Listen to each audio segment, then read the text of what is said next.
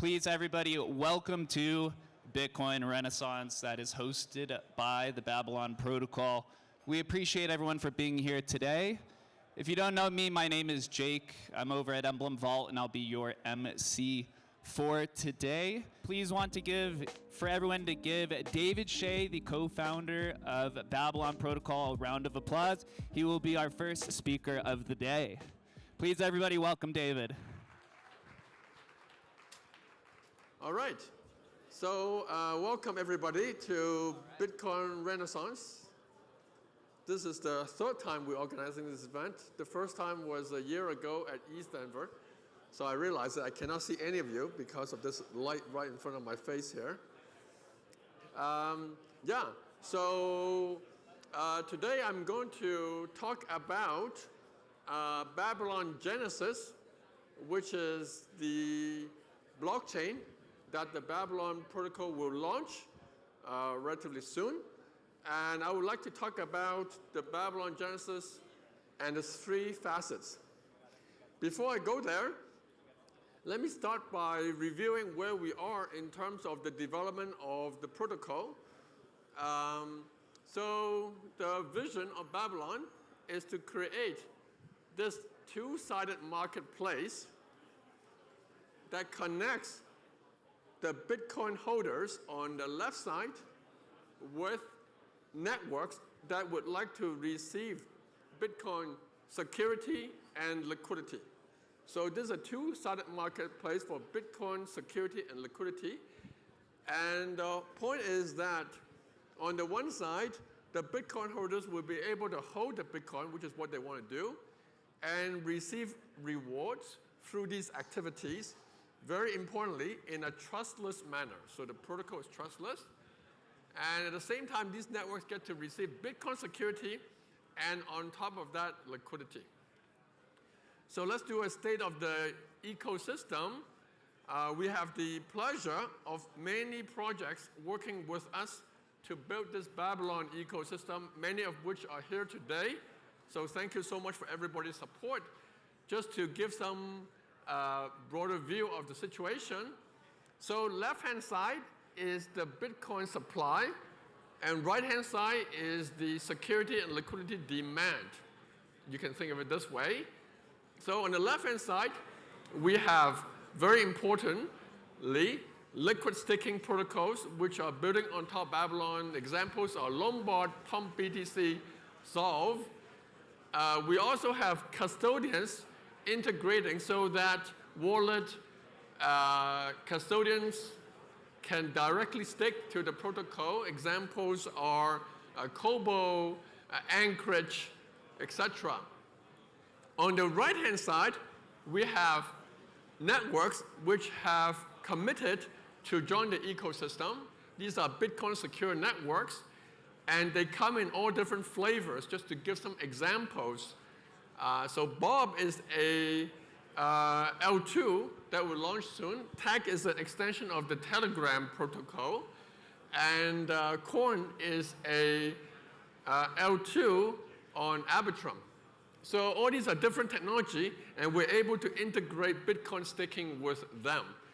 These are newer chains, but existing chains like the Cosmos Hub and Osmosis will also receive, in addition to the native token, additional security from Bitcoin staking. These are supported by Fnatic providers. Right now, there are 250 plus Fnatic providers on the network. They involve well-known validators, companies. In addition, there are infrastructure projects that are building on top of Babylon. Example is SatLayer. So SatLayer is a restaking platform that builds on top of Babylon's Bitcoin staking. And OutLayer is a roll-up as a service which helps us to integrate Bitcoin staking with existing roll-up stacks. So it's a pretty flourishing ecosystem we're very happy to hear. And a very important development is that we started our project focused on staking, but because of the participation of all these liquid staking protocol, we now have a combination of security and liquidity forming the two layers of the protocol, Bitcoin staking and Bitcoin liquid staking, okay? So it forms the two layers of the protocol. And the two layers, I think, go hand in hand because security and liquidity go hand in hand because security protects liquidity. Liquidity stimulates economic activity on the networks. Okay, so we have launched the mainnet back in August of the Babylon protocol. And this is the dashboard of the Bitcoin staking dashboard. And as you can see, we have close to 56,000 Bitcoin on the protocol, staked on the protocol, directly staked on Bitcoin, locked by staking contract on Bitcoin, roughly 5 billion TVL. And these are some examples of finality provider for which the delegation of the stake is sent to. And as you can see, we have over 135,000 K stakers on the platform, so it's pretty wide range of stakers from very large stakers to very small stakers. All right, so now we move on to phase 2, and we're about to launch in the next while phase 2. And what is phase 2? And this is the focus of today's talk. And this phase 2 is Babylon Genesis. And Babylon Genesis is the first Bitcoin secure network. So we're going to launch many secure networks in phase 3, but phase 2, we first launched the first Bitcoin secure network we call Babylon Genesis. Genesis means the first network. Okay, all right. So you can think of Babylon Genesis in 3 ways, 3 facets, multifaceted. First of all, Bitcoin, it is a Bitcoin secure L1. It is built on the Cosmos SDK stack, so it is a chain with full consensus, with Bitcoin staking on top of that. That's one aspect. 2, it will act as a control plane for coordination of all the BSNs to come, to help them to get the Bitcoin security. And thirdly, it will act as a liquidity hub to take the liquidity from the LSTs and distribute them to the different BSNs. So the 3 facets of Babylon Genesis: security, control plane, and liquidity hub. So let's go through all these 3 aspects one by one. All right, so if you think of Babylon Genesis as a Bitcoin, as an L1, its security is actually quite strong, okay? So here we rank the Babylon Genesis chain in view of all the existing chains, POS chains, in order of the staking market cap, and you can see that Babylon is actually the eighth largest by market cap. So it is by itself a very secure chain, and this is the foundation on top of which one can do many things on. All right, so what are these things? Now, number 1, number 2, as I said, it is a control plane. All right, so what does it mean by control plane, okay? So Bitcoin blockchain is the origin of the security on the top there. On the right there is a consumer network, which means it's an example, one BSN, or Bitcoin Secure Network, that will receive security, so consumer of security. And on the right-hand side, you can see the Babylon Genesis, the control plane, which is helping the consumer network to receive the Bitcoin staking security. And because staking requires a lot of information exchange, and it is much more efficient and cost efficient, and also speed in terms of storing information. For example, information like Bitcoin timestamps are very crucial for the staking protocol. That is facilitated through the Babylon Genesis, getting Bitcoin timestamp from the Bitcoin blockchain, forwarding them to the consumer networks, and so forth. And through this whole process, we provide support to finality providers that are on the consumer chain, as well as finality provider on Babylon. So the ecosystem is that you have these finality providers these 250 financial providers, they choose which consumer networks they want to secure, and their information is maintained with the Babylon Genesis network. Okay, now the third view of Babylon Genesis is that it is a liquidity hub.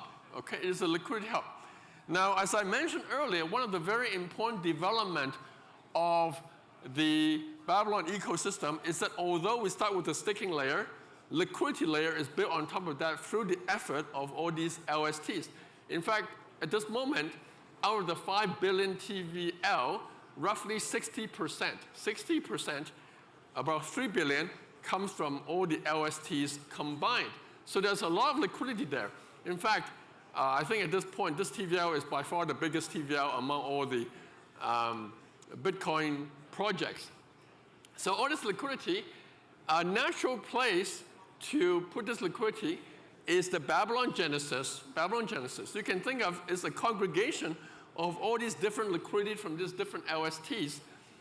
And right now, there are about 8 or 9 or 10 projects that are building on the Babylon Genesis, the blockchain, the L1, with all the security, the 5 billion TVL security, then it can become a management of this liquidity. So projects like Tower, which is a DEX, Royco, which is an incentive programming project, Noble, which is stable coin, Vida, which is a vote, and so forth. And all these projects, and Euler and Avalon Lab is a lending protocols. All these different DeFi projects are building on Babylon Genesis, managing these LSTs. And these can then be distributed to all these Bitcoin secure network. So this is the third perspective on the Babylon Genesis. And just to give a concrete example of what that means, in a protocol like Royco, you can, different BSNs, Bitcoin secure networks, in this example, Corn, can provide incentive for various DeFi action, pairing different LSTs on different DeFi protocols on different BSNs. So we can imagine a pretty flourishing economy around this with the Babylon Genesis as the hub of action, neutral hub of action. All right, so now let's go back a little bit to the technology. So Babylon project is always very technology driven. We are always trying to figure out, okay, security bottlenecks and try to improve the security. Now, Bitcoin staking is the foundation, okay? So if you look at this picture, you will see that the Babylon Genesis has 5 billion TVL. All these chains, BSNs, Bitcoin secure networks, will have shared this security. And between the Babylon Genesis with these chains, they are all through existing bridges, which is rather trust minimizing like IBC. But the bottleneck here is actually the bridging of asset, of minted asset, liquid staking asset from the Bitcoin blockchain to Babylon Genesis. And that is a well-known limitation of the difficulty of bridging asset in a secure and trust minimizing way to another blockchain. And so this becomes also a bottleneck to our ecosystem. If we want a system with flourishing, we have security everywhere, but except for this dashed line. And so a lot of the focus in the next few months for us is to develop trustless liquid staking technology or trust minimizing liquid staking technology to strengthen this process of minting, after staking on Babylon Genesis, minting the liquid asset on Babylon Genesis. So this is a lot of our focus. And this problem has now received quite a lot of attention in general, which is this bridging problem. But in our case, we want to design a trustless liquid staking technology so that we can encourage all these other protocols to use it. And the technology, the key technology that we're building is what we call BitVM-based light client. So BitVM is a new technology that enables computation quite arbitrary computation on the Bitcoin blockchain. But what we want to build for our trust minimized LST is essentially a light client, okay? A light client that goes on the Bitcoin blockchain and enable to read information, burn and unstick information on the Babylon Genesis so that we can trustlessly communicate between Babylon, Genesis, and the Bitcoin blockchain. So this is a standard problem. When you build a secure bridge, you need a good light client. And this turns out to be a really big challenge that we are conquering right now. In particular, there's a very interesting problem, which I'm happy to talk offline, is that it turns out that to get this full security of Babylon Genesis, you need to read information. This light client not only has to read information from Babylon Genesis, the blockchain, but also have to read information from the Bitcoin blockchain. Example, timestamp information from Babylon Genesis are timestamped on the Bitcoin blockchain. And this process is called introspection. And this turns out to be a very challenging problem that we are solving right now.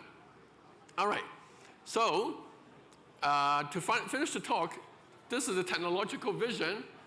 Today we have trustless staking that we built. On top of that, we have trusted liquid staking. And we want to migrate this to a future for which we have trustless staking and trustless liquid staking. Thank you very much.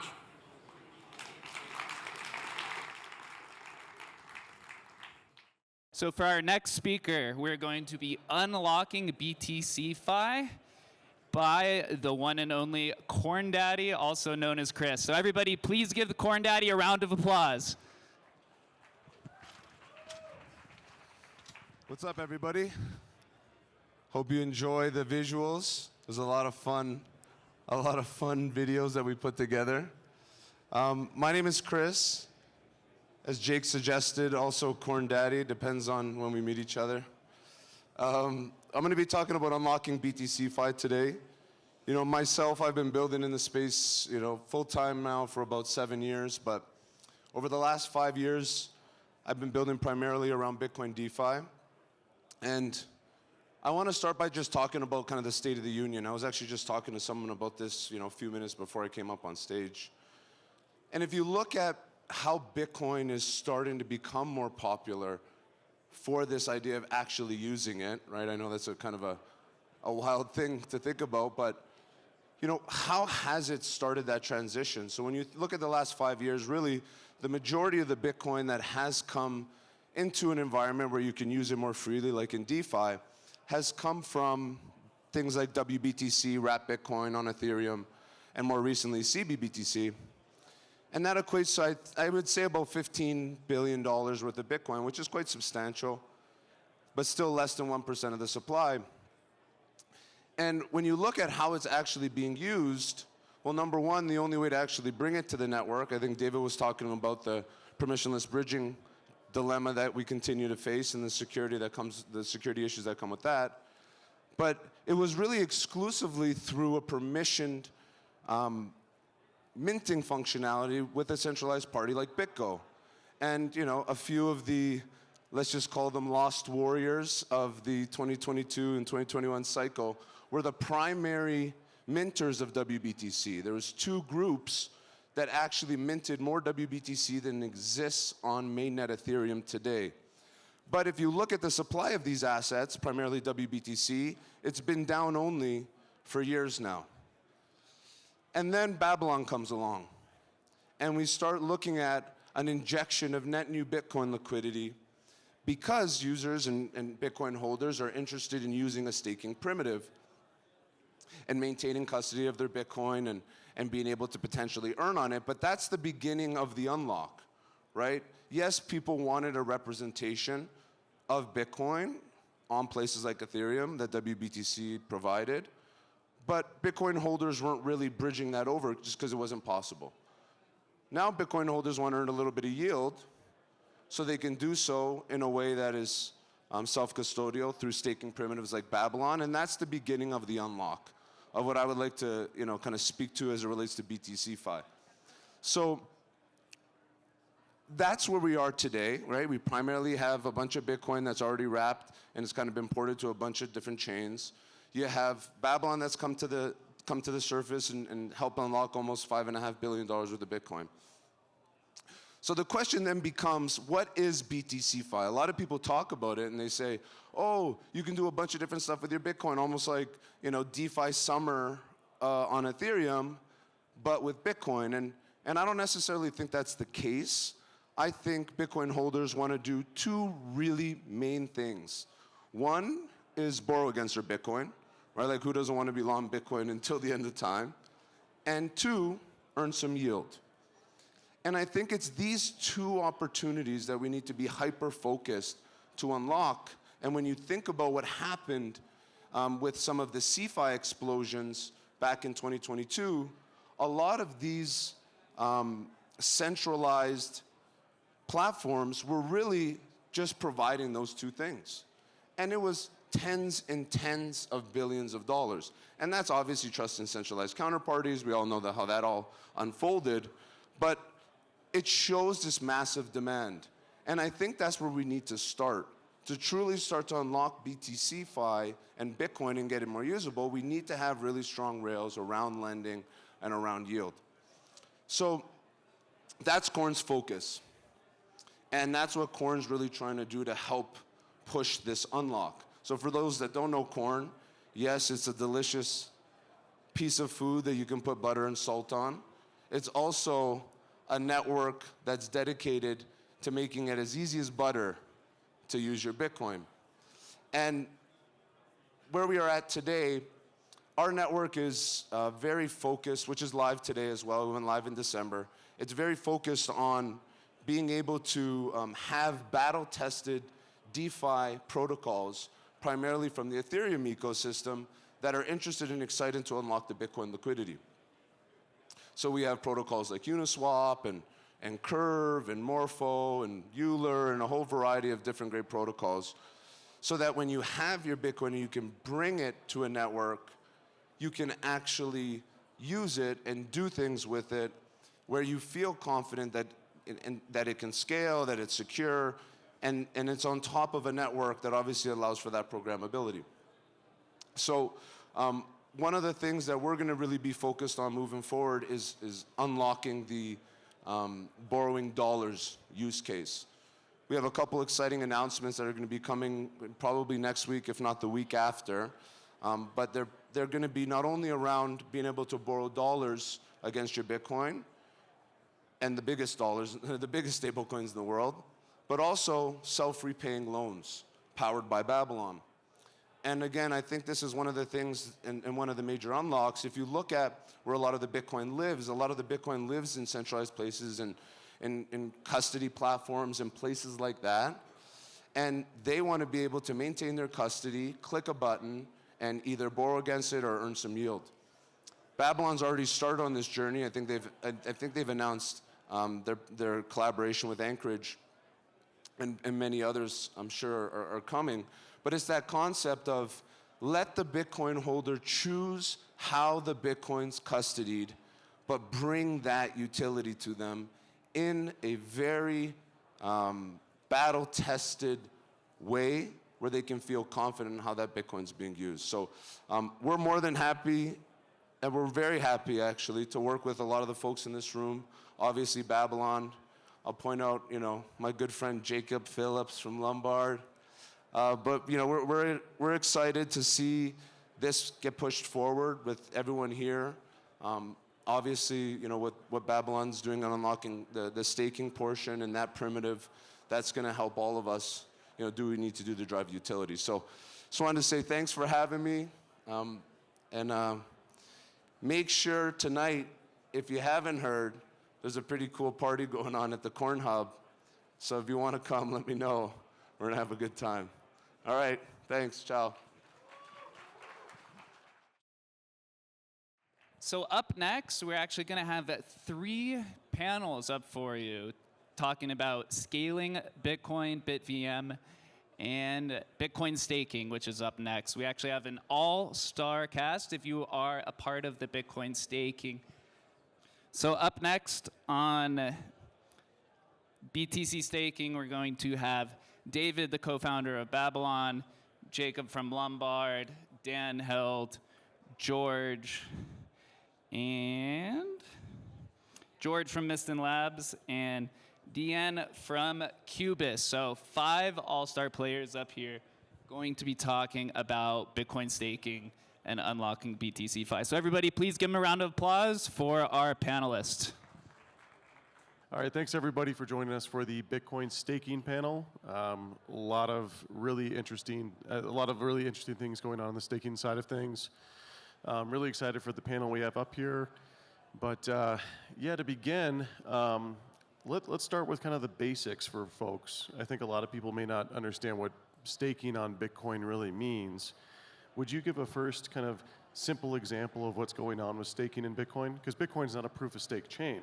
So what exactly do we mean about proof of stake on Bitcoin? Yeah, definitely. Well, I can kick it off, and maybe I can hand it over to David after if he wants to add anything on. But the gist behind Bitcoin staking, and I think this comes in many different forms. Babylon, of course, the biggest, most prominent form of Bitcoin staking, the only native form of Bitcoin staking, is, as far as I know, is that users have excess Bitcoin that's currently sitting idle, and we want to put it to work in some form.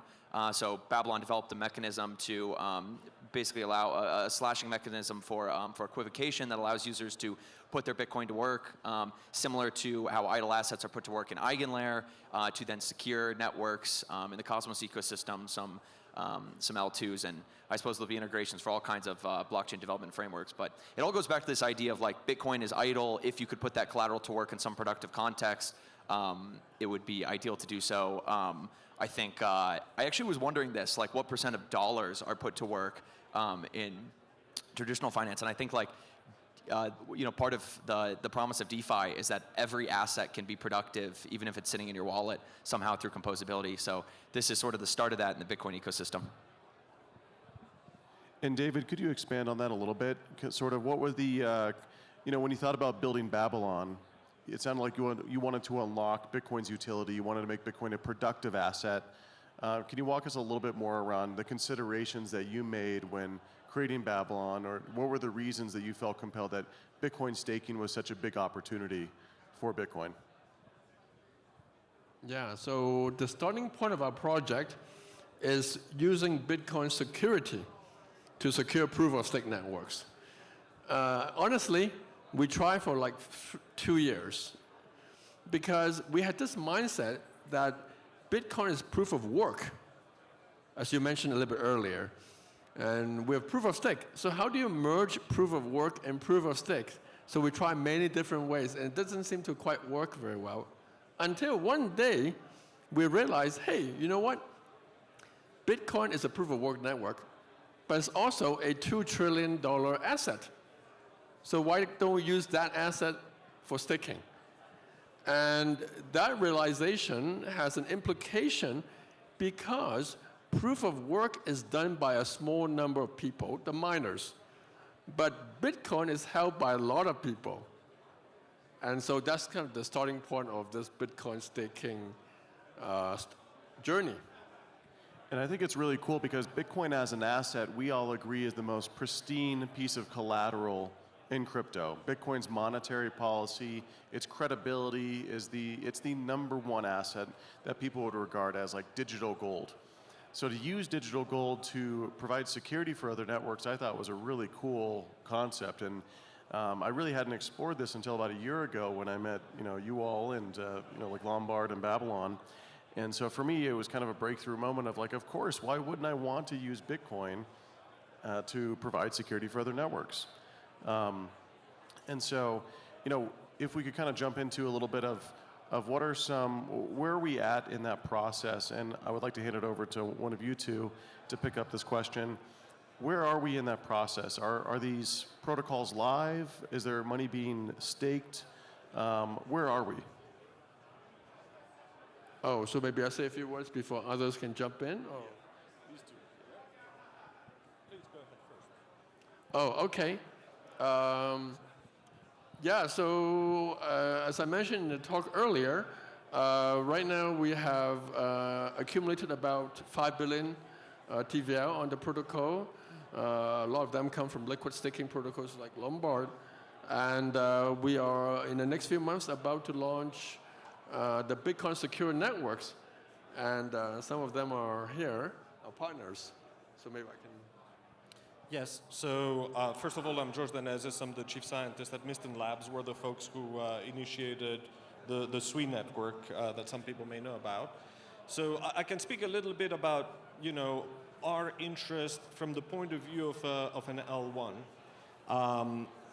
Now, to us, SWE is a coordination layer. David talked about how Babylon Genesis is going to be a coordination layer for all things Bitcoin. And we have actually a very similar view about what a modern kind of like smart contract platform is, right? It's a coordination layer across all assets and also across assets. And this is very important to us, right? So what we would like to see realized, and this is still a vision to some extent, right? It's not quite realized yet, is Bitcoin being one of the assets that folks can on the SWE network handle as part of smart contracts, and also combine with everything else, combine with other tokens, combined with staking logic, combined with lending protocols, DeFi, name systems, you name it, basically. And we want to actually use different combinations of actually representing that asset, depending on what kind of comfort Bitcoin holders have in terms of security. Right? So as David mentioned before, we know how to do some things in a very trustless way, right? I mean, we can do staking using Bitcoin. At a more fundamental level, we can actually do equivocation prevention at a Bitcoin level in a trustless way. Other things that might still be interesting, we actually need intermediaries and a little bit minimized trust, so we also want to support those things. And we want SWE to be the best platform for folks to actually leverage the Bitcoin that they keep on the Bitcoin chain, because we're big believers in holding effectively on the chain, while actually having access to all the cool things you could do with Bitcoin as collateral, Bitcoin as liquidity, Bitcoin as staking. This is kind of our vision. We're very early, so in terms of are we there yet? I would say it's like, the first step of the journey, but this is basically the direction we want to go into. I mean, it's impossible to hear you all, so I'm just going to answer a question I thought I heard.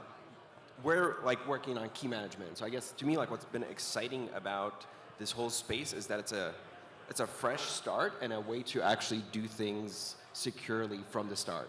So what I like about Babylon is that the slashing conditions are easy. They're easy to enforce. It's easy for us to build real infrastructure that's actually secure instead of complicated protocols that ultimately end up in what we've seen over the last week, right? Like serious compromises with a lot of money on the table. So as part of this, to me, we're already kind of on the path from today to tomorrow on reducing the amount of trust.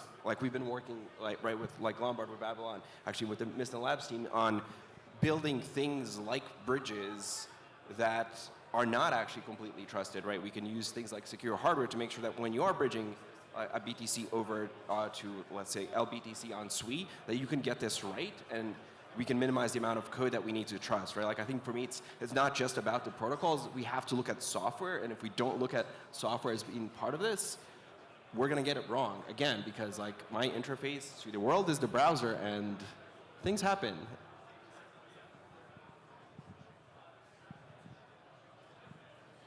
Appreciate the insight there on exactly where we are on the adoption of staking. And when we refer to staking, what are, at first we're providing proof of stake, security for proof of stake networks.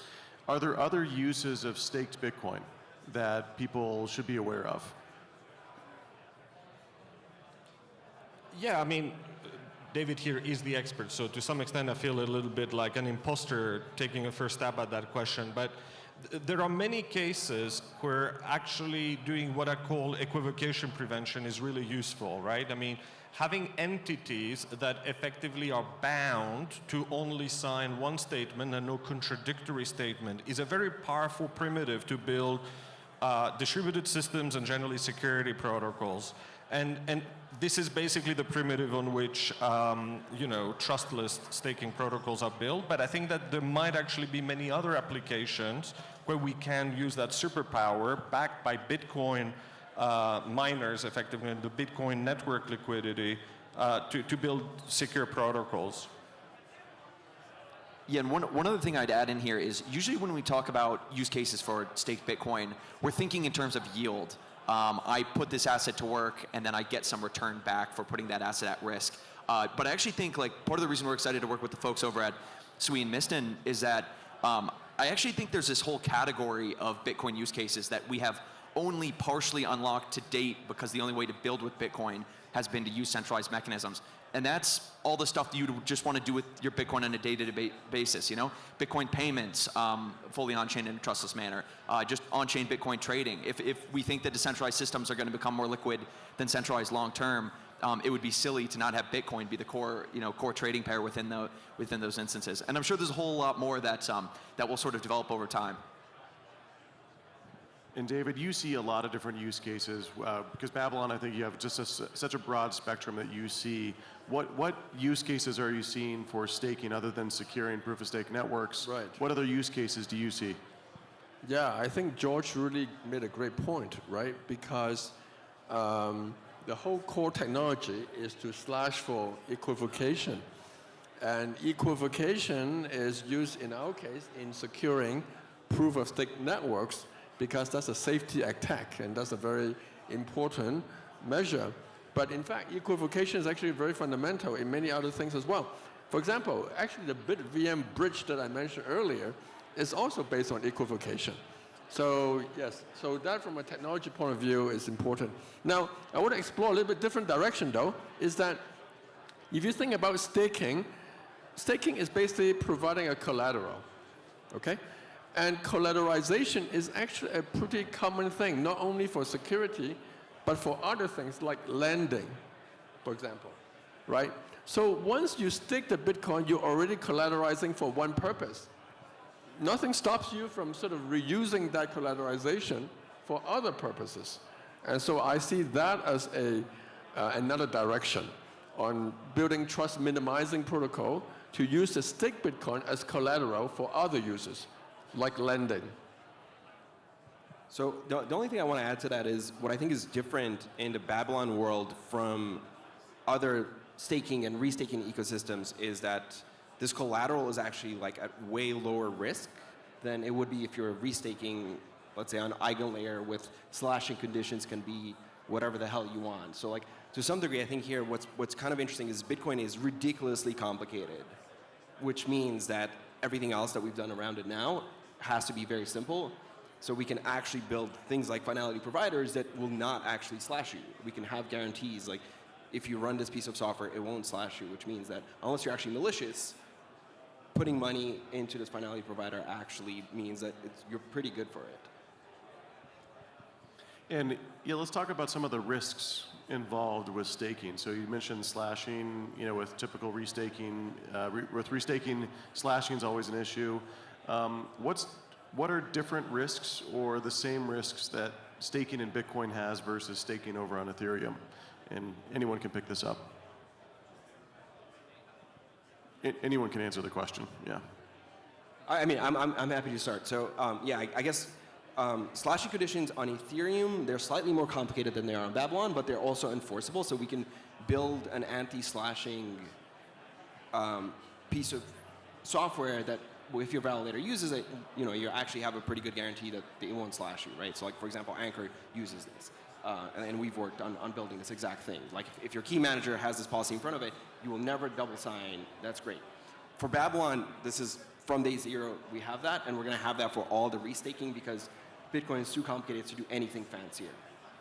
So to me, like that's a huge divergence in what kind of slashing conditions we're going to actually impose on or like allow users to have in some sense.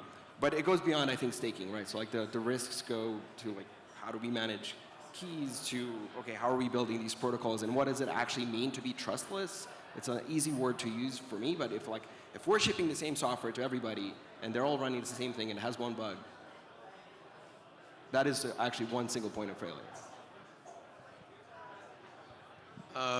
Yeah, actually, I want to make one point, just a technical point, which is that on Ethereum, in addition to double signing, which is the equivocation that Bitcoin staking slashes for, there's another form of slashing called inactivity leak, which means that when the validator stops running a node, they get slashed. Okay? Now, we decided not to implement that in Bitcoin staking, and one reason is we can't implement it. Okay? Because we can't slash for not doing something on Bitcoin in a trustless way. And it turns out that inactivity leak is actually not an objective slashing. And so that is kind of our core spirit of the Bitcoin staking protocol is we only slash for we only slash for objective fault.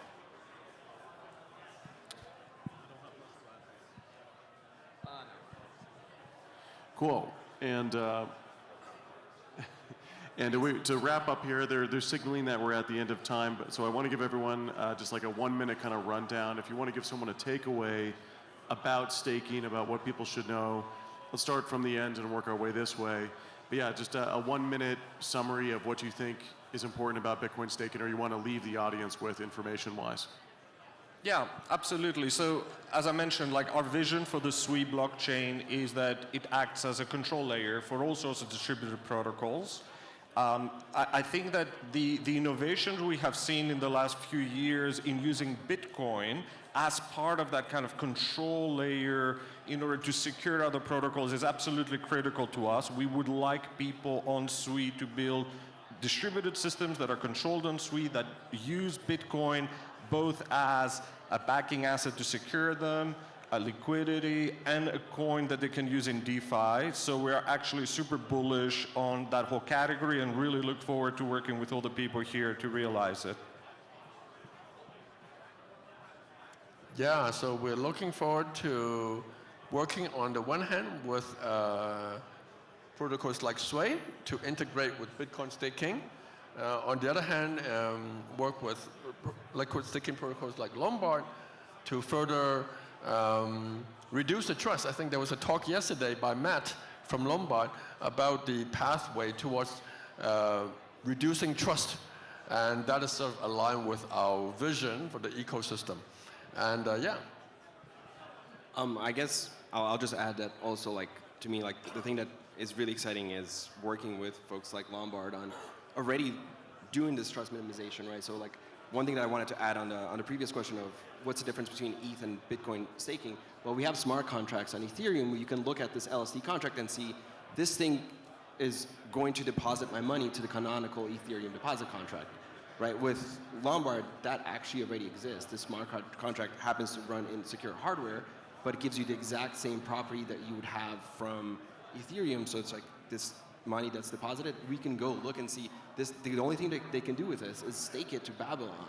So this is kind of like already there and it's already happening, and like the innovation is to me like the most exciting part of it. So the reason Lombard originally got excited about Bitcoin staking was that it became very clear that this was going to be, and in fact, I think we're going to look back on Babylon as the single biggest catalyst for onboarding net new Bitcoin into DeFi. Staking, kind of this beautiful onboarding mechanism, this low, relatively low risk opportunity to put your Bitcoin to work that then allows us to start having discussions with Bitcoin holders about much more involved use cases. But it has to start at like a very basic level. Babylon, the beauty in Babylon is that it's so simple for people to understand.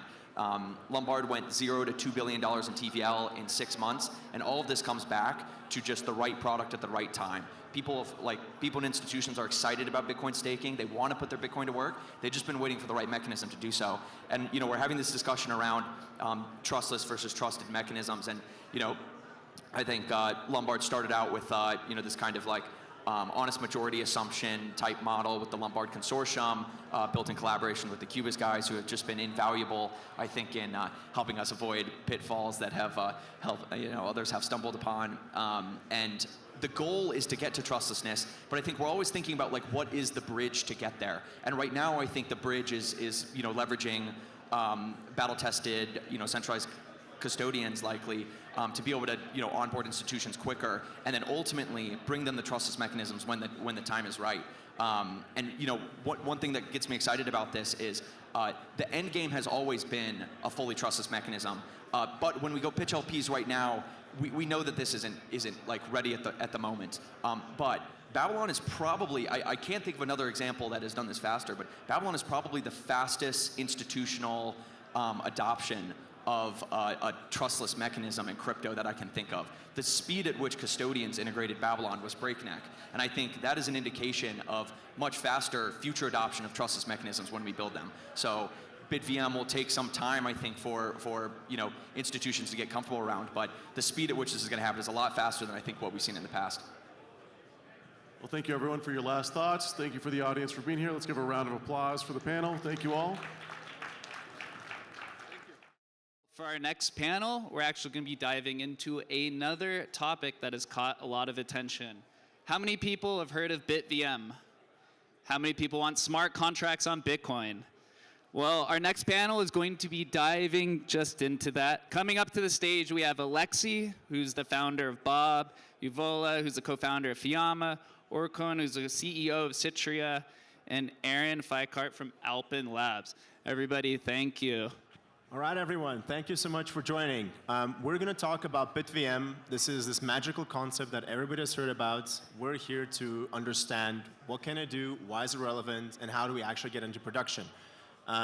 What I want to do is a quick round of intros, 10 seconds each, but focus mainly on, I think, what you guys are doing with BitVM. I think that's what people care most about. So Orkun, maybe you want to start, and then we can do a quick round back. Yeah, sure. Hey, everyone. I'm Orkun. I'm one of the co-founders of Citria. At Citria, we are building the first zKernel upon Bitcoin, and we have been contributing to BitVM codebase since day one. I think it was November 23. And for the last almost 6 months, we are part of the BitVM Alliance, who is, I think, 6 companies building the production-ready version of BitVM 2. Hello, everyone. I'm Yovella, co-founder of Fiamma, and people also call me Alpaca Mama. So, yeah. So we're a BitVM developer, and then we are building trust-minimized Bitcoin bridges and Bitcoin settlement layer with BitVM technology. And then we are also collaborating with Babylon to build BitVM bridges to bring Bitcoin to their ecosystem in the most trustless way. And then our vision is to really turn Bitcoin into the center of the future finance and internet. And I'm Aaron. I am the research engineering lead for Alpin Labs. And Alpin is building Strata, which is an EVM-compatible rollup connecting to Bitcoin via a BitVM bridge that we, amongst other folks in the BitVM Alliance, are building. Cool. All right, so I get to ask you stupid questions, and you guys have to do the smart answers. So I think let's start with the basics. What is BitVM? What is the VM? Is it like, I think people get really, really confused about the VM in the naming. So let me do, do you want to start with like a quick intro? How should we think about BitVM? Why should we care? And then I'm sure there'll be additions and additional explanations. Sure. So the basic idea behind BitVM is to enable the kind of succinct, way to do arbitrary computation verification on Bitcoin, despite the fact that Bitcoin, in its transaction protocol and in the way it handles its script, is pretty, I would say, fairly minimally expressive, somewhat by design and somewhat just in the way that it's evolved. So we've effectively found a way, and by we I mean the folks who have come up with BitVM, is a paper originally by Rob and Linus and collaborators, and we're kind of building on it in this alliance and elsewhere. The basic idea is to take this succinct, it happens to be a ZK proof verifier, and effectively build it down into Bitcoin script. This is kind of what allows us to do arbitrary computation verification. Unfortunately, this has to be done in an optimistic way on chain, because taking this fairly complex verifier down to Bitcoin script would be way too huge, hundreds and hundreds of megabytes in script. So instead, we can kind of build it into Bitcoin in this kind of fairly involved transaction graph. And this transaction graph is done in an optimistic way where kind of these kind of operator roles can basically perform this verification while kind of staying true to the requirements of the Bitcoin protocol. And one way we can do BitVM effectively is to build a specific kind of bridging protocol on it using some of these fundamental techniques. Okay, so we've heard BitVM gives us fraud proofs. We can execute arbitrary computation on Bitcoin in an optimistic way. So for those not familiar with these concepts, think optimism arbitrum, but you can plug it onto Bitcoin.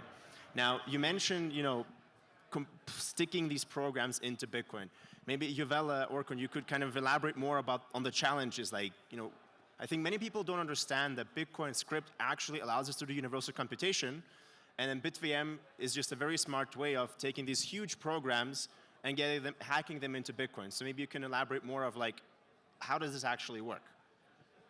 Yeah, definitely. I can go into the details a bit, but before that, basically, BitVM is like, you can think of it like, you can have something like ZK rollup, like on Bitcoin, like the way, not exactly, but kind of similar to the way, how ZK rollup on Ethereum work. The main thing is that with BitVM, you can enable Bitcoin to verify the ZK proof optimistically. And how we can do it, and we know that in Ethereum, you can actually deploy ZK verifier on Ethereum. However, in Bitcoin, it has very limited programmability. So, and then when you write the ZK verifier in Bitcoin script, it becomes very large. So that when you try to fragment it into, like, for instance, 1,000 chunks for the verifier. So let's say after optimization, the script is like around 1 gigabyte. Then each chunk would be around like 1 megabytes, right? So it is much smaller than the 4 megabytes block limit of Bitcoin. So that's why it actually can be executed directly on Bitcoin. So we can actually only allow a Bitcoin to verify that one particular chunk to tell if there's something wrong or not. So that's basically how it works. So we take the program, we chunk it up. Orkun, anything you want to add? And I think on top of that, it would be quite interesting to discuss also covenants, right? Why are we doing this in this complex manner? Why do we actually have to hack it in? Because we are missing some opcodes. And I know people always debate, BitVM versus OPCAT. And I think it would be quite interesting for people to understand, like, what are the alternatives and how does this actually affect BitVM? Because it's not necessarily an alternative, right? Yeah, I think it is more important to ask why we are doing this than how we are doing this, because it's just like all we developers spending months to build it, but eventually users don't care how we build it, but they care how we actually use it. So the thing about it is we all want to build programmability on Bitcoin or faster payments on Bitcoin or like anything we want to build, and it's not possible on L1. So what we try to do is just move the computation off chain to somewhere, to a rollup, to a P2P system. And eventually that system needs to, somehow Bitcoin needs to know about those systems so that we can use Bitcoin in these systems. And that's essentially how BitVM born, because, okay, we want to build these systems, but how we move Bitcoin outside of Bitcoin without having multisigs. And the ideal goal is obviously Bitcoin can verify these complex programs. And then the most obviously thing is just like think about ZK proofs where we can compress everything together into a single proof, which makes sense. But because Bitcoin is so stupid, there is not enough opcodes and there's block limits, you cannot verify the ZK proofs on Bitcoin. And then Robin basically combined a bunch of ideas from like Jeremy Rubin and like other basically Bitcoiners and get with the idea of BitVM. And essentially instead of building a single ZK verifier, let's build an optimistic chunked verifier so that if needed, we can verify. If not, we just skip verification and assume everything is correct. And that's basically only important to build bridges around, I believe. Initially, there were multiple use cases discussed, but all of these use cases can be built much more efficiently on these layer 2 systems. So I think the only use case about BitVM today is just building bridges. And basically, absence of covenants leads to building BitVM somehow. Also, like, obviously, covenants doesn't bring you the native ZK verification, but that could make everything much better in the current BitVM implementation. But right now, we don't have those, so we have to build this and start using it. But I think, is it fair to say that even if we fork Bitcoin, right, it's not necessarily a complete alternative to BitVM? There is a debate around, is BitVM a wasted effort if we suddenly have covenants? or are they things synergetic? My understanding is that likely a lot of the infrastructure being built, if we get covenants, they basically make BitVM better, more secure, and essentially it's the same effort between the proponents of a fork and those who actually are trying to build it. I think we're all in favor of more upgrades. Now, let's talk more about the use cases, right? You said bridges. What else can we do with BitVM? Is it just the bridging, or are there any other alternatives? Or is bridging essentially the most important aspect because we can create layer 2s? It would be cool to get your take of, like, I know most of us are working on like layer 2s, but is there anything else we can do with that?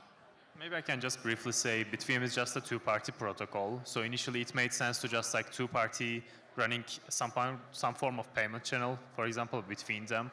But the cost of settling BitVM is too high. It doesn't make sense to just use with one Bitcoin inside. So it just makes sense in the larger scale, which means the bridge to other systems. Yeah, so my turn, finally. Yeah, so for definitely with BitVM, we know that it essentially allows Bitcoin to verify ZK proof optimistic, right? And then make Bitcoin more expressive.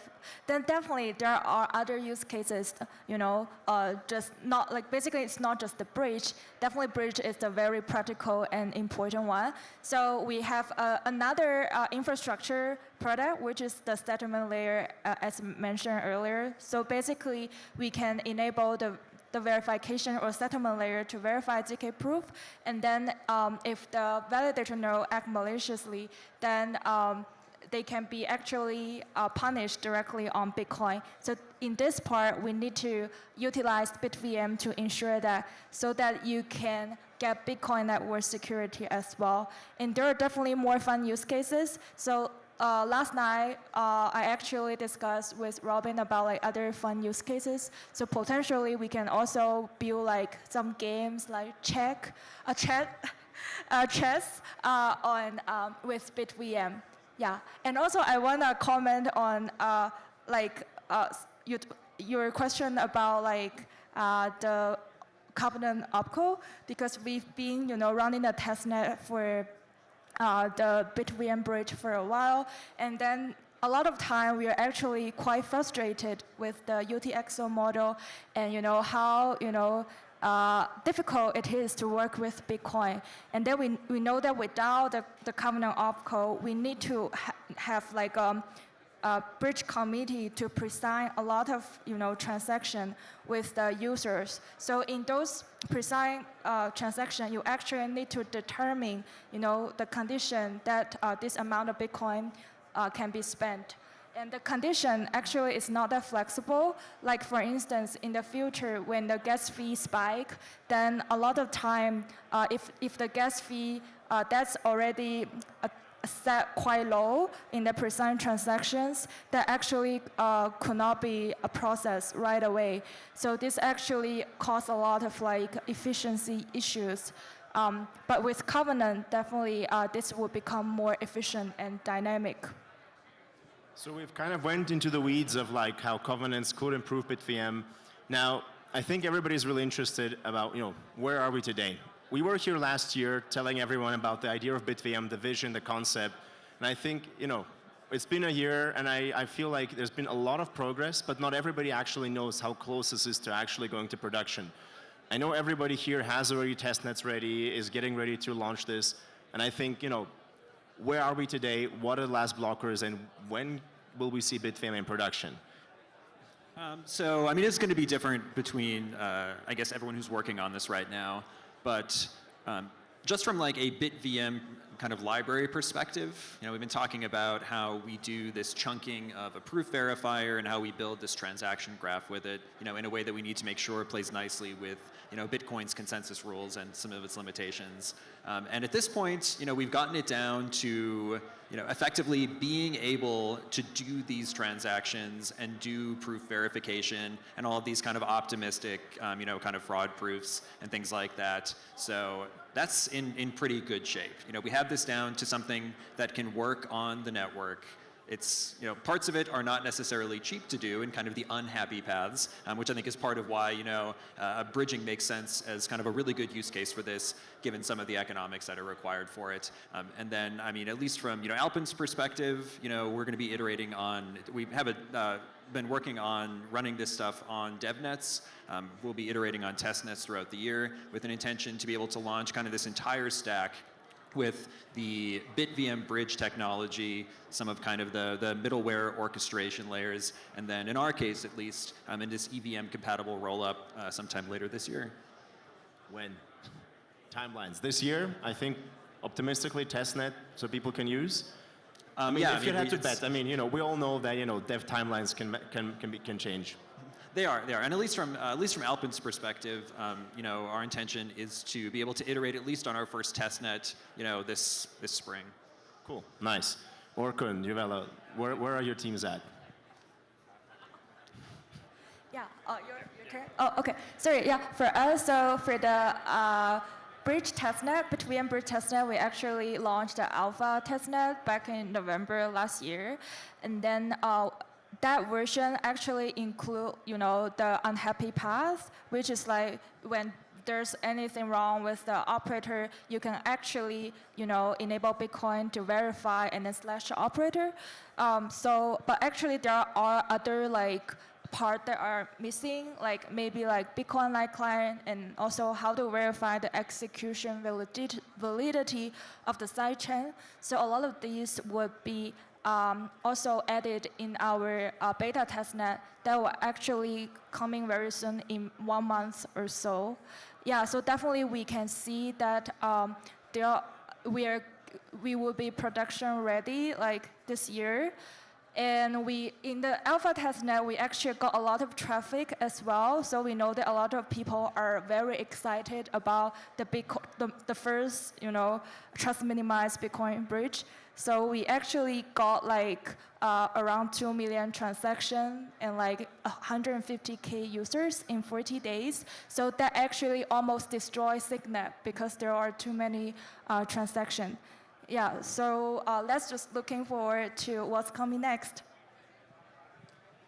I think like there are multiple stuff that needs to be done to make BitVM Bridge live on mainnet.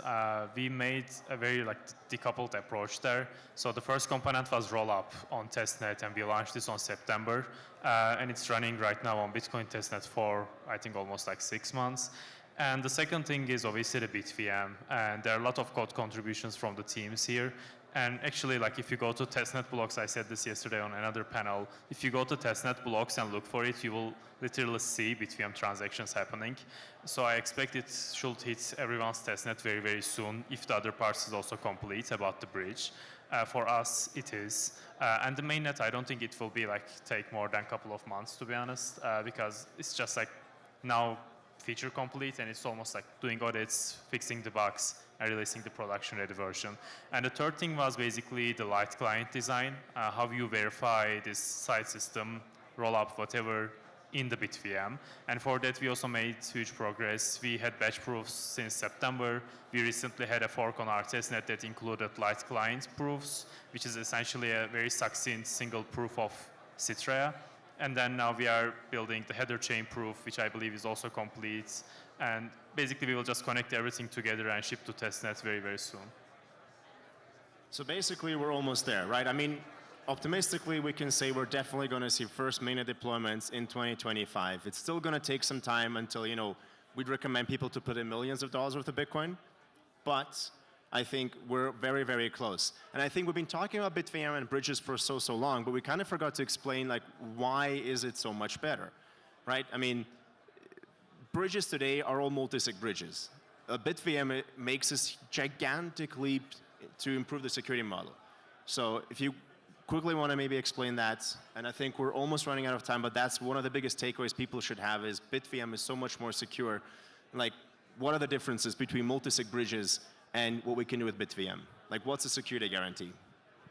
I mean, so some aspects of the security guarantee depend on particular choices that, you know, designers might choose to make when instantiating a BitVM bridge design. Those involve things like the light client design, and like was just mentioned, as well as obvious things about how different time lock periods work and how different economic choices are made.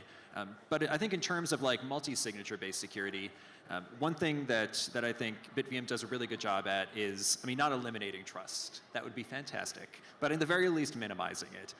And due to kind of this lack of covenants in Bitcoin, at least, the fact that we still do need to emulate covenants gives us, effectively a kind of one-of-n security among the kind of operator players that are effectively running the bridge. And I think kind of like the relatively modular design of BitVM means that, if and as the Bitcoin protocol continues to evolve, we can kind of play around with those security guarantees in a really nice way. I don't know if there's other folks who would like to add to that. I think like BitVM is a more secure bridge is not a correct way to put it. Like BitVM may allow more secure bridge than the multi-sigs, but essentially BitVM is just a tool, and the light client is probably like the most important thing. If you are running a committed sidechain, let's say to Bitcoin, and then running that bridge inside BitVM, it literally means nothing. It's better you just do multi-sig and go on to market instead of waiting for BitVM. It only makes sense if your state transition function is directly on BitVM, so Bitcoin, so you don't have any extra trust assumption. So my, I think, take is like BitVM only makes sense, and it's only one of n if your side system is already trustless to Bitcoin. Otherwise, it's just like unnecessary way and unnecessary infra work for teams to use. I prefer those teams to just like launch a multisig and go to mainnet. Yeah, so basically, yeah, I agree that BitVM bridge is the most trustless, most secure bridge, and this is actually super important, right? A lot of people, they're talking about, nobody is caring about like decentralization, trustlessness, right? And then, but the thing is that when you're approaching, Bitcoin holders and, or institutional holders of Bitcoin, they are actually very careful with the security level of any bridging solutions. So to really unlock, the potential of Bitcoin, to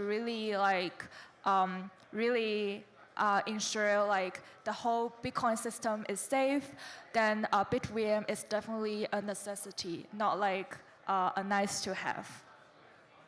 All right, so in summary, multi-sigs, honest majority, BitVM, existential honesty, major difference, and if implemented correctly, and we all hope that we won't see any bugs, but if implemented correctly, this will be the single most secure way to actually put your Bitcoin to work in DeFi and other applications.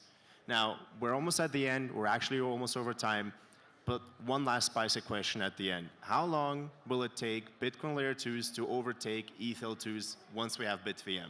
In months. So let's start with Orkun and we can wrap up after that.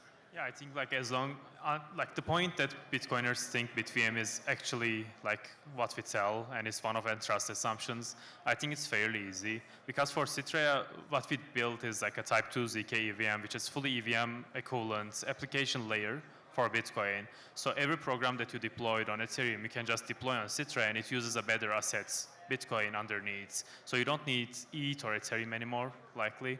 So I don't see a point where just like most people keep using Ethereum once we have these solutions, which is almost equivalent in terms of applications, but they use better assets and Bitcoin security underneath. But how long? A year or two. I'm a bit optimistic, All right. maybe. A year or two? Juvela, what do you think? Maybe, what's your question? So once BitVM is fully production ready, how long will it take for Bitcoin L2s to flip ETH L2s? Yeah, I think 1 year or so. Yeah. 1 year? Yeah. What do you think? I don't think I'm foolish enough to make specific predictions on different ecosystems. However, I think what was said about, the use of an EVM-compatible rollup on things perhaps like Citrea or, in my case, Strata, I think does make it very easy for folks who do want to take advantage of the Bitcoin ecosystem, to very seamlessly, effectively move over to it. So, the door will be open. All right. Well, I also think 1 to 2 years is optimistic, but again, these things move very, very fast. One drop at a time until suddenly floodgates open. And I agree with Orkun. Why do you need other networks once Bitcoin can do everything? All right, thank you so much, everyone. Let's applaud for the speakers. This next panel that we're going to be going through is about scaling a Bitcoin. So next to come up, we have Raina, who's the CEO of Stacks. We have Robert, who's from Union, Matt from Arch, Alyssa from Botanics, and Juanes, who's the CEO of BitLayers. How is everyone doing? Were there any parties last night? I know that, isn't Little John playing tonight at one of the parties? Lil Jon, like the rapper, Snap Your Fingers, that one, yeah. What? I think that's him, right? But okay, cool. So we're gonna talk about Bitcoin L2s. I just want really quickly for everybody on the stage to introduce themselves, what they're working on, and then we can go from there. I guess we'll go left to right. Here you go. Thanks, Janusz.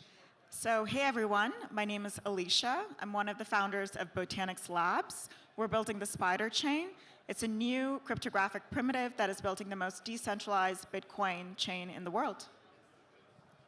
Hey guys, yeah, obviously I'm not Carol. So my name is Robert, head of research at Union.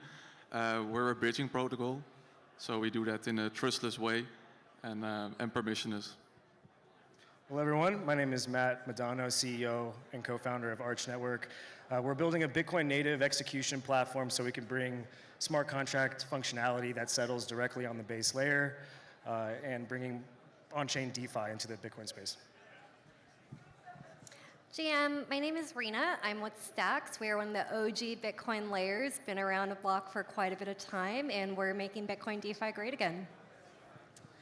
I'd love to hear it. So actually in Bitcoin, we've had an L2 for a really, really long time. And I think it gets used more than any of the Ethereum ones that are actually L2s. It's called Lightning, the Lightning Network, right? So I want to ask, though, because people now, like this new energy going into the ecosystem, seems to be on different types of solutions. Like, what do you guys see from your perspective when you were going through maybe your fundraising rounds or just building in the ecosystem? What was like the demand side? Like, what are people asking for, and what do people want to get built, whether it be institutions or end users themselves? Like, what applications do you guys think are coming to market that are going to be differentiators versus things like the Lightning Network or things like Arc, for example? I mean, I'll jump in. From our side, we just raised 3,000 Bitcoin and closed it in a single day this week. So 250 million Bitcoin moved from cold storage back on chain, and everyone wants to deploy it in DeFi. It's basic primitives. Like when you're looking at Bitcoin DeFi, you just want to borrow against your Bitcoin, get stables, acquire your yield from somewhere else, and get back into Bitcoin. And that's what Stacks is all about. Yeah, I would say like the core two groups that are, trying to find a solution here is you have obviously developers of applications and use cases that could tap into the native liquidity that's on Bitcoin. It's obviously an unprecedented amount of liquidity. And on the other side, you have owners of Bitcoin, whether they're institutions, companies like that are holding on their balance sheet, countries themselves, or individuals, whether they bought Bitcoin a long time ago, or they're just looking to offset inflation in the U.S. By holding Bitcoin. They're looking for yield on that Bitcoin. And all of Bitcoin DeFi is really predicated around shipping it over to Ethereum at this time. And there's not a lot of demand for Bitcoin and Ethereum-based DeFi because most everything is paired to Ethereum and stablecoins, right? So building the core primitives to spin off yield for liquidity providers on Bitcoin is the major opportunity here. Yeah, I tend to agree with that. If you see currently what the most demand is like you want to tap into that liquidity of Bitcoin and you want to bring that perhaps into other ecosystems. So you need some way to do that. And I think that's currently where the highest demand is. And I think also Babylon plays nicely into that. Yeah, I think you guys have mentioned everything about DeFi, but I'm actually a big believer, shockingly, in Lightning. So as Janusz rightly said, Lightning is the only true Bitcoin L2. Because it is the only one that does enable unilateral withdrawal. And we work a lot with the Lightning Labs team. In fact, I see them playing a really big role in terms of interoperability between like Bitcoin side chains or scaling solutions that are coming into the market. Also really bullish on Arc as a protocol. So it's really interesting. If you look at the origins of Bitcoin, it was P2P cash, right? Which is why a lot of these OG Bitcoiners are obsessed with payments and still support Lightning to this day. So I think it's something that unfortunately has not played out because fortunately, Bitcoin has appreciated in value and people don't want to use it for payments, right? So I think we at Botanics Labs, we actually see stable coins as a funnel for Bitcoin. Stable coins are the narrative of the entire year. They have clear use cases and they're widely accepted. And so we see stable coins as like that main pathway towards eventual Bitcoin payments because we're all here because we want to build a decentralized future and that includes payments. So yeah, in addition to all of the DeFi stuff, I think we're mostly passionate about stable coins, funneling to Bitcoin and funneling to payments. But one challenge, and I mean, maybe some of you have heard it yesterday because a lot of us were on the exact same panel yesterday. I think we need to really rethink what DeFi means in a Bitcoin context. What we're seeing is basically a copy and paste of everything in Ethereum DeFi, which if you haven't looked at the charts is not working. And so we really need to think through what Bitcoiners want and where they want their yield to come from. And so yeah, I think it's a challenge for all of us builders here to really think through the financial fundamentals of what we're building and not just copy paste. This is a really interesting point that you bring up, the like Ethereum DeFi thing, because Ethereum's gone all in on this like one style of scaling solution that people may know as rollups. So can you guys really quickly talk about, you know, because the last panel had a couple of teams building rollups, but I don't think anyone here is building an actual like Bitcoin rollup. Okay, cool. So why are you guys taking a different approach in terms of the design of your systems, and how does that compare to solutions that people may be familiar with in Ethereum? Like, why did you guys, for example, decide not to build rollups? So for us, we started about 2 years ago. This was pre-BitVM and pre a lot of these scaling mechanisms, right? So 2 years ago, it was still really, really difficult to build rollups on Bitcoin because Bitcoin is not Turing complete. In fact, I would say the rollups that are live, if they're not using BitVM or if they're not using some other mechanism, they're largely building rollups on Ethereum, right? So they're taking Bitcoin, bridging it over to Ethereum and building a rollup on Ethereum because you can do that. So when we were designing the Spider chain 2 years ago, I think there were 3 things that we had in mind. What is possible within Bitcoin today? And honestly, as I'm sure a lot of you guys know, it's really hard to build on Bitcoin. There's not that much you can actually do. And this is interestingly why a lot of Bitcoiners like our protocol, because we're the only primitive in the entire world that does not require complicated bridge designs or heavy bridges, or it does not also require any sort of opcode changes. So that's honestly why we decided not to do a rollup, because it was impossible. I think now that there are rollups, I think they still pose centralization risk. They still pose data availability issues. They still pose censorship resistance issues, which we think is antithetical to Bitcoin and what it stands for. But yeah, we're open to innovation, but it's, I would say we're decentralization maxis, and rollups stand in the way of that. Yeah, so obviously this is less relevant for us as an interoperability protocol. But what I do think what you see is Bitcoin compared to Ethereum is a bit less good of an L1. That means that you have to approach it differently for your L2s. And that's what you clearly see at the moment, that people really have a different direction than what you normally see on L2s on Ethereum. Yeah, I think the way that we think about it is you look at like roll-up architecture on the Ethereum side, it tends to fragment a lot of the liquidity.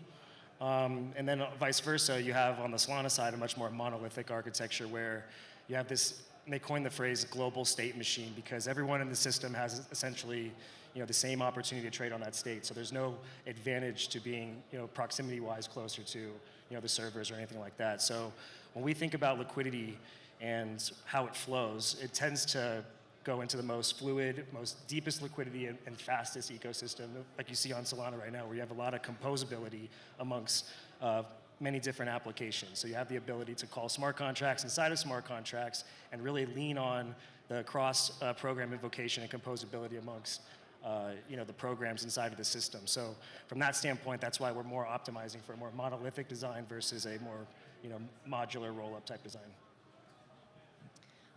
We definitely thought about roll-ups at Stacks, but fundamentally we just wanted to meet people where they are. Most Bitcoiners don't care about roll-ups or this type of things. What they're looking for is max decentralization, running towards trust minimized to trustless, which is our end goal, and really letting your Bitcoin actually be used. And so we took a very monolithic approach on how we scaled Stacks, but even going further, when we were launching SBDC, that is going multi-chain. We are meeting people where they are. We know that there is DeFi in Solana. Everyone, it's like it's not mutually exclusive. If you hold Bitcoin, you may hold another asset, or you might be an exclusive Bitcoin holder. And so we're taking a more methodical approach of we just want to see Bitcoin dominance win, and if Bitcoin dominance is going to win, you want to build something that's abstracted and simple.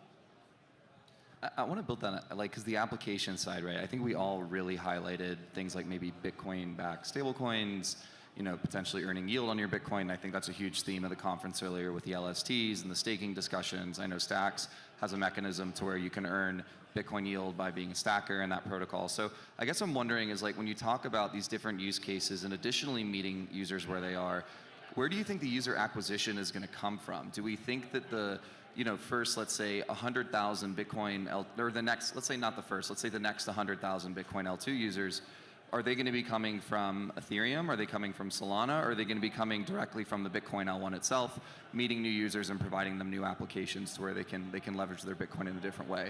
How do you guys see that? Where is the next, like, generation of Bitcoin L2 users coming from?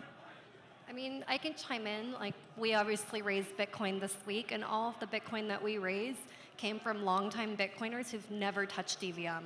So it's like a very different capital allocation because they wanted something fundamentally that felt like Bitcoin and felt like you were continuing to stay on the path of proof of work. Stacks obviously has Bitcoin finality, so we were the closest option. There will always be other options, and like we're proud supporters of other options, but we just wanted to do something that allowed Bitcoin to flow in a way that felt intuitive and not kind of rework the wheel. Because face it, Bitcoin is great exactly how it is and it shouldn't change. Like, we're very strong proponents of that.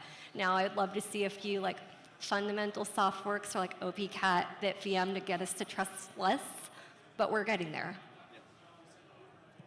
I think it definitely varies based on who we're talking about, right? Like, we have different profiles that have different needs. Some of them are legal requirements, like institutions, like funds, they're legally required to keep their Bitcoin in a qualified custodian. So they have different needs or different levers that they follow to basically generate yield, but also how they look at security. Retail users, on the other hand, especially Bitcoiners, look at it from a completely different lens, not necessarily from a requirement, but more of like a core ethos or expectation from a user experience standpoint. It's like, what are the trust assumptions or what is the attack vectors of them? Because at the end of the day, if they're holding Bitcoin, they're probably appreciating it for a sovereign, uncensorable money, which no other blockchain really can offer. Ethereum the other day, there was a big debate about whether they roll back the chain to undo the Bybit hack. And as we know, like, that's impossible in Bitcoin. So like, there's a reason why the end user is actually holding it in the first place, and security is top of mind for them, which is why we have our state-of-the-art multi-sig. We're the first ever implementation of Frost plus Roast. So that is a state-of-the-art thresholded signature scheme that allows effective decentralization of the multi-sig over time. And that, of course, is more catering to the Bitcoin core on-chain user who cares about self-sovereignty of their assets, cares about decentralized security. Yeah, I would say long-term Bitcoin holders that just want to put their Bitcoin to work. I think that was also said already here. I think that's the most obvious use case. You're holding Bitcoin and you want to get extra yield on that, and I think that's a very, very good use case. And I think that's where I see the most amount of users coming from, at least in the beginning. Maybe later on, if DeFi is more evolved into the Bitcoin ecosystem, maybe it will be otherwise. But I think this is where the first users will come from. Yeah, I think the users are not going to come from Ethereum. So actually, if you look at Ethereum, there's net retail users exiting Ethereum. And I think it's because it's harder and harder for retail to make money in Ethereum. We can debate all day long as to why that is. But that's not where the growth is coming from. What we've seen interesting on our testnet, we have about 1 million users. A lot of them are first-time EVMers, right? We've done a lot of education on how EVM is not Ethereum, and I think now Bitcoiners are catching on to that, that EVM is just like a software and execution layer, and that's where the devs are, which is why we decided to start with that as our first VM. But yeah, we're seeing a lot of Bitcoiners enter the space. We had to teach them how MetaMask works. We are seeing a lot of Solana users enter our end-user testnet, which is why we're looking into SVM as well, because these Solana users have never used EVM either, and they think it's clunky because it is.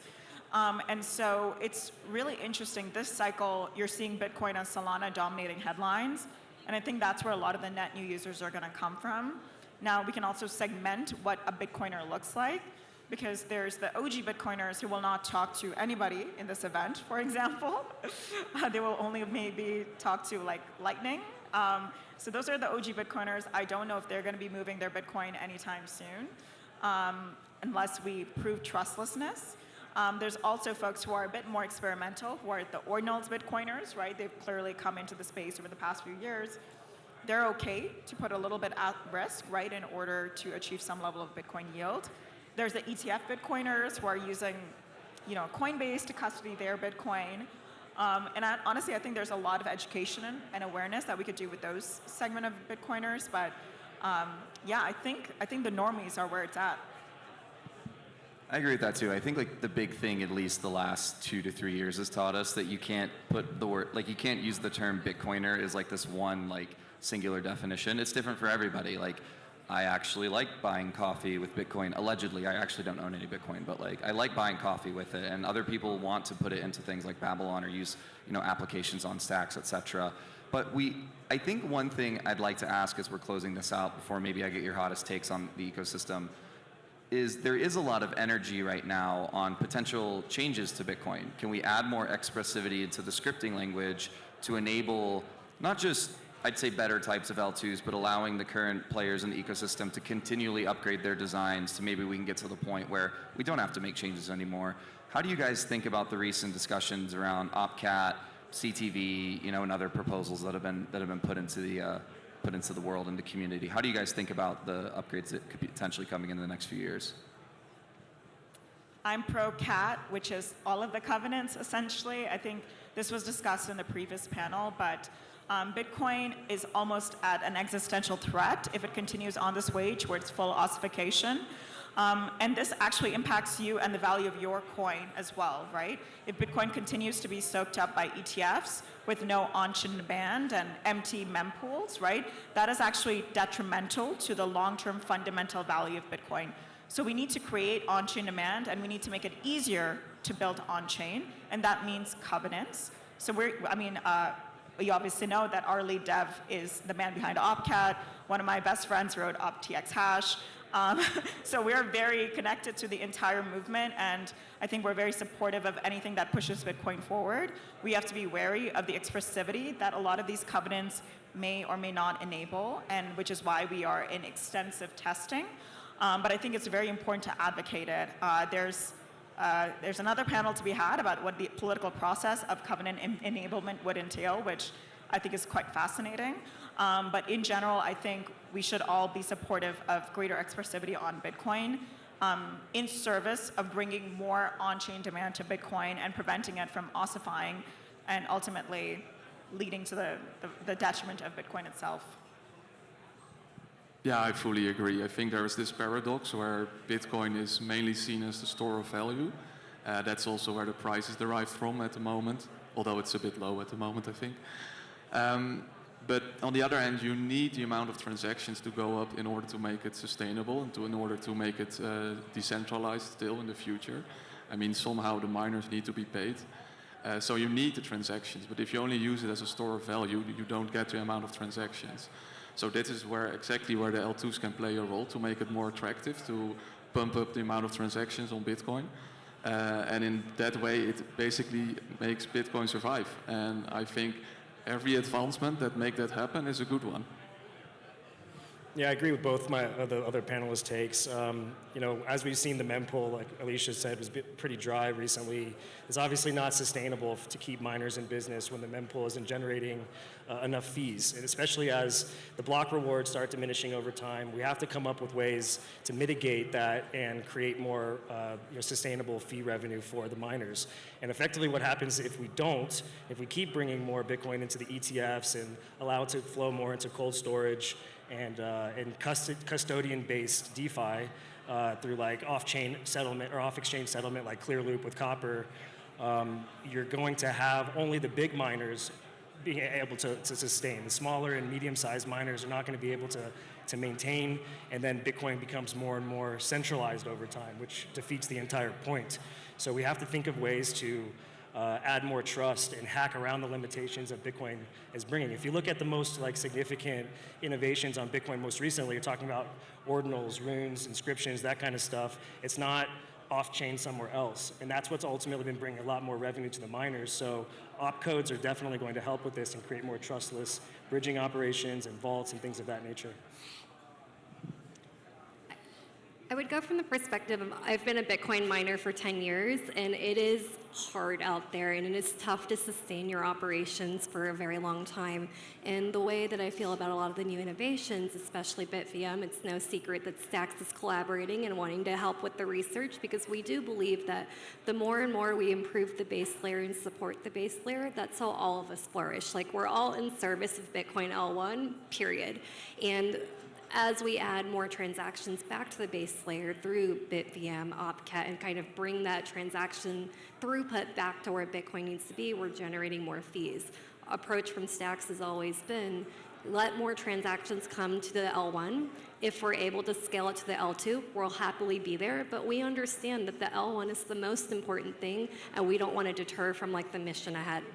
One thing that I always think about is if you look at the fees generated in Ethereum L2s, let's take Optimism, for example. There are more fees generated based on Optimism than Ethereum on Optimism. And it kind of breaks my heart if we're going to go in that direction for Bitcoin and not actually generate fees to our miners and validators supporting our network. Guys, we are at time, so I can't ask for your hot takes this panel round, but next time we'll do it. Thank you everyone for listening. Thank you to the panelists for their thoughts here. And yeah, have a great rest of the conference. So next up, we have Alexei, who's the co-founder of Bob, the Bitcoin Hybrid L2, and he's going to share a presentation on how they're going to center BTC into the pinnacle of DeFi. So everyone, please give a warm round of applause for Alexei. All right, hey everyone. I'm Alexei, I'm the co-founder of Bob, and I'm gonna do a quick presentation on the hybrid layer 2, which I think builds on a lot of what the panelists have been discussing in a couple of hours before. So Bob is a hybrid layer 2, and it combines essentially the best of Bitcoin and Ethereum. But the question is why? Why do we care about BTC? Bitcoin is the largest digital asset out there. It dwarfs everything else in the market. It dwarfs Ethereum, it dwarfs Solana, and everything else that comes after that. But it has the least amount of DeFi, right? If you look at Ethereum, where you have 30% of the market cap actively deployed in DeFi, and then you can look at Bitcoin, where we're currently only at 0.1 to 0.3%. This is a massive problem, but also a big opportunity. The reason we started building on Bitcoin 10 years ago, actually, is that we could never accept the fact that if you want to use Bitcoin for anything else than payments, you're forced to go to centralized providers. And honestly, ETFs are great, but at the end of the day, we're just taking Bitcoin, we're plugging it back into the existing financial system. And honestly, in my opinion, if I have to go to my bank in 5 years from now and ask them if I can use Bitcoin, it's not Bitcoin anymore. And so the goal is to really allow people to use BTC in DeFi as people have been doing for the last 5, 6, 7 years on Ethereum, Solana, and all these other newer ecosystems. Because in the last 10 years, what has happened is Bitcoin has been in a dark age. After the block size wars, it was prohibited, shunned to talk about innovation, DeFi, and anything else that didn't have to do with Lightning. And what was happening is that users would just pass through Bitcoin, capital would pass through Bitcoin, talent would pass through Bitcoin, and end up in all these other networks. And despite Bitcoin onboarding 90% of the people who got into crypto, they would lose them all to other networks. And so Bitcoin layer 2s, as we've heard in the previous panels, are the solution. We can finally do all those things that Ethereum, Solana, and so on are doing on Bitcoin. But layer 2s face 3 big challenges, and there's a reason why these things don't yet exist at scale, right? We've had sidechains for many, many years before. It's been attempted multiple times, and now suddenly we have 75 Bitcoin layer 2s emerging to try to solve this problem again. And the difficulties lie, on one hand, in getting Bitcoin security and bridges. And why the reason it's marked orange here is because we finally know how to solve this. This is a big unlock, right? We did not have this before. We did not know how to build secure bridges and how to actually securely inherit Bitcoin security. So now that we know how to do this with BitVM and Bitcoin staking and all these new mechanisms, there's still two other problems to solve. The problem of building an ecosystem. You can't just build in isolation, right? That's something that has happened in Bitcoin over and over again. We'd take the EVM, we'd fork it, and then we'd leave it there and only talk to a few Bitcoiners and not engage in the Ethereum or other ecosystems. That doesn't work. We can also try to implement everything from scratch, right? Use a different programming language, use different architectures, and again, doesn't work because realistically speaking, Ethereum's up here in terms of UX and infrastructure, Bitcoin's down there. And you're never going to catch up to Ethereum and the billions and billions of dollars that are being invested to keep pushing the DeFi and other infrastructures there if you're starting from scratch.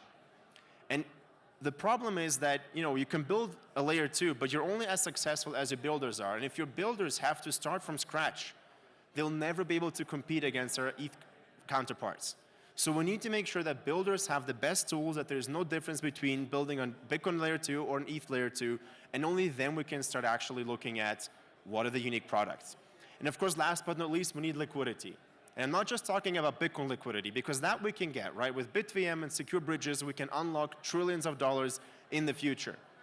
But we also need stuff to trade against. You need stable coins, you need access to on and off ramps, fiat, exchanges. If you don't have that, you're lost, because you could take a bridge, you could take the EVM, but if there's nothing for me to do there, I'm not going to deposit. And that's why Bob is building the hybrid. Bob inherits Bitcoin security. We have a native bridge that will be powered by BitVM that allows you to deposit Bitcoin into Bob in the most secure manner possible. But we use the EVM, we're OP stack, we're super chain member, we're plugged into the Ethereum community to make sure that there is no difference at all between building on Bob, Base, Optimism. And that actually allows builders to have a choice. Do I want to build a Bitcoin product without risking having to start from scratch? And last but not least, it's not enough just to be an EVM. Bob is actually connected to Ethereum because we want to work with the ETHDenver projects. We want to inherit the network effects and make sure that we tap into this massive ecosystem of Bitcoiners, because ultimately, almost every Ethereum user that is using DeFi has BTC and wants to use it. And the way this works is that we take Bitcoin and we make it the security anchor. So Bob will be Bitcoin secured, have Bitcoin finality, and on top of that, we can build a BitVM bridge that then verifies that Bob has finalized on Bitcoin, and we can use that to trustlessly bridge in Bitcoin into Bob. So far, so good. That's what many Bitcoin layer 2s are trying to achieve. The difference that we have with Bob is that we don't stop here. We use this design to also connect to Ethereum. And the way this works is similar to how Optimism and Arbitrum have layer 2 bridges to Ethereum. Ethereum will look at the state of the rollup and will try to see if it's finalized. Like, is it secure to withdraw? And the way it works on Ethereum is that you look at fraud proofs, right? Or a ZK proof, but you verify that this thing has happened on Ethereum. So with Optimism, you'll wait for 7 days, and if there's no fraud proof, you're good. Now with Bob, what we're doing is we're changing that just a tiny little bit. And what we do is we add a Bitcoin-like client. And what this means is that now Ethereum, the bridge contract, can check that Bob has finalized on Bitcoin. And that's all it does. The Ethereum contract in the bridge, when it accepts your withdrawal, just checks that, oh, the latest Bob block has indeed been finalized on Bitcoin, we're good to go. So why do we do this?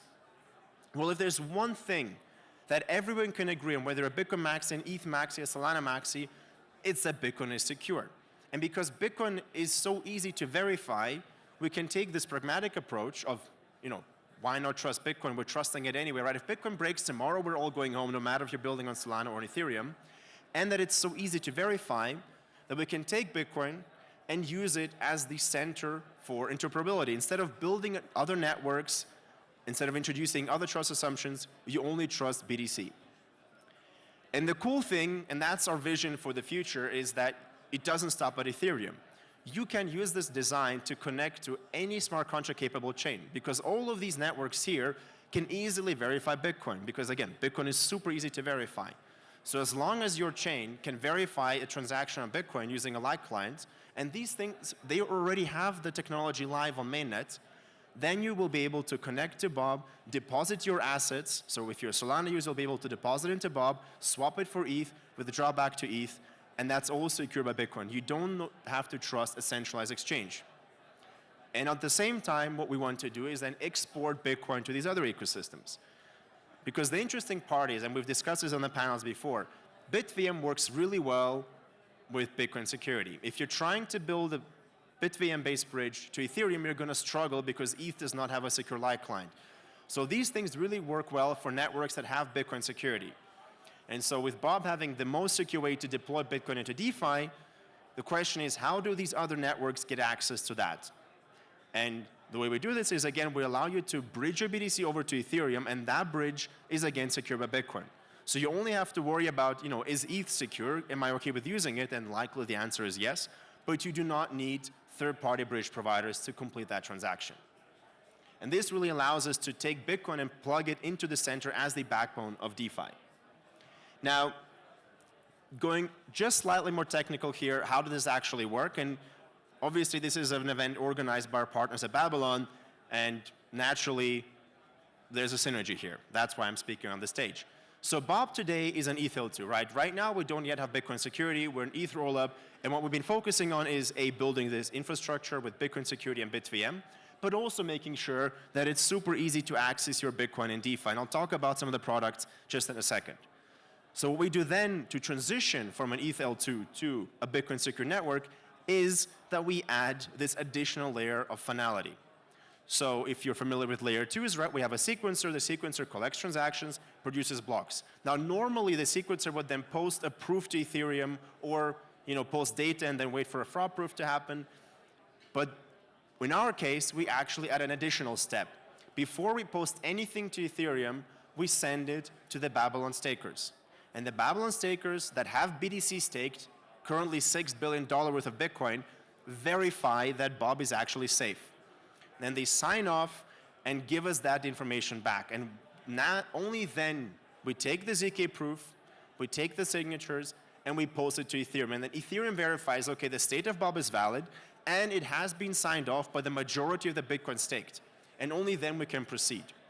Now, why do we do this? A, this adds security. This makes Bob very hard to attack, because to attack Bob, you need to attack the sequencer, essentially attack Ethereum to prevent fraud or ZK proofs to be verified, and you need to attack the majority of the Bitcoin stakers, which will make Bob the most secure layer 2 in production. But it also allows us to create a trust-minimized Bitcoin bridge, because the BTC bridge that we're building right now will verify that the Bitcoin stakers have confirmed that Bob is executing correctly. And with this design, we can actually get a BitVM bridge to production much, much, much faster than with trying to build a full rollup on Bitcoin.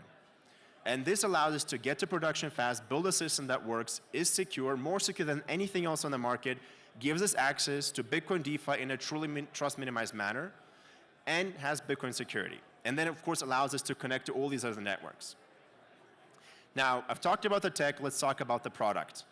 The strategy for a hybrid layer 2, and we see others following in our footsteps, right? We've had Starkware move towards Bitcoin and Ethereum. Tron had previously announced that they want to build something between Bitcoin and Tron, and there's many more that are building a Bitcoin strategy.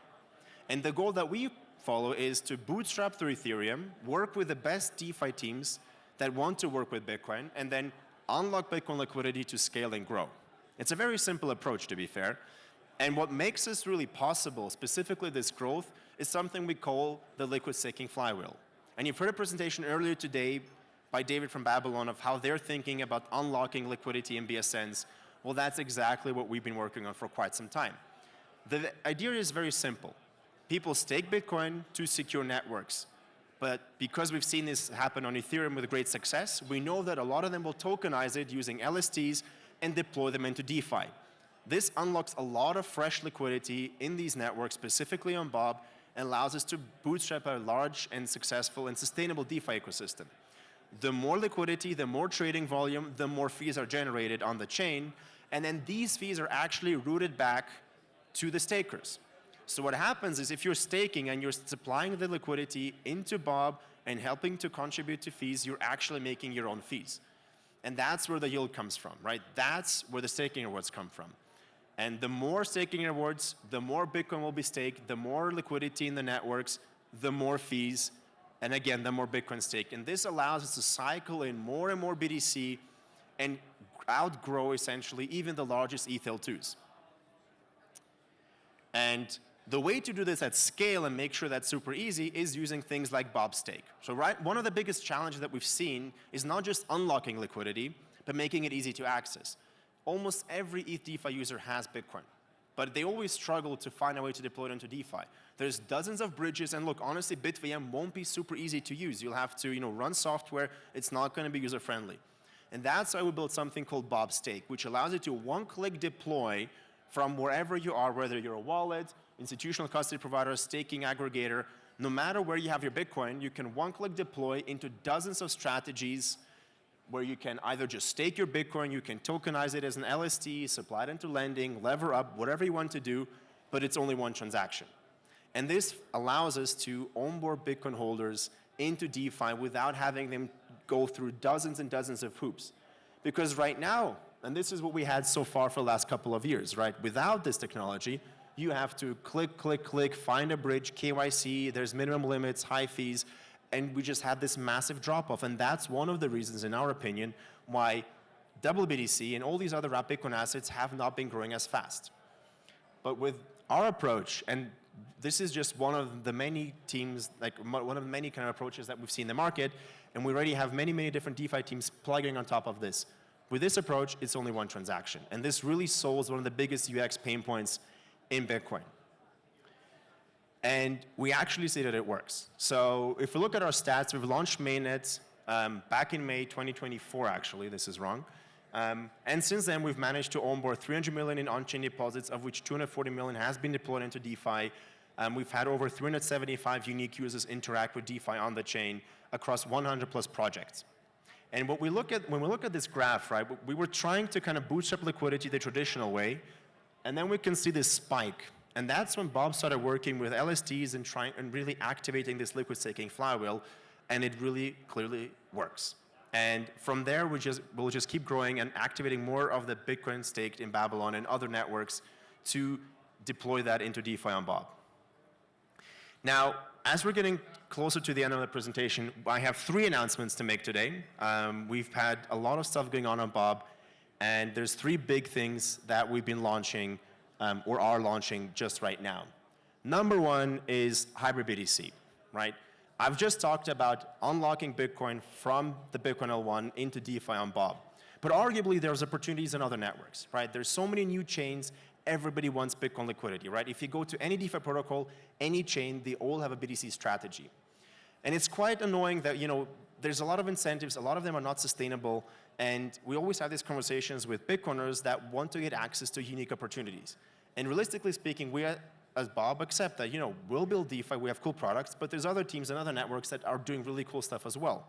And so we've come up with this new concept of hybrid BTC, where you open vaults and you can deploy your Bitcoin from Bob into other networks, earn your yield there, whatever that may be, and please, please, please do your own research naturally, but then you tokenize it back.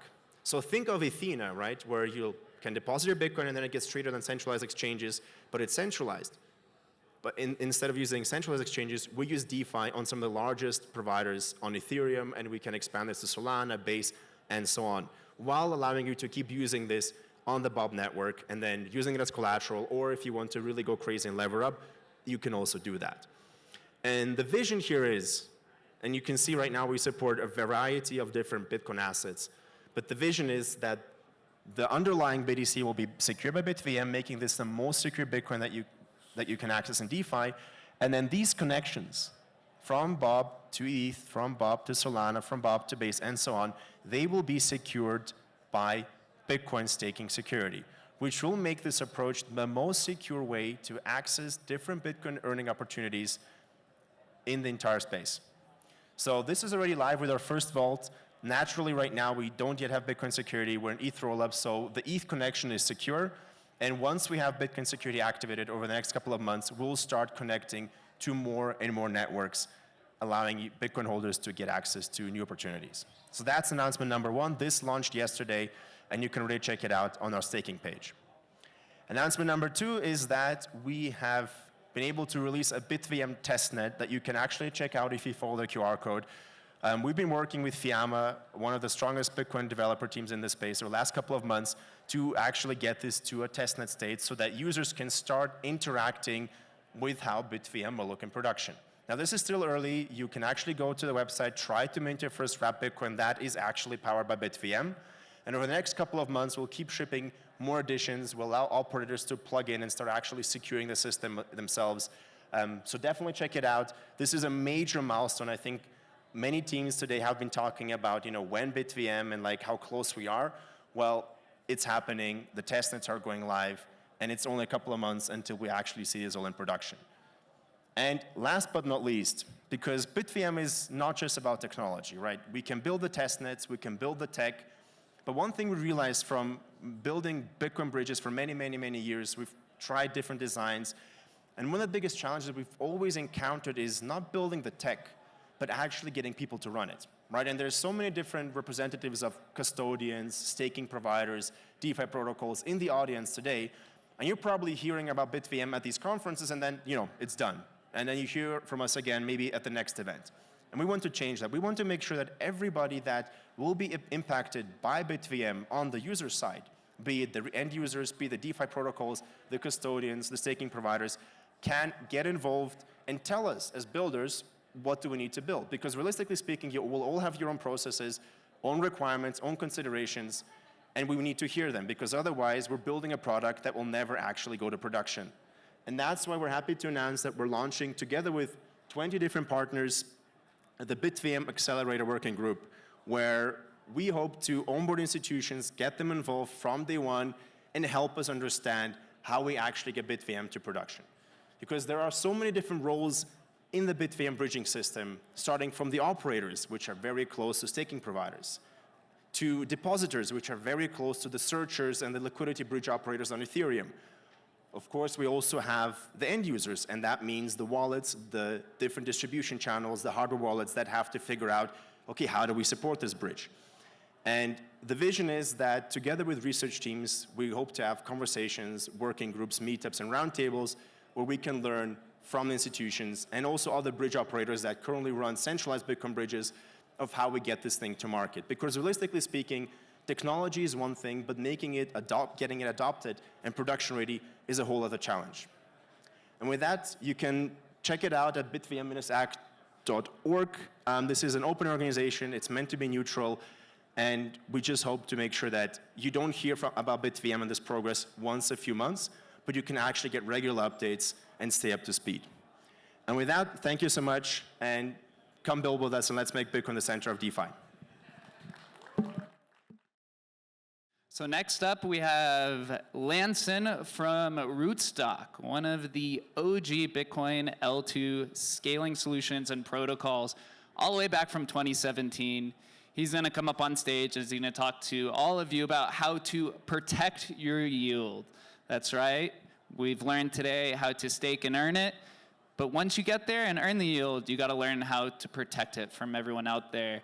So everyone, please give a warm welcome to Lanson. My name's Lanson LaChance. I'm a product manager here over at Rootstock Labs, and today we're going to be talking about yield. All right, so let's get some audience participation. I say Bitcoin, you say yield. Bitcoin. Bitcoin. All right, good. Thank you. As we know, hodling is not enough anymore, right? Everybody needs that juicy APY, and institutions especially and everyone else want their yield. But when we're searching for this yield, where are we finding that? What are the risks? And how do we kind of put a framework around what we're looking at when we talk about yield? So what's hot right now in the Bitcoin yield game? As we see, and great to have Babylon sponsoring this, and big innovators in Bitcoin staking. This is really, I think, over the past year, the big change in the Bitcoin yield landscape. And staking, here is a yield mechanism for you to stake your Bitcoin and stack some stats, right? Or maybe points. But we also have more traditional yield mechanisms like lending and borrowing, where you're going to bring your Bitcoin to a third party or potentially protocol and stack some stats that way. Stablecoin plays, where you're using your Bitcoin to take a loan and either put that into a money market or find some APY on that stablecoin. Leverage farming, looping this stablecoin potentially, or being an LP provider in the market, and extending that into more complex strategies. You might be a trader or whatnot. And as you can see here, there's different kind of risk-return profiles here, and interest rates you might be seeing on these different strategies, right? As you move up the profile, you're able to capture some juicier yield, but you're introducing some new risks. And we'll talk a little bit about what those risks look like.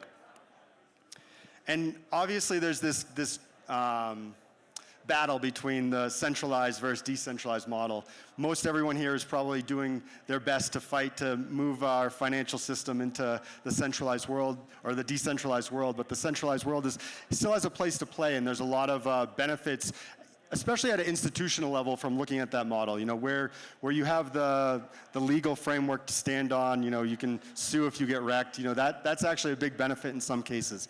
And so some of these yield models are kind of a hybrid, where you're plugging into a centralized model with some of the decentralized benefits. But obviously, in the decentralization perspective, you're relying on the algos, you're relying on the code, you're relying on the trustless exits, right? And this is, I think, the place we're all trying to move towards and look to. And when you get your yield, what are you getting that yield in? There's a wide range of yield perspectives here.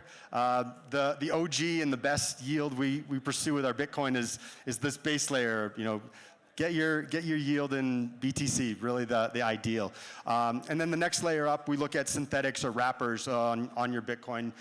Those are probably the closest proxy to Bitcoin. LSTs of staked assets might be in this category too. Stables is another model here, where you're lending your Bitcoin, receiving some type of stable coin. And then we have the top of this pyramid, the tokens and the point systems that are leading to potentially a lot bigger upside in the long term, but also much more speculative plays, right? These might moon, they might go to zero. And depending on what you're looking for, like these are all viable strategies. And when you're pursuing one of these strategies, you look at your tolerance, how close you want to hold your keys, how close you want to hold your partners. And there's a range of risks that end up folding into this analysis, right? So these are technical risks at the protocol level. The architecture of your bridge Bitcoin, the architecture of the chain, the architecture of the protocols that are on top of that, right? There's this whole set of code that is in that technical risk profile. We also have market risk, right? So if you're an LP provider, you're now subjected to the volatility of the assets, and you might be facing impermanent loss in that yield strategy you've deployed. And then operationally, right, if these protocols go down or the businesses go down, or they lose access to their keys, or something like that, or you have a process for signing blind transactions, right? Those are all risks to consider. And so how do you not get wrecked, right? Obviously this is the traditional do your own research, test and prod. No, just kidding. But we want to make sure you're doing the appropriate analysis on understanding the areas within the ecosystem within your strategy that you might be exposed to risk. And frankly, some of the strategies we see in the market aren't very transparent, right? You don't know exactly what's behind the scenes, what are the mechanics, and so these are key aspects. Coverage, I think insurance is a big opportunity. We've actually started seeing some decentralized-based insurance protocols coming into the market, and these help to augment maybe a more risky strategy as you're approaching your yield story. And then, the traditional diversify, right? You might be a pure Bitcoiner, but if you're going to pursue a yield strategy, diversify this into different protocols or tokens. And so at Rootstock here, we're one of the OGs in the Bitcoin L2 space, and really we see ourselves as the most fully aligned Bitcoin layer, right? We have alignment at the chain level, where we're secured by merge mining. 80% of the Bitcoin miners are using proof of work to secure Rootstock, and we don't have a native token on the network. We have Bitcoin. our bridged version of Bitcoin, RBTC. And so from this perspective, Rootstock is really one of the most pure Bitcoin plays for a layer 2 you have in the market today. And also we have a wide range of growing protocols and ecosystems. You can see a number of the blue chips in here, we would say, and this is all infrastructure that helps you enable a capture and manage that yield we're seeking.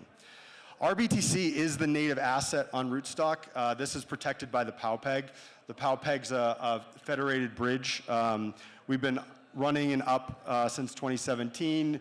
No security incidents or downtime with the bridge or the network, and it's really one of the most secure Bitcoin synthetics on the market today.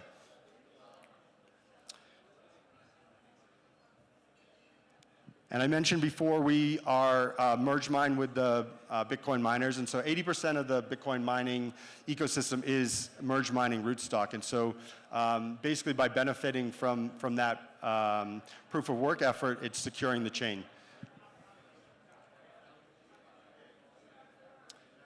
And so, yeah, as I mentioned, we're definitely been around for a while. We have a growing ecosystem. We have around 300 million in DeFi protocols, in addition to the 3,000 or so Bitcoin bridged on the network.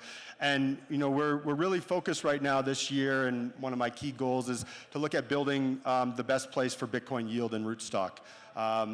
Bringing Bitcoin in with transparent strategies, native and partner-based, will be available in the upcoming months. And if you're looking to move some capital into Rootstock, come talk to us and our team, and we'd love to get working with you. So that was it. So thank you very much. We're going to be starting with our next panel. We're going to be talking about Bitcoin liquidity, learning how to unlock it with BTCFi. We seriously have an awesome panel.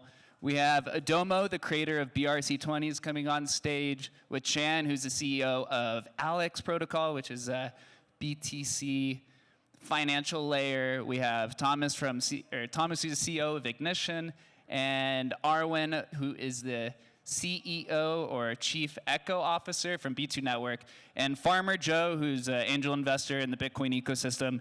He'll be moderating the panel. So if everyone please give our next panel a round of applause. All right, is everyone ready? So this panel is talking about Bitcoin-powered DeFi and unlocking Bitcoin liquidity.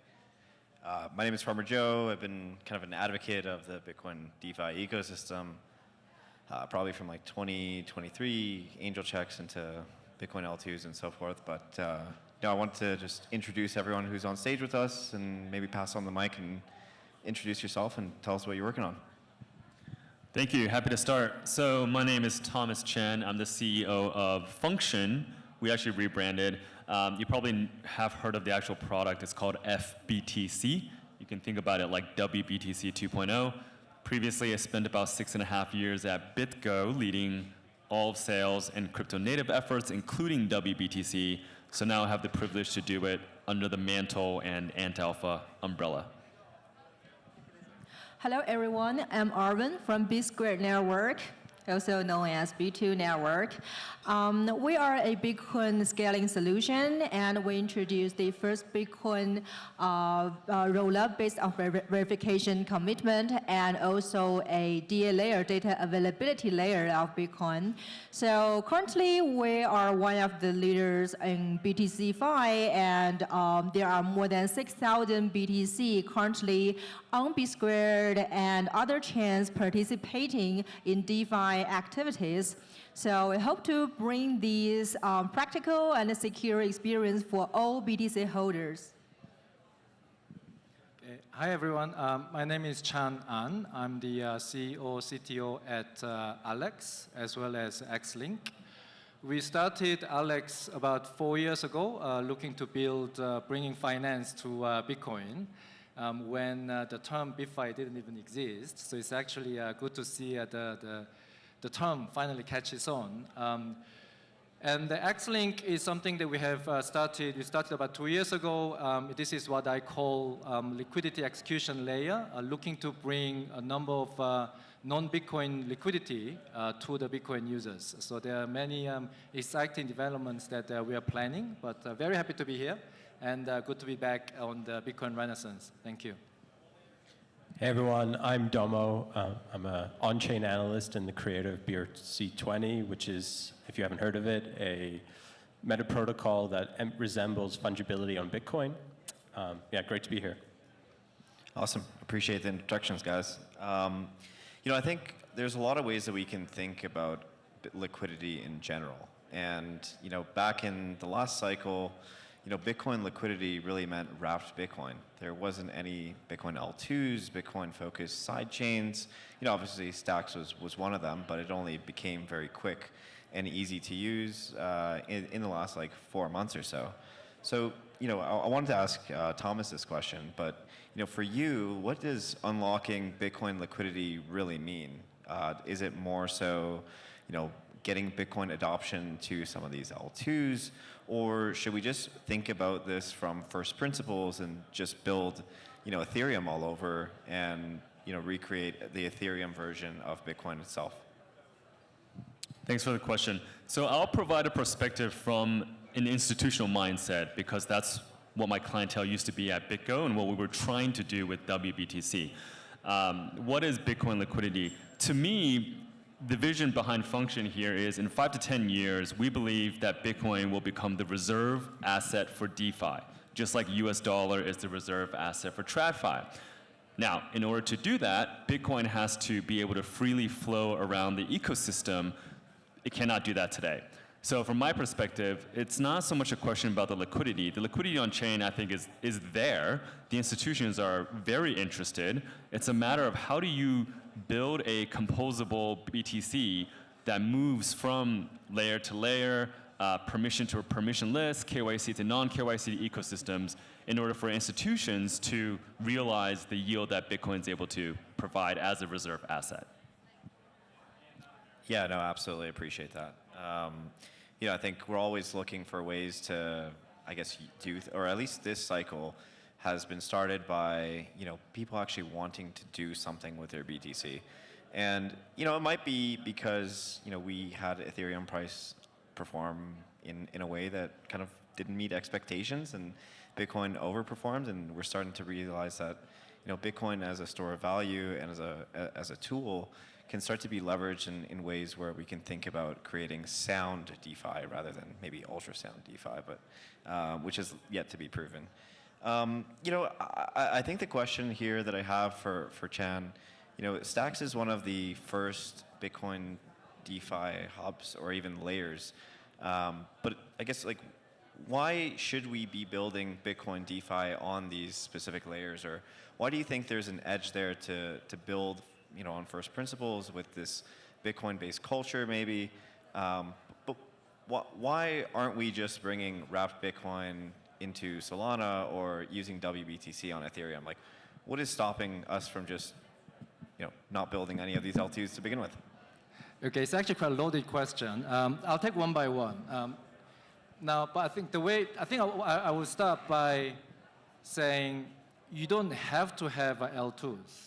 Or I don't think building on L2, specifically around Bitcoin L2, whatever that means, will give any advantage whatsoever over other chains that isn't Bitcoin from the Bitcoin user's perspective. Because if you're not on Bitcoin, you're always off-chain.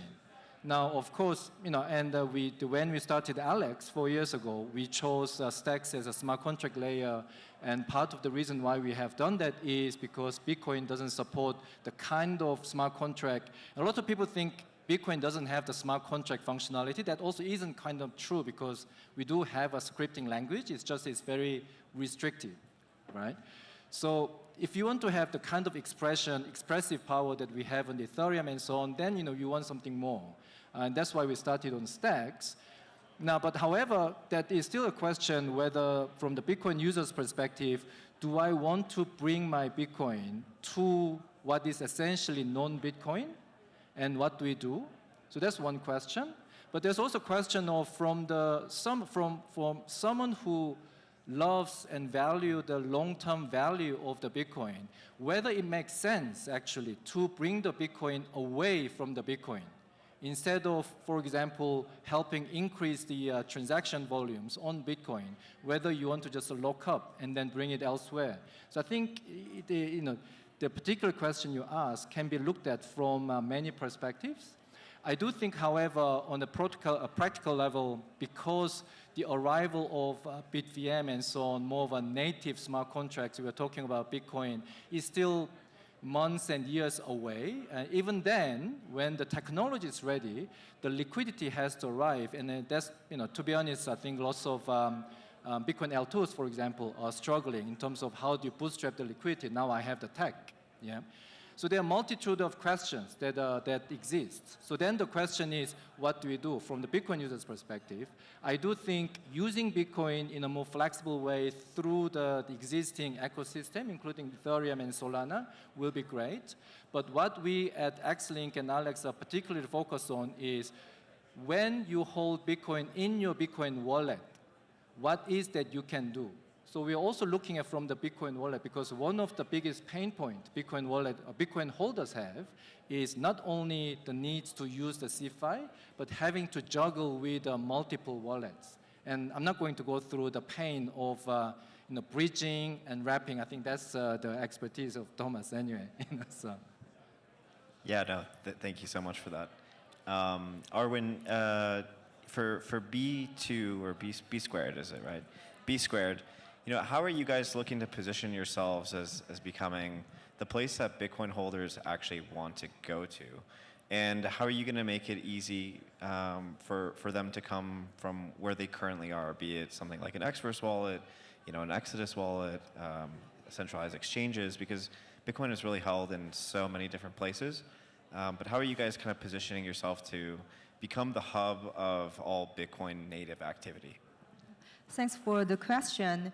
I think you really tap on the key difference between Bitcoin holders with other crypto asset holders. Because previously, Bitcoin holders tend to hold their BTC in their wallet. Those are the idle BTC and never move, never do participate in any risky activities. But we don't think that BTC holders are not interested in the yield. It's just rather than prioritize security, much more on the return. So to recruit the users, to convert them into the DeFi, BTC-Fi activities, the first thing is how we ensure security. So I believe currently there are a lot of different approaches, and I think the currently what layer 2 has been challenged a lot is the centralization part of all the solutions. Because BTC is the most decentralized secured network, and if we bridge those assets to layer 2 and boost the liquidity and increase the interoperability, of course we have already done a lot, but still there are part of them are not trustless. They are depending on some centralized solution, especially for custodian and bridge. So I think that's the challenge that we are facing, and the challenge prevent us from recruit even more BTC holders to participate in these kind of DeFi activities. But that is also something I think all of us is working on that. So I believe in the near future there will be more technical solutions. I believe the bridge solutions, Bitcoin OS is doing something related to that. So I'm really looking forward to collaborate with all kinds of partners to do so. And back to the yield part, we believe that BTC-Fi have 3 stages. The first stage is the infrastructure, as I just mentioned, custody, bridge, all of those stuffs. And the second stage is about the reward itself. It should be organic, should be sustainable. So currently, most of the DeFi incentives come from the airdrop from the products. And we believe this should be changed in the near future, like more solutions such as RWA or CeFi, CDFi. So when the rewards is sustainable, organic, and from real demands, I believe there will be more users come into this and participate in that. And the third stage, we believe, is related to AI, whether we can leverage AI to help users to do so. So yeah, that will be our vision to build on BTC-Fi, and hope that answers your question. Yeah, I appreciate that. I think one of the most important things is just giving people the natural economic incentives to come to these chains. Whether that's a product or an asset to acquire. I think naturally most Web3 users are gravitated to and from by tradable events or incentive models that pay them yield and so forth. It kind of leads to the next segue of the conversation is like, Domo obviously has created the BRC20 token standard and has created billions of dollars of on-chain asset value directly on the L1. But I guess Domo, I just wanted to ask you, like, why do you think the L1 should even have an asset standard? We're talking about Bitcoin L2s here, which are likely going to have their own tokens with the products and dApps that are issued on top of them, and they're going to try and create DEXs to trade tokens within them. So I guess why is it so important to you that the L1 has a token standard as well? Yeah, I mean, that's a great question, and I think we're all figuring that out as we go. But I think at the end of the day, it's Bitcoin. You look at how friction-filled the experience is today. To trade any of the meta protocols, you've got to go through a single-sided order book. Many of them have a orchestration layer over it to make the UX experience better. But at the end of the day, it's 10-minute block times, batches of tokens that you buy, like NFTs, and yet the market cap is still tens of billions. Like, I think that explains the question in itself. The demand is there, the product market fit is there, people want to use them. And the nice thing about L2s is that as the tech and the infra improves, you can have that asset issuance on the layer 1, but also reap the benefits of layer 2, where the inverse is a little less true. So I'm excited for the future. I think the tech is only going to get better, and I'm a big proponent for interoperability, and I think the winning standard will be in the standard that's in the most venues at any given point in time and propagates its assets across as many chains as possible. Yeah, no, 100% agree. I think, we're all here because it's Bitcoin, and we're kind of seeing the realities of some of these, L1 experiments, which have, proven themselves out to be a really good testnet. It's funny enough that like Bitcoin Season 2, at least when we were in this room last year, it almost started about, us recreating a lot of the things that have worked on other chains. And we're starting to realize, some of these things actually don't really, need to happen on Bitcoin because Bitcoin is very different from Ethereum. But, is there a world that you think that, that some of these existing L1s can just be used as Bitcoin L2s? Like, I guess the question is, why do we even need Bitcoin L2s to begin with? Kind of just opening up the floor to anyone who wants to answer that. Is it an institutional requirement for security? So I'll give a slightly spicy take on this. Institutions, from my perspective and what I've seen, don't really care about L1s or L2s. All they care about is that they can get their Bitcoin, keep it where it's safe, and enable it to access yield wherever yield exists, whether it be Solana, Ethereum, Monad, Barra, it doesn't really matter, right? My takeaway from my years at BitGo is that an institution, we're talking about real size, right? They would much rather take counterparty risk over smart contract risk. And the three things, if you ask any institution what they care about when it comes to yield and BitcoinFi, the first question they will always ask is, how is my Bitcoin being secured, right? I'm not going to send it off into a smart contract. It has to be at a custodian or a wallet that I've already vetted and trusted and it cannot move. The second one is, if I'm deploying this BTC, can I do it in size, and is the yield sustainable? I've talked to tons of exchanges, the largest miners, I represent a lot of them. They're not interested in deploying 1,000 BTC for 10%, right? They're more interested in deploying 5,000, 10,000, a yard's worth of BTC for some sustainable yield. So how do we do that? And then lastly, most of them really interested in rewards denominated in Satoshis. Bitcoin in, more Bitcoin out. So I think there's a lot of, the critical gap right now is around infrastructure and how you allow the BTC on the balance sheet to move around these different ecosystems to get the yield and back into their wallet. Yeah, I wanted to see if you wanted to. Yeah, since I'm the only L2 on the stage to answer this question, I think it's a great question, but I don't think that the question should be like why we need Bitcoin L2. It's rather what's the real demand, the real needs from the users. So user doesn't care about whether it's a Bitcoin L2, is a hybrid L2, or it's a Ethereum L2, Solana L2, or Solana Ethereum itself.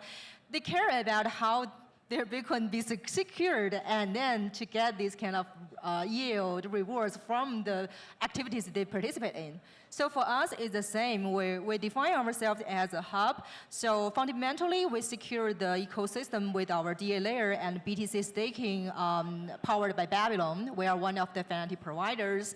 And so that will be the fundamental security assumption for B-Square network. And on top of that, we would like to boost this kind of interoperability of all these different chains, and also have this BTC like bridge from one chain to another chain and boost the liquidity. We also collaborate with X-Link, I believe, to different EVM chains. So for us, is that we are not like saying that we must have a L2, but we really solve the problem for users to leverage their idle BTC to ensure the security of them and get the real yield. Appreciate that. I think if I were to just add, and I said earlier, we don't need to have a Bitcoin L2. Now, from technology perspective, unless you have a native smart contract, and hopefully BitVM is going to be one of that, there's no, from technical perspective, there's no difference between what you call Bitcoin L2 and, for example, Arbitrum or Ethereum and so on.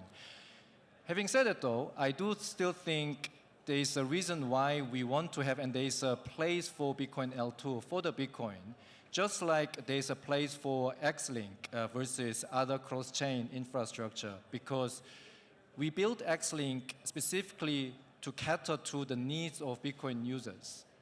And the biggest difference between Bitcoin L2s, and I am, generally speaking, pessimistic about any Bitcoin L2 that focuses on general purpose DeFi.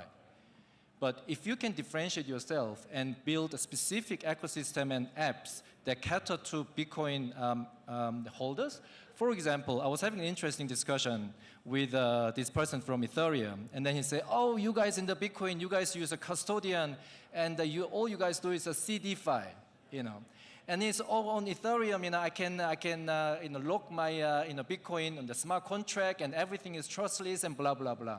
And I asked him, so what Bitcoin do you use? WBTC. Nothing wrong with that, but who holds the Bitcoin there? Custodian, yeah?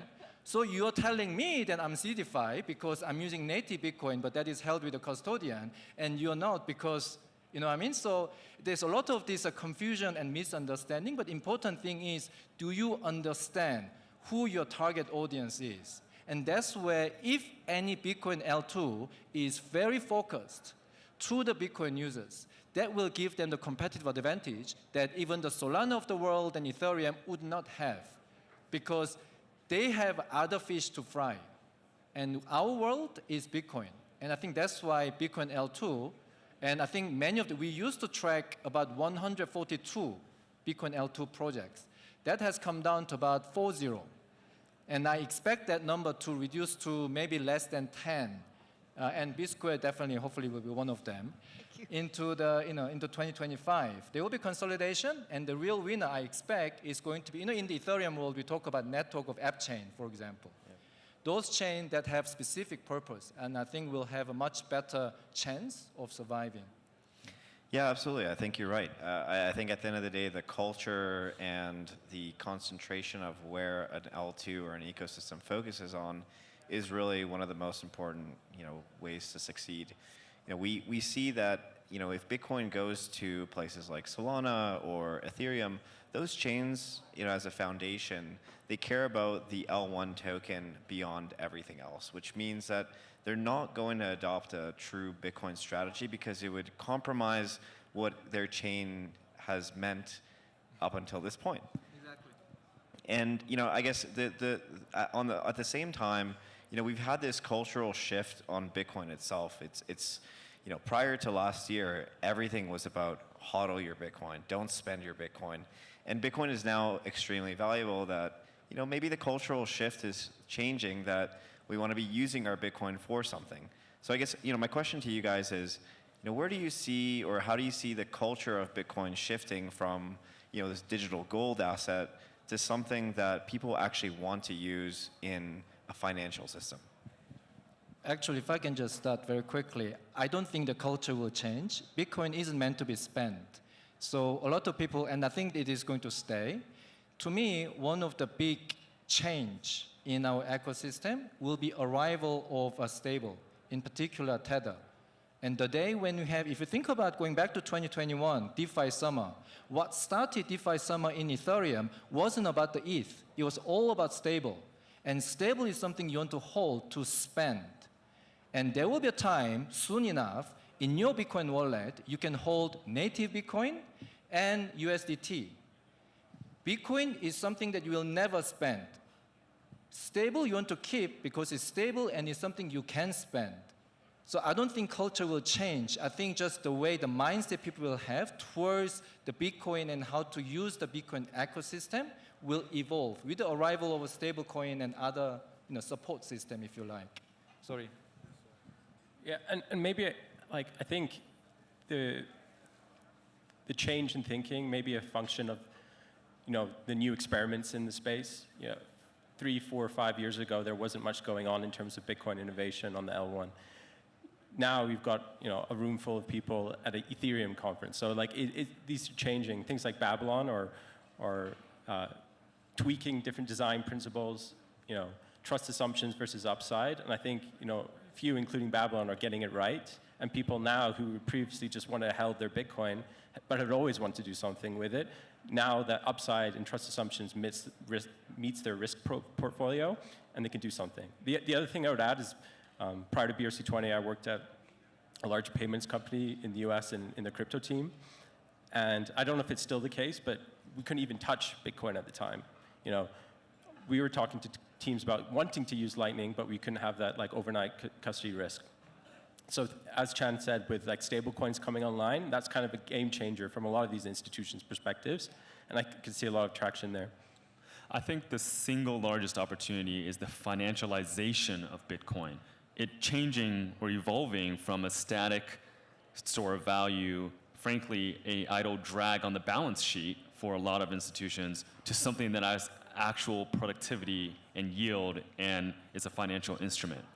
At BitGo, I'll give you a story, I'll give you some anecdotes. Last year, BitGo hit 100 billion in AUC, which is massive. 30 to 40 billion of that was pure BTC doing absolutely nothing, paying custody fees to BitGo. So the question is, when we look at liquidity of Bitcoin and Bitcoin derivatives, you see WBTC and you're like, oh, 130,000 BTC, they must have won the game. I'll flip that and ask, why is it only 130,000? There's so much more sideline BTC capital waiting to come in, but that's dependent on the right yield products, structured products that are actually sustainable, and the infrastructure that allows them, the institutions, to come in size to access that yield. I totally agree with Dr. Chan and Thomas sharing. We also see that this kind of attitude towards BTC holders is not easy to be changed in the near future. But how do we build the link between BTC and stablecoin participating in more sophisticated DeFi activity or even real-world investment is something that we need to work on. And I believe the power of the institutions, of the financial organizations tap into this area will help to solve this kind of problem. So I believe last week in Hong Kong, the consensus, a lot of people are talking about RWA, like the Plume is one of the top projects mentioned a lot. But we were thinking about how we can bridge BTC assets, this massive capital, to this kind of world. So I don't have a concrete plan now, but that is also something we're working on. Sorry, one quick addition. There is a forcing function happening, which is, and I'm giving it both East and West perspective. In the East, what I've seen is the retail users are a little bit more risk forward with their BTC. The institutions are very conservative. In the West, the retail users are HODL, not your keys, not your crypto. I'm not going to do anything with Bitcoins in a cold wallet. The institutions, however, in the West, they have to be pragmatic. They have to earn a return on the the capital in their treasury, right? So they're always looking for actual yield sources. You mentioned regulation. SAB 121 was this thing in the US, which is a accounting guidance that said, hey, if you're a publicly traded company, if you touch crypto, you have to put it on your balance sheet. That prevented pretty much every institution from getting into crypto and keeping it at a BitGo or an Anchorage or Coinbase. Now that that guidance is no longer, it could open up the regulatory sphere for Inc. 500 companies, right? Fortune 1000 companies to start being more active in crypto assets. Just on that, so I think because of that, actually one of the biggest segment that I think I am generally bullish on is the Bitcoin yield product. But I think it needs to be a bit more nuanced. And I think the fact that Bitcoin holders and users are a lot more comfortable with CeFi. I mean, the thing is, you talked about Bitcoin liquidity, for example. Bitcoin is like a 17 billion, and it's trading like 160 billion a day, all in CeFi. So everyone is comfortable, and it's liquid, but everyone is comfortable with a custodian and so on. Unlike that, so from the cultural perspective, despite Bitcoin being the most decentralized and secure asset in the world and in chain, we are a lot more comfortable working with a custodian. And I think that actually makes Bitcoin builders given opportunity to create products that are a lot more suitable to the likes of institutions. In fact, a lot of institutions, this is first time for me to come to Denver, and it's a beautiful city, by the way, different from Hong Kong. But you talk to those people, and then they say, oh, if you can create Bitcoin yield, and I really don't care whether it's on-chain or off-chain, but can you please deliver that product so that I can buy off-chain? Not on-chain. And then I have on-chain players asking exactly the same thing. So the ability to be able to cross on-chain and off-chain and creating that Bitcoin yield product, I think that can actually be very valuable. I think you said that, yeah. Yeah, no, appreciate you guys having the time to come and join us here today and present in front of the audience. I think we're just up on time, but hoping to see, maybe we come back next year and we see how much of this liquidity we actually unlock with, Bitcoin actually coming to these L2s, Bitcoin coming in wrapped asset format to some of the most popular and used L1s, and even, unlocking the liquidity and activity at the base layer with things like BRC20s, runes, ordinals, and everything else that's going to come up from, future experimentation. Thanks for coming up here. Thank you. We're going to have 2 keynotes back to back, some awesome conversations. The first person up is Chandra from Portal DeFi. So they're going to be talking about yields and how not all yields are the same. Can everyone hear me? Awesome, awesome. Thanks everyone for being here and sitting through the entire morning. I want to talk a little bit about yields because that's the hot topic right now. And the reason I titled this, Not All Yields Are Born Equal, is because they aren't. So sometimes in crypto, we kind of tend to forget all of the lessons learned in financial markets for hundreds of years. This is a classic screenshot from Seth Klarman's margin of safety. And so 80s, what happened was people lost track of risk. They just wanted a higher yield. So junk bonds, Michael Milken, the whole story, some of you may probably know or remember. And that risk came back to bite them where it shouldn't. So when you go back to basics and ask yourselves, what is yield? The more important question than how much are you getting is what is the risk-adjusted yield? And can you actually measure the risks? What is the security risk of a custodial solution that you're putting your hard-earned Bitcoin into, right? Second, like the panel on the last, the gentleman on the last panel said, are the yields backed by are they sustainable, and what does that actually mean? Are they backed by demonstrated, proven demand in the market? Are there users? Are there revenues that actually support this yield? Those are the basics. It's very simple. It's not super complicated. So where do we think our yields come from? Let's see. There are two businesses in this industry that are secular and sustainable. Exchanges, right, access dexes. Cross-chain DEX volumes are, about 1.8 trillion this month, even in this down cycle. And so on top of that, we actually provide the only trust-minimized cross-chain liquidity layer. And I know words get thrown around a lot. People say all sorts of claims. Basically crypto is computer science jargon with a marketing spin, right? So how do you actually make a claim like the only trust minimized? And on top of that, we provide at the app layer, the fastest, smoothest, most secure and simple user experience. So you can take your native Bitcoin, swap it into ETH, SOL, ERC20s, USDT, whatever you want, on-chain lending, unlike what some centralized exchanges are doing. The reason why most people want to get a loan on their Bitcoin instead of selling it is to avoid the tax hit. So if you convert it into WBTC or whatever, you are basically inheriting the problem that you want to avoid in the first place. So all of this is made possible by some technical breakthroughs that we've come up with, which didn't originate with us, but we took a lot of that research and concepts and actually implemented them.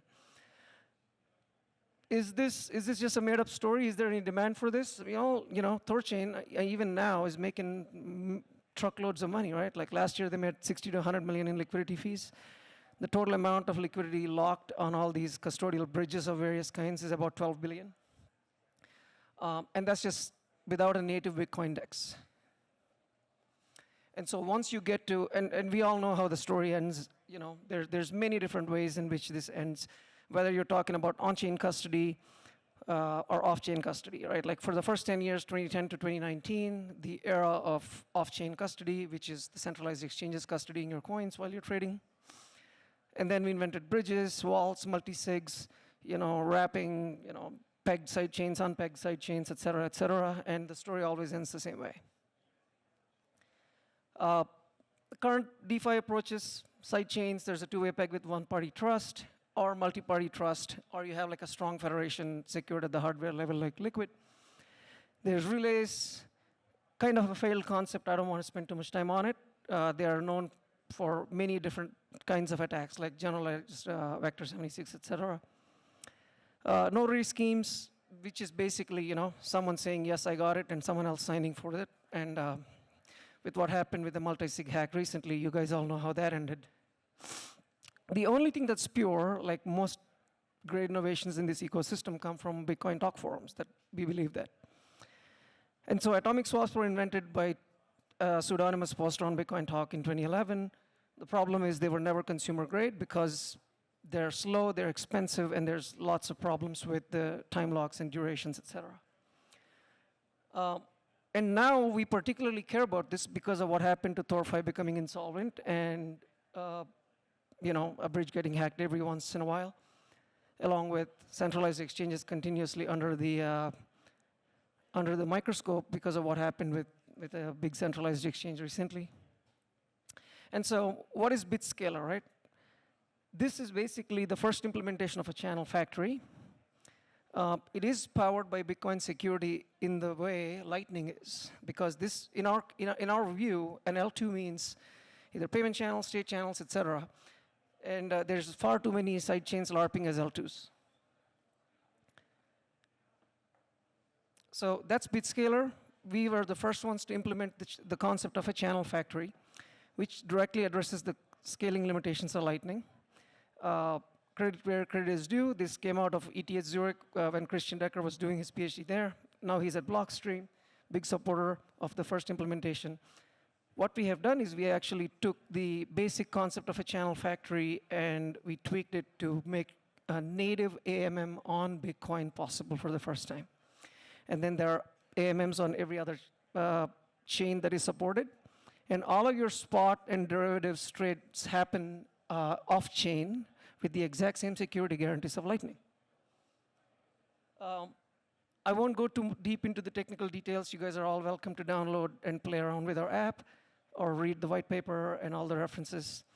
The key innovation here is the liquidity pool, funds from various different liquidity providers can get pooled together off-chain, and distributions can happen off-chain without on-chain footprint.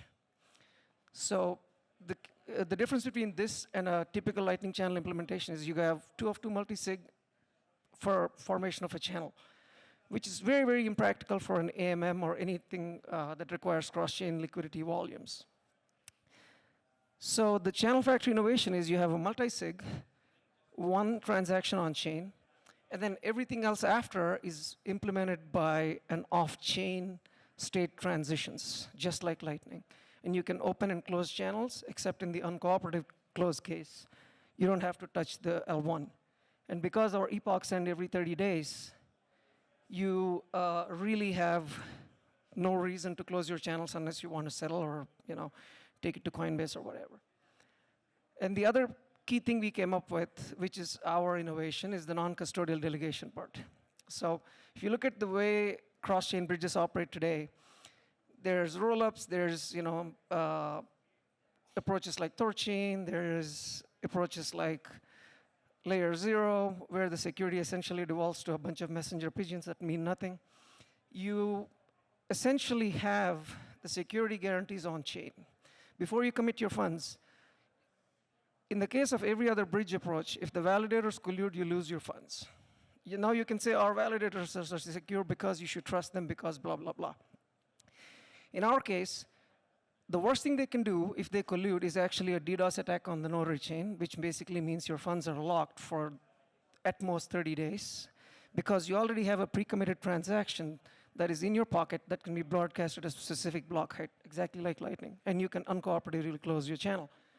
Validators, in our case, are just acting as a distributed network of watchtowers. They never custody your funds. So all of the tech is fine and good. Let's see actually if this works. Oh, it is working.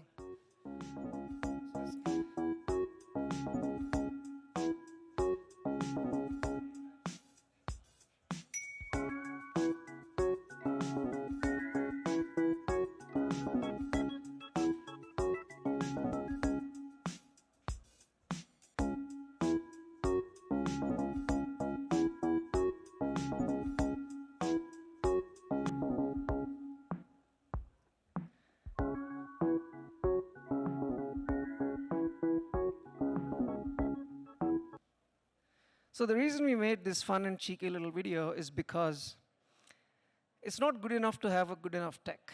You need to have a good enough user experience, distribution, marketing, the whole thing, all of the things you take for granted, right?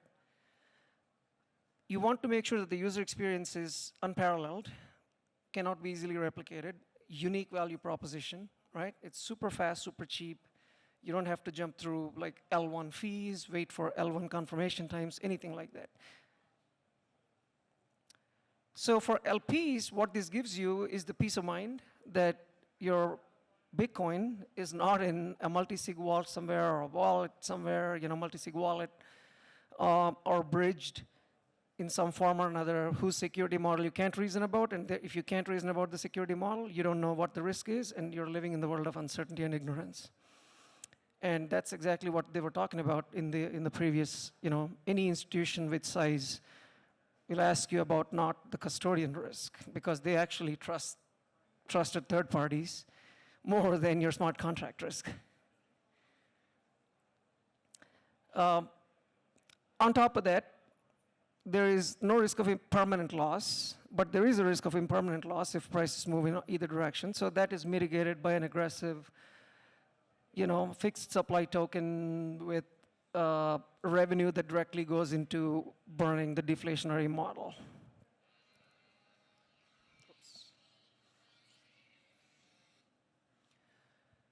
And so I want to end with this slide because we think crypto goes through cycles. We've gone through the ICO cycle. We've gone through the meme coin cycle, L1 investment cycle. The L1s continue to accumulate value, mostly because it's just Bitcoin and Ethereum on top. And, excuse me just a sec. And then there was this brief phase during which the AI coins were like the new hotness, right? But we think most of the capital will rotate into revenue models, real utility, proven demand, and that's exactly what we're bringing to the market.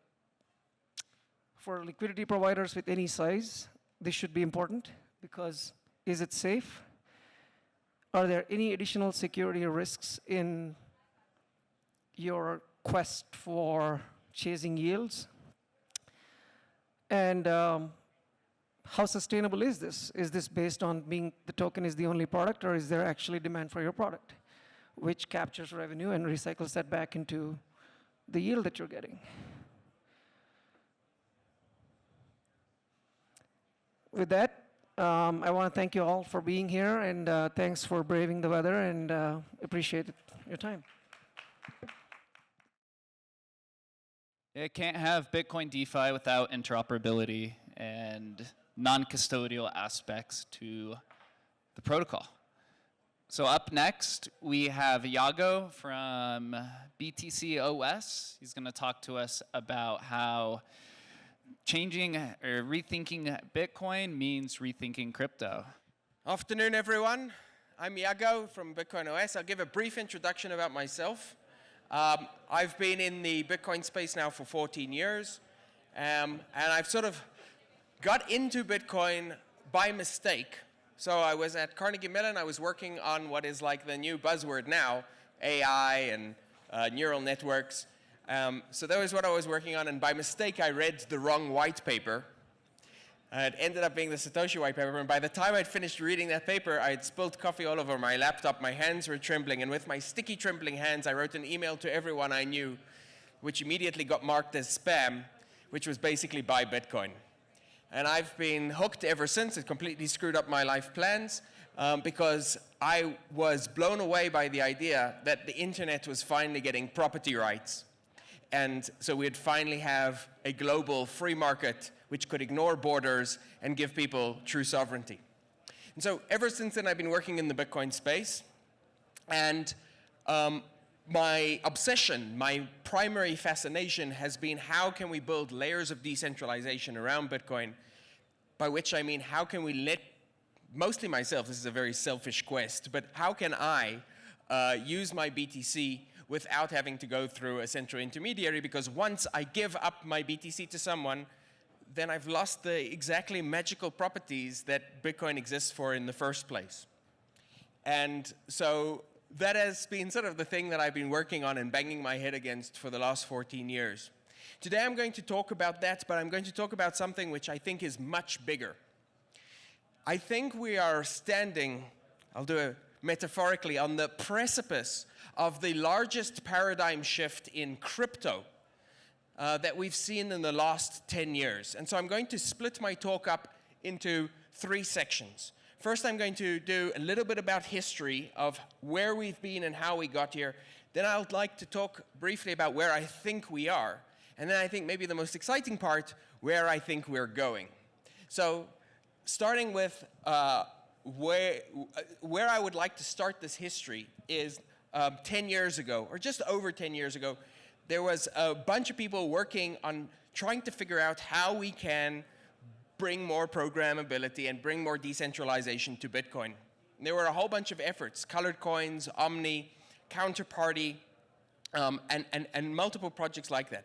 One of the people working on this, and sort of like that was the crowd that I was swimming in, one of the people working on that was a young guy called Vitalik. And Vitalik lost patience. He just couldn't take it anymore. We're not managing to get this into Bitcoin. And so he created a new way of thinking about how you can build applications for crypto. And his idea was this. What you're going to do is you're going to take the entire chunk of software. Today we usually call that a smart contract, but I think that's a little bit sometimes confusing language because it's just software. So you take the entire piece of code, you take the entire virtual machine, and you take all of the data and you shove that into a blockchain. And then and the reason that you're doing that is so that you can create verifiable compute. You can run software that everyone can make sure was run in exactly the same way, was run correctly. You can create, in other words, consensus around how software was run. And then in order to achieve that verifiable compute, what you do is you have every single full node, every single validator rerun again and again and again and again for thousands of times the same piece of software. So that is extremely redundant, and it does not scale. And Bitcoiners were telling Vitalik 10 years ago, this is not going to scale. And here we are 10 years later, and the Bitcoiners were right. It does not scale. But it has been an extremely powerful innovation. It has introduced the entire world of DeFi, of DAOs, of smart contract chains, and created the crypto paradigm that we've been living in, outside of Bitcoin, that we've been living in for the last 10 years, which is the smart contract chain paradigm, right? So you had Ethereum, and then you got Cardano, and BSC, and Avalanche, and Solana, and Sui, and Aptos, and probably thousands of others that we've either forgotten or that we haven't heard of. But that has been the way that you've been doing smart contracts up until now. So that was the on-chain smart contract chain paradigm. And the reason I think we're on the precipice of a massive sea change, which is going to place Bitcoin at its very, very center, is because the only way you could have done verifiable compute up until very recently was by doing that. But now, because of very recent changes and advances in cryptography, we have another way. So that brings us to part 2, the present. Where are we today? And before I talk about Bitcoin, I'd like to talk about Ethereum for a moment, because I think Ethereum is instructive. So what is happening on Ethereum? Ethereum did not scale as predicted. And so what Ethereum is trying to do now is to take all of that compute and push it off-chain, but then bring it back as proofs to the chain using zero-knowledge cryptography, right? So what is zero-knowledge cryptography? Very briefly, it's the ability to prove that something happened without having to show how it happened. So where we are seeing the crypto world now, and sort of one of the reasons that the Ethereum community is struggling a little bit, is because it's going through this very, very non-conscious paradigm shift, which sort of doesn't make sense for Ethereum in the first place. Ethereum was designed to have everything on the chain, but now that everything is moving off the chain. And how is everything moving off the chain? Well, we usually think about roll-ups or all kinds of other external compute environments, but the basic principle is we're taking external compute that does not happen on the chain, we're verifying it, creating a proof, a zero-knowledge proof of it, placing that into the chain. And that turns out to be functionally equivalent to actually writing the smart contract or writing the software into the chain. The reason it's so powerful is because you can just have one single computer run the computation and then just create the proof, and that tiny little proof is the only thing people need to verify. So what does that mean? It means that we're in the process of unbundling smart contract chains, basically taking all of the compute off-chain and creating these systems which don't live on the chain at all, but just post proofs to the chain. Okay, so that was all a bit technical. Why is this important? Why is it exciting? Which brings us to part 3, the future. And here I'm going to be talking about the very, very near future. So what this means is that this entire world that we've lived in for the last 10 years, where everything had to happen on chain, is no more. And the activity now can be done client-side. What we really need right now is an extremely reliable, extremely minimal chain where you can just post proofs. And it turns out that we have just such a chain. a chain which has never tried to shove the smart contracts into itself, a chain which has remained extremely minimal and reliable, and a chain which is trusted by everyone. And that chain is Bitcoin. And so we are now at a point where Bitcoin, because of things that happened in the smart contract world, things that have happened really on Ethereum, is now getting to the point that it is fully capable of doing any kind of smart contract, of verifying any kind of compute using Bitcoin and becoming functionally equivalent to Ethereum without having to have the smart contracts and the complexity that Ethereum has. But something else is happening at the same time, which is as interesting. So while all of this was happening in smart contract crypto land, Bitcoin was working on a completely different idea. Bitcoin was working on this idea that let's take all of the complexity off-chain. And we've seen some extremely successful examples of this. Ordinals, BRC20, runes, these are all client-side verified systems. In other words, these are systems that their activity does not occur on-chain, it occurs off-chain, but you put enough information on-chain to make it interpretable and to make it immutable. So you're able to piggyback off the security of Bitcoin without adding additional complexity or a great deal of data to Bitcoin. So Bitcoin is actually already practiced with this new coming paradigm, this unchained client-side verified paradigm.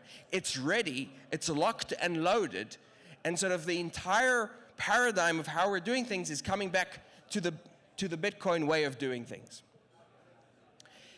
So what's the last piece? What's the last missing piece? The last missing piece is the ability to actually do ZK verification on Bitcoin.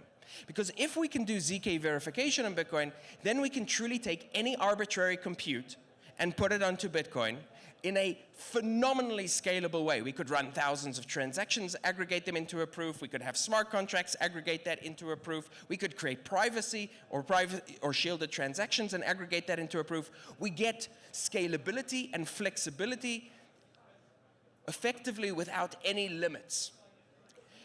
And we are now at a place where Bitcoin, for the first time, is able to start providing for ZK verification. The first ZK verification that ever occurred with Bitcoin happened in July of last year. I was part of the project that made it happen, BOS, or Bitcoin OS. And that was an extremely sort of fragile proof, which was extremely fixed. Like we had to construct it in such a way that it could only do one thing. But we're now getting to a point where we and projects that are sort of working in the space as well are building out general purpose systems or an entire operating system for Bitcoin, which provides for the opportunity to build systems of scale, of infinite throughput, and able to do any arbitrary compute. Okay, so that's the technical side. Now, what does this actually mean for Bitcoin? And perhaps more importantly, what does it mean for us and for the world? There's so much that we haven't been able to do with Bitcoin. And there's just as much that we haven't been able to do with crypto. Because of the old paradigm, we kind of got stuck. On the one hand, we had BTC, an extremely reliable asset, the most popular crypto asset in the world. And on the other hand, we had sort of Web 2, extremely performant, fast, but completely centralized. And smart contract chains sort of kind of ended in the middle, not as decentralized as Bitcoin, but not as fast or as powerful as Web 2. And so this whole idea of Web 3 was kind of a lie. We were never going to be able to build in that old paradigm this new internet, because everything was running on computers that had to rerun everything. And that's not how the internet works. The internet works passing messages from node to node. But where we're going now can actually create an internet of value, can allow us to pass proofs between parties without having thousands of computers re-verify and redo that compute. And so what we're starting to see at Bitcoin OS is a glimpse of the future. I'll give you guys a few examples. The first is one of the things that people have been talking about in Web3 is the idea of gaming. How awesome would it be to do gaming with, you know, assets that you can truly own? That was actually one of the first ways I tried to get into Bitcoin. I started working on gaming in 2013 because I thought that's how we would popularize digital assets. So today we're talking with a number of games companies, and we are helping them understand that they can actually run the games the way they've always run games, on massive data centers in a completely centralized way, but by running them as verifiable compute and placing that verification on Bitcoin, they can create trustless bridging of their system to Bitcoin. They can secure the state of the game with Bitcoin, and they can create assets in-game which live on the Bitcoin ecosystem. Another example is AI. Right now it's a bit of a buzzword, and I think for the most part will continue to be a buzzword because you're never going to do, you know, you're never going to run a foundation model or do inference on a blockchain. That is insanity, right? Think about a Solana node and how heavy it is, right? A Solana node is nothing in comparison to what you require to run AI, right? Where people are building data centers the size of factories powered by an entire power station. Imagine that your blockchain, every single node had to be a power station attached to a factory full of a factory-sized data center. It's never going to happen. But what we are getting is we're now starting to see the emergence for the first time, just over the last few months, of completely verifiable AI. One of the coolest examples of this is ZK Llama, which allows you to build fully verifiable, fine-tuned AIs where you can actually verify the compute. Why would anyone want to do this? The reason people would like to do this is because, and I was just talking to someone here, they would love to use AI in their company, but they can't because they would be giving up to a central party trade secrets. But if you can provide a verifiable compute, right, and you can actually hide the actual data that you're providing utilizing ZK, you can actually run AIs that interact directly with a blockchain. And so we're starting to see for the first time AI projects talking to us about integrating what they're doing with Bitcoin for initially agents that would allow users to use their Bitcoin in new and interesting ways. But I don't know where this is going to go. The third thing is the ability, and perhaps this is going to be the most exciting thing in the near term, is the ability for us to effectively turn the entire world of crypto into a Bitcoin layer 2. And what do I mean by this?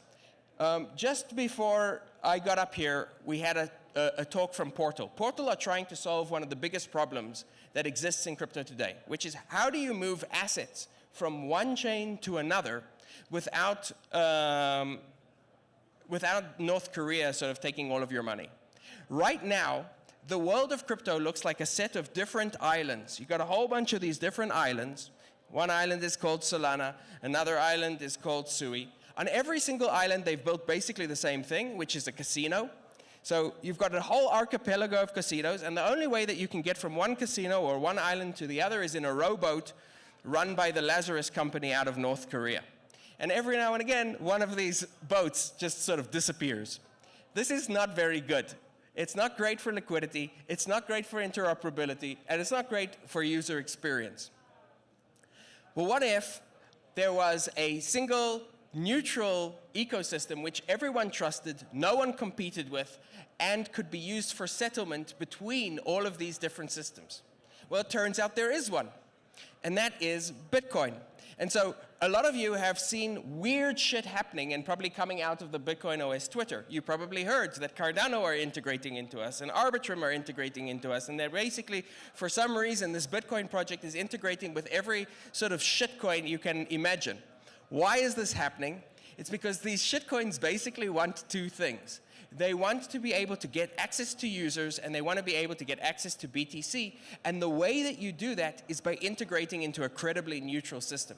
So Bitcoin is not just credibly neutral money, it's also a credibly neutral platform for governments, for corporations, for us, and also for every single other chain and crypto project out there. And so the future is that we're going to finally be able to get rid of this sort of uncomfortable middle ground that we've been in, where you weren't as decentralized or secure as Bitcoin, but you weren't as fast or performant as Web 2. We're going to be able to allow Web 2-like systems to be built in such a way that they can communicate directly with Bitcoin. And we're going to unbundle the idea of a smart contract so that we can have a single global ledger and settlement system, and we can have an entire world which can take advantage of that kind of security for building really anything. And so the goal, I think, that we've said we've been working towards, all of us as an industry, not just Bitcoiners, but everyone, the idea that we've been touting for the last 16 years, besides sound money, the second idea was we are going to build an internet of value. And we are finally at a point where the technology that is available to us can actually match the hype. And so it is no small irony that the world of crypto and the world of altcoins are sort of losing faith in the mission that they've been espousing just at the moment that it's finally become possible. And it's finally become possible on Bitcoin. So the future of Web3 is Bitcoin. Thank you very much.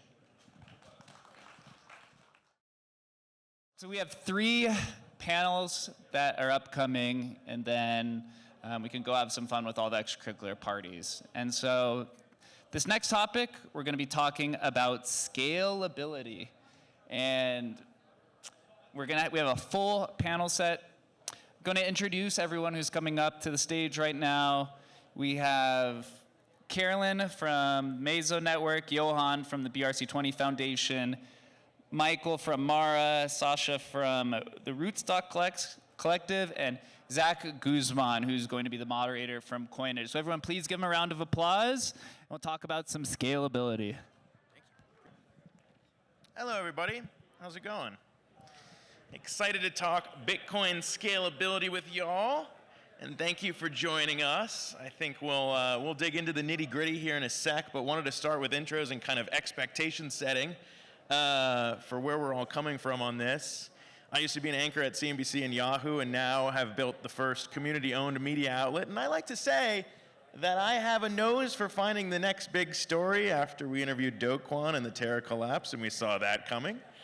And now we're here talking Bitcoin and scaling on Bitcoin, and I think we're all agreed that this is the next big opportunity in crypto, and I think if we're all here, that's what we're here to learn more for. And we got a great panel, and I'm just going to pass it off here to do some intros, and then we'll get into it real quick. Thanks, man. My name is Johan. I'm the Chief Business Officer at Best in Slot. We have the most used widely API in the industry of Bitcoin native asset data, ordinals, runes, BRC20s, and we also co-lead maintain the BRC20 protocol with Unisat. Yeah, that's me. Hi, I'm Carolyn Reckow. I'm the COO of Thesis, which is a venture studio that mainly focuses on Bitcoin. We've launched maybe like 6 things, including Fold, which recently went public, TBTC, Bitcoin Bridge, and right now we're focused on Meso, which is, it's in the L2 category, but we're really focused on bringing a lending use case to market. So it's fixed rate loans against your Bitcoin, so you don't have to sell, and really targeting more of the retail audience versus degens. Hey, I'm Mike Casey, and I am the chief architect of the Enduro sidechain platform, and also I'm a director of software engineering with the Maritech arm of Mara, which is the largest single miner in the world. We're actually basically a giant solo miner. But yeah, this is our our sidechain effort in order to attempt to make sure the miners remain paid in the future and keep Bitcoin stable. Great. Hey, my name is Sasha. I'm the founder of the Rootstock Collective, which is a DAO built on Rootstock and technically also the first real Bitcoin L2 DAO, if you will. Our mission is to accelerate the growth and decentralization of Rootstock, and by doing so, we think we can create a decentralized and self-sustaining ecosystem. That's me. So as I said, we have a very experienced panel up here, and I think, we're going to approach this from a few different angles because, the title is a bit nebulous for a reason. The future of Bitcoin scalability brings to mind a bunch of different things, but I want to start with the idea of something that has been drilled into people's heads for years now, the idea of the common phrase that even Larry Fink is now saying, which is Bitcoin is digital gold, which I think is kind of going to have to be undrilled into people's heads to think about it just only being, you already jumped up, so it sounds like we're starting with the right topic because Very people, much so. people don't, let's start there because in order to make it not just digital gold and scale this, what do we need to do first? Well, okay. Well, first, let's just address the digital gold topic. I mean, yeah, okay, you can say Bitcoin is digital gold and it's a store of value, but why? Why is it a good store of value? It's tautological if you can't do anything else with it. It can't be a good store of value because it's a good store of value. If that's the case, then we revert to greater fool theory, and it literally is something that will implode in on itself. So yeah, you're 100% right. You have to be able to use it for something. It has to have a utility. There's multiple ways that can go. I'm a bit old school. I'm not one of the people, I'm probably the only person up here who won't shout, yield, yield. That's not it. I honestly think scalability, we could bring Bitcoin back to a payment mechanism and make it something and replace the HODL meme of digital gold. We did it once before with spend and replace. So spend and replace, yeah. Okay, in 2014, I bought a computer off Newegg, and it was a discount, right? So I got 20% off the computer parts, and I put that computer, I still have this computer, it still runs today. It was a badass machine. But it cost like 2 Bitcoin, but I don't care because guess what? I bought it back. Yeah. Right? And that's the biggest thing. If we don't use Bitcoin and create some sort of circular economy where people, because everybody wants Bitcoin, but nobody accepts it. Yeah. It's so bizarre. And it's all because Bitcoin hasn't been able to scale. We can make Bitcoin scale. Yeah. It can be money again. Well, I want to talk about that because I just got back from El Salvador, and if you haven't been down there, it's actually really exciting to see people using Bitcoin and payments as if it's just normal standard fare, and I guess that's what happens when a government kind of leans into it. But in terms of that utility and use case, Carolyn, I want to ask you kind of about the idea of, I feel like this is still an ongoing debate, does it need to be building kind of DeFi that worked on Ethereum on Bitcoin? Does it need to be that? And what is kind of the opportunity to do so, since so much money has come in now into the Bitcoin ecosystem that finally that opportunity is basically, I think, like gasoline that can explode just based on how much money is now in the Bitcoin ecosystem? Yeah. I think when we talk about scaling Bitcoin, sure, there's a lot of interesting tech out there, BitVM, but that's all kind of we'll see. But in terms of practically, right now what's happening, explosion in wrapped assets is huge, right? You got WBTC, the OG, TBTC, which is, we've been around 5 years, longest running decentralized wrapped asset, never been hacked. And then more recently, you've got Coinbase, right, with CBBTC. So there's you see this huge increase in people bringing their Bitcoin on chain and trying possibilities, right, for yield. And talk about utility. I think it would be amazing to get back to a world where you have this full circular economy and people are spending. But I think you got to start small, and first use case is lending, right? And right now, DeFi and variable rates and a lot of degen activity is how people are going to come into the system. But I think long term, we want to think about how can you provide an opportunity for someone to get a mortgage on chain or a loan for a small business in emerging markets, for example. And that's what we're focused on at Mezzo. So Coinage is a DAO. Sasha, we were just talking about this before we came up here, but I think the Bitcoin ethos is also very cool in the way of ownership and the original crypto showing how value can accrue back to token holders. And that is something that I think is like ingrained in Bitcoiners, and the idea of fair ownership. I will say technically that Coinage launched technically on ETH in terms of how we launch these things, but I think we're at ETHDenver. Talk to me about kind of the idea of instilling that DAO ethos in what's now being built on top of Bitcoin as it scales utility. Absolutely. So for us, multiple things are very important in terms of launching that DAO on Bitcoin. Some of the things are definitely around governance, because we feel like decentralization and governance are just very aligned with the overall ethos of Bitcoin. So super, super important. But we also wanted to solve another thing, what we think by the historical of Bitcoin was not really represented very well, which is about the value capture. Bitcoin, by its original design, mainly rewards the miners and the hodlers, right?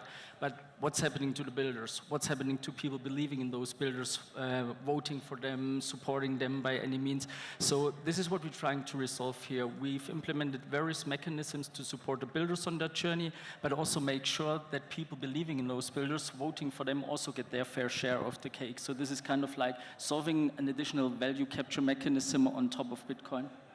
This is, so the next part of this panel, I want to get into kind of learnings and the evolution of why this is the moment. And I think we'd probably all agree, and just to throw it out there as kind of the reason why we launched on ETH was because a lot of this infrastructure really hadn't been built when we launched in 2021. And so fast forward to 25, and now all this stuff's easier.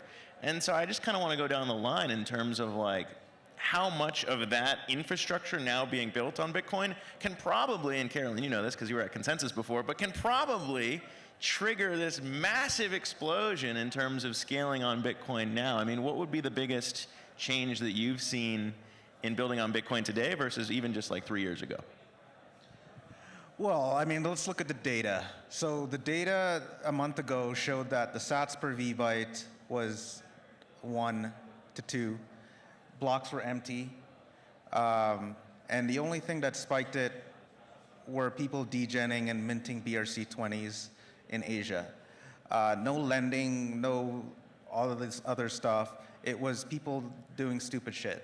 So it's where is the product market fit, and what do we need to put the gas on in terms of scalability for that? How do we onboard more people? It's through things like ordinals, through collections, through BRC20s, through runes. That's my biased take, but that's also what the data shows. Yeah, when we talk about scaling Bitcoin, I think in a lot of ways what we're really talking about is scaling interoperability. It's not going to just stop with EVM chains or Ethereum and Bitcoin, like we're already seeing with Solana, or even with ordinals, right? You saw that that big explosion. Most of those people came from the Solana ecosystem, and that's going to continue. And I think something that is really important and is going to change, has to change, as improvements in UX, right? Because when we are bringing new people into the ecosystem, Bitcoiners that have done nothing but hold, hodl, and they haven't done much self-custody, they're not going to suddenly be able to jump into 15 different hoops to do something cool on chain. We have to improve that experience, and I think there'll be some sort of reset. To my mind, the biggest single thing about this particular moment, as opposed to years past, 2021, the narrative is kind of flipped.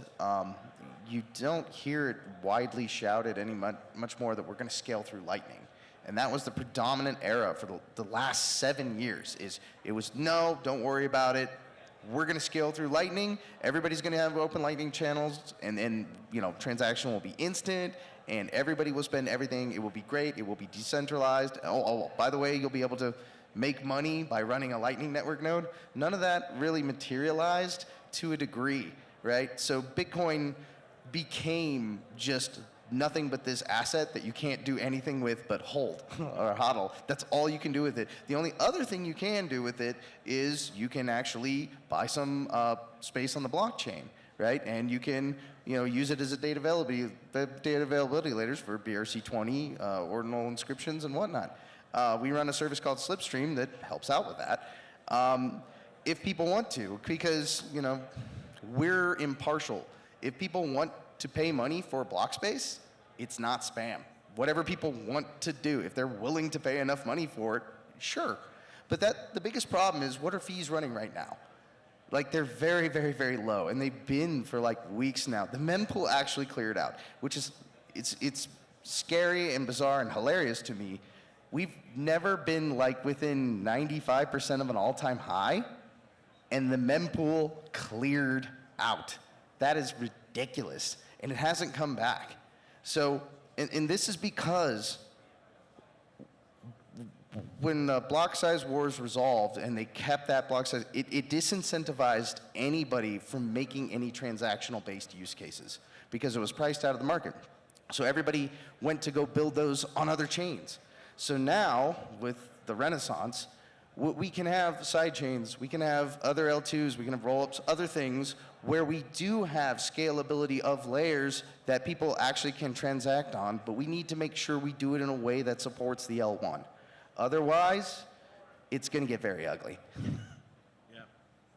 Just wanted to add a little thing about that. Like, the one use case that we do see in the ordinals is like using Bitcoin as a database. And if you think of it as like a storage layer, then it's a finite size. So it's like, can we really scale that if there's a finite amount of space? Not on main chain. That's the thing, right. And that ship kind of sailed. What's really ironic, I was at OpNext, and Taj Draja, who was the creator of Lightning Network, was there very softly, if you weren't paying attention, you'd miss it, advocating for a block size increase, because Lightning doesn't work without one. It doesn't scale. And, but nobody even noticed. And because it's not something that's in the collective conscious, it's not feasible anymore. So that's been decided. Nobody wants to relitigate it. So the only way we can scale is off-chain. But what does off-chain mean, right? It used to mean L2 through Lightning. But, and it's not totally dead. I mean, but I can't get excited about Taproot assets running Tether over Lightning. So okay. So we're using theoretical Bitcoin transactions, which is what Lightning are, to pass around not Bitcoin, but US dollar substitute. Where's the Bitcoin? How does that's a Tether, that's a Ripple use case. Yeah. It's literally a rail and nothing else. So sorry, I went on too long. Also, my 2 cents. Basically, I think also in the past, it was all pretty much focused like on those technological evolutions, right? Like when we talked about scaling, but I really connect like to what Carolyn said.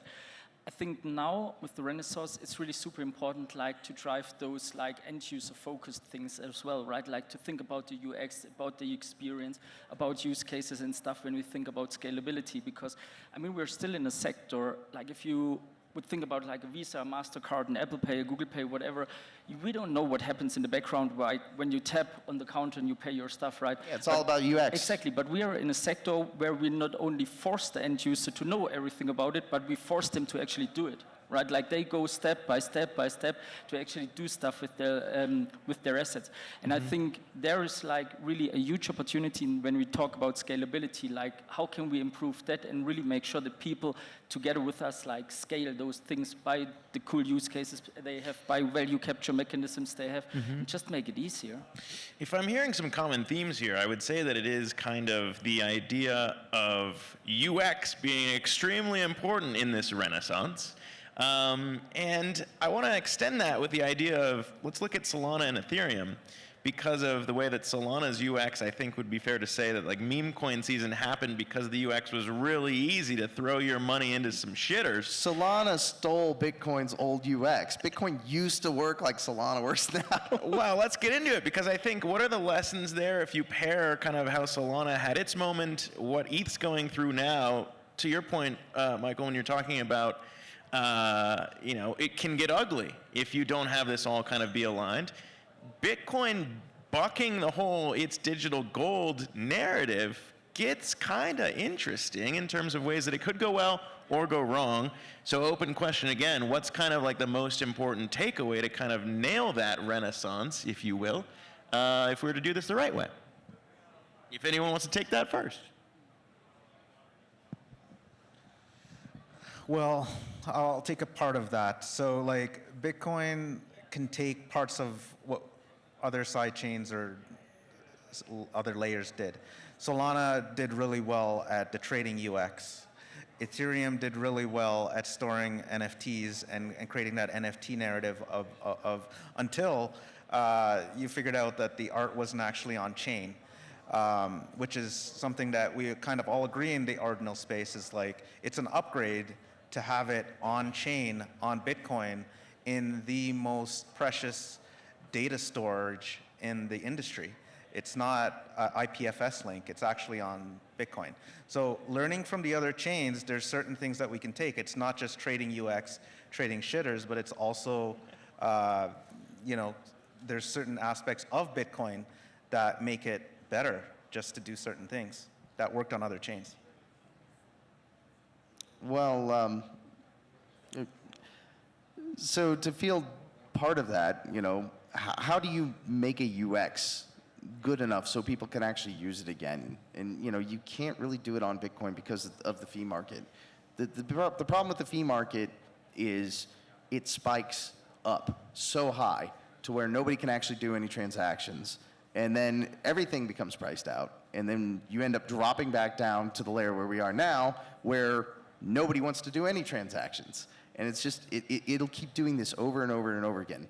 And this backlog fee market, back when the block size wars, when they said, hey, it's going to be small blocks, they said, oh, it'll be great. We'll have this backlog of fees that'll be perpetual, and it will be an even price, and you'll know if I pay this much, it'll make it in 2 weeks, like clockwork. That's not the way it works. So one of the things I tried to do to help address the situation in our sidechain, Coordinate, which it has a proxy for Bitcoin, Coordinate Bitcoin.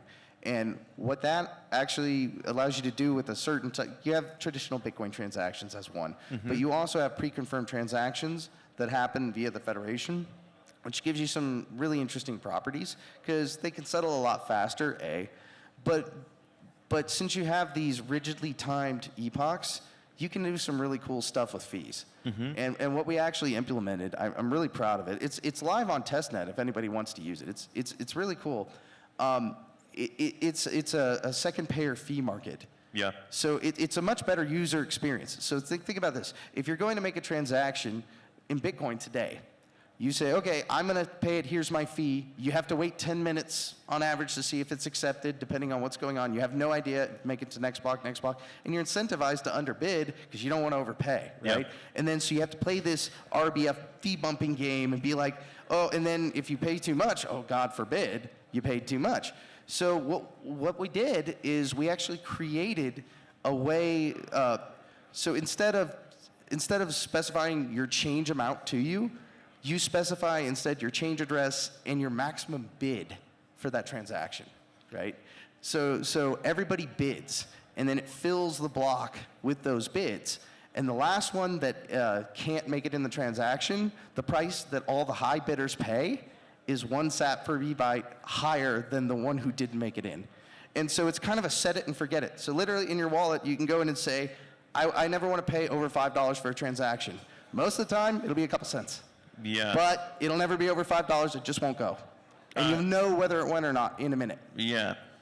So Caroline, I don't know if you have UX. thoughts on that, because I feel like, I don't know, that might be a UX that maybe some people enjoy, or if they're new to it, I don't know.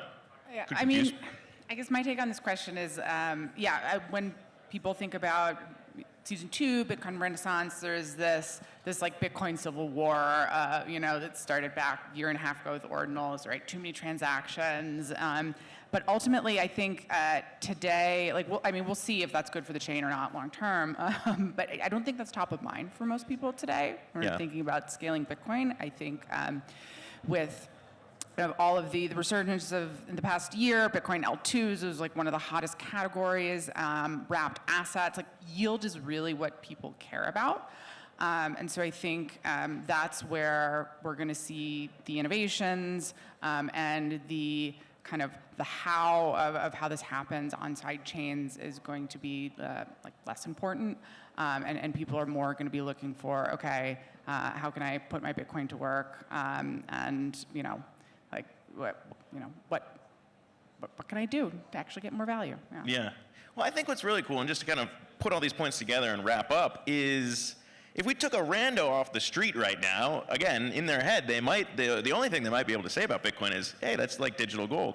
And if we were to go down the line and real quick, because we only got like 30 seconds each here to do it, but to say like the thing that you're most excited about now in the evolution of the Renaissance to you, to wrap up, and maybe we can go down reverse order. Sasha, you can go first this time, in terms of the most exciting thing in 30 seconds in the Renaissance that people should be aware of. Yeah, that's really a tough one. I think for me it's two things. One is really like to see all those improvements like on that UX side and accessibility like for more people. And then the other thing I think is like to find a lot more builders, creative builders, also bringing builders over from other ecosystems and other chains and help them, support them like to deploy on layer 2s on Bitcoin, like on Rootstock, for instance. Like I think seeing a lot of new creativity flowing into the sector with a bit of a more commercial and user focused mindset might really, really help like to help us fuel that renaissance. Yeah, for me, the biggest single thing is just the drastic shift in the way people think about Bitcoin.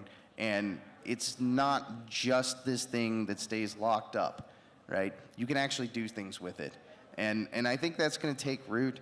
I am a little concerned about what's going on in the Bitcoin Renaissance as far as the yield, because it's very worrying to me, because I think there's going to be this massive run-up. And my question is, what's going to kill that? And the problem with yield in Bitcoin is there's only so much Bitcoin to go around. If everybody tries to get yield, there's not enough. You either don't get any yield or you lose your principal. So I'm going to throw something different out there that we haven't talked about. I'm really excited about implications for TradFi and institutions. I think ETF is interesting, and we may even start to see like ETF custodians thinking a little bit more about ways to scale Bitcoin and get more out of it. So it's coming at it from a different angle and could be interesting this year. I'm excited about the talent that's coming to Bitcoin. A lot of the people here that are building are really the best in the industry. They've learned things in other chains and they've brought it to Bitcoin. So I think like the brain drain is definitely coming here. So it's very rosy. Well, I think that's a good place to leave it for scaling Bitcoin, and appreciate y'all listening for this panel, and our thanks to Babylon as well, and all thanks to you guys for being up here with me. Appreciate it. Thanks, guys. Thank you. So we have two panelists left, or two panels left, and then we could get out of here. Two of them remaining are about adoption and US regulation. And so we're actually going to be diving into the US regulation of Bitcoin DeFi right now. I'm going to be introducing the guests one by one. So we have Tungvi, who is part of the General Council of Anchorage, Brian from Waymaker, Catherine from Starkware, and Adam from Babylon Labs. Please welcome everyone to the stage to talk about US regulation of Bitcoin DeFi. Hello, everyone, and thank you for attending, and have a great legal panel for you. Really incredible, incredible panelists that I want to welcome. We are going to be looking at where the United States is going in terms of leadership, yes, leadership, for US regulations when it comes to crypto and blockchain. If I can, I would like the panel to introduce themselves. So, please. Hi, I'm V. Lee. I'm the General Counsel of Anchorage Digital. I'm Catherine. I'm General Counsel of Starkware. And for the purposes of this panel, I'm an ex-centralized exchange GC and also an ex-DeFi GC. Hello, Brian Klein. I'm a partner at Waymaker, and we do lots of litigation in the crypto space. Yeah, That wasn't enough bragging, so we can do more of that. V was at WorldCoin, as well as Bain Capital, as well as the SEC. Some incredible. Brian, I've known since 2013. He's been involved in, I would say, many of the defense cases that either the SEC has brought or FinCEN or Treasury. So he's got incredible experience and just unbelievable experience with CFTC and regulatory issues. Just a wonderful panel today. I handle legal affairs with Babylon Labs, and we'll get into it. You know, the thing is, when we planned this out, we were thinking, you know, let's give people some optimism about the idea that there will be change in the regulations, and because we've been dealing with laws that were written 80 years ago, we've been dealing with regulations that were designed to protect us against untrustworthy financial intermediaries, and we've been dealing with enforcement actions that appear to want entrepreneurs to either go to other jurisdictions or be punished here. And you know, even as we were sitting here and preparing, we've been getting text messages with updates that are so positive and interesting, and what we're hoping to do is explain a little bit of it and also forecast it. And so maybe I'll start there, which is we've been seeing the SEC dismiss cases we've been watching for such a long while, and every day there seems to be a new dismissal. We just most recently today, consensus.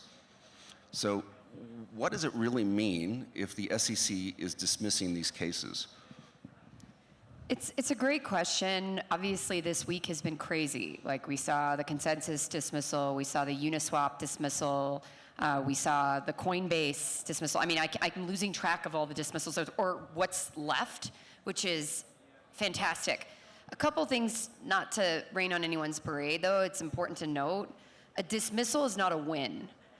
If these cases had actually litigated, and say, for instance, they'd gone through the whole litigation process, which can be a multi-year process, and won, the result, the outcome of that win would have been precedent or a decision with the force of law. A dismissal doesn't have the force of law. Just because the SEC dismissed a case against XYZ project doesn't mean that they have to do the same thing going forward.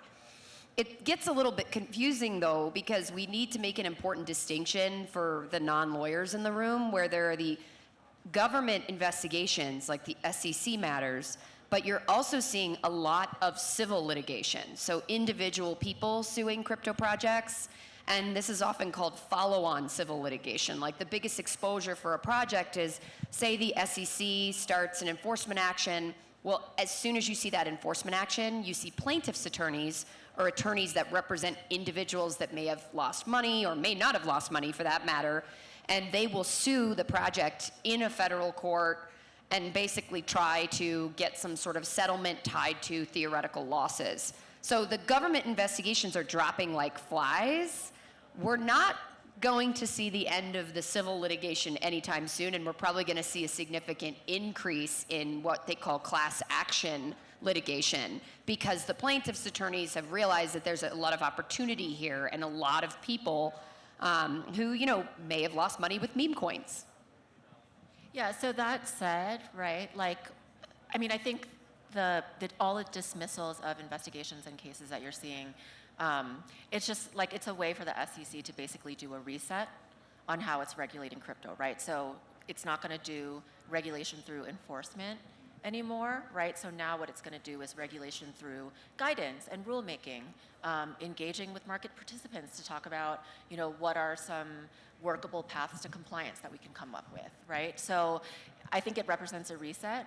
That said, with respect to private litigation, right, if you do start to see that come out of the SEC, like actual frameworks and interpretation of law, the plaintiffs' lawsuits are going to be impacted by that, right? Because the courts that are seeing these lawsuits, they're going to say, wait, that's not the SEC's view on the law. So, like, this case doesn't make sense. And I know, like, we're going to talk about Risley, the Uniswap private class action later, but it'll be interesting to see how similar cases are treated by the courts, given that the SEC is completely changing its approach going forward. Yeah, I would say a dismissal is a win, because your client. It's a huge win. Your I just client- mean it's not as much of a win after, the clients feel like a win. I take your point, but I also think that, the SEC, to V's point, is resetting. I have a number of clients who were waiting for the dismissal, and it can be an investigation too, not necessarily even a court case. They're just saying we're terminating your investigation, which is just as helpful. So that is happening across the board. The CFTC had fewer cases, and they've been directed not to enforce them, and similarly like the SEC, the Department of Justice is slowing down and appears to be also engaging in a reset. It's hard to tell the scope of that. And private litigation is, as someone who does a lot of both plaintiffs and defense work in private litigation, there's a lot of it happening right now, and there will be more, because as the market rises, as coins become more valuable, there's more money to fight over, and that's when people want to fight over it. So we're in a really hopeful, jubilant time for the industry in terms of what's happened with the SEC and Gensler's reign of terror for the last 3 or 4 years. But now we're going to see, there's still a lot of unknowns going forward. Thanks. I mean, usually it's no news is good news, and what's nice is that we're getting this constant barrage of pretty good news. Some more good news would be Hester Pierce, who always seemed to be this voice of reason at the SEC, giving her dissents, but not being able to control the enforcement regime. Now leading Crypto Task Force, and maybe bringing in some of the ideas that she had for how to approach and give guidance. It's been called the safe harbor. Could you tell can we really expect something from it? How soon, and what does it look like? Well, the great thing about this task force, and I don't know, it's a spectrum. Like when I first went into crypto, it was very discouraging to see how much the regulators understood about crypto. It was very minimal. They didn't understand the technology at all. They didn't understand what made DeFi, for example. So it was constantly like trying to engage, like back in the day when you could engage with regulators and engaging with legislators. It was a lot of very basic education. The level of sophistication has come so far. Like there are people on the SEC's crypto task force that truly understand the technology. That's probably the thing that makes me the most bullish about this task force and about how the SEC is assessing these issues. So I'm cautiously optimistic that not only do they understand it, like they're affirmatively engaging with the industry, and finally the industry isn't afraid to engage. So like the path forward for the SEC is education. As many of you might be aware, Hester Pierce proposed like a structure including a safe harbor years ago, and it was basically dismissed outright by the Gensler SEC. Now the discussion is whether this could be a workable path forward. I think it can be, because what we're grappling with now is, say for instance there's a law put into place or there's rules or regulations. What do you do about the non-compliant entities that have existed and have operated for years that aren't in line with the new interpretation of the law? There needs to be a safe harbor to facilitate the existence of those projects. A transition, as it were. Exactly. Yeah. A safe transition. Any other thoughts?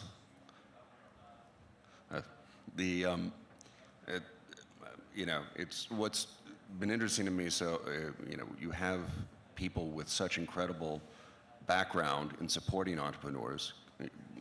David Sachs, for instance, long investment history in our field, really understands the technology, really understands American entrepreneurship, who's very focused on this and working alongside. Certainly there's still going to be a lot of contention, I imagine, in terms of trying to work out details.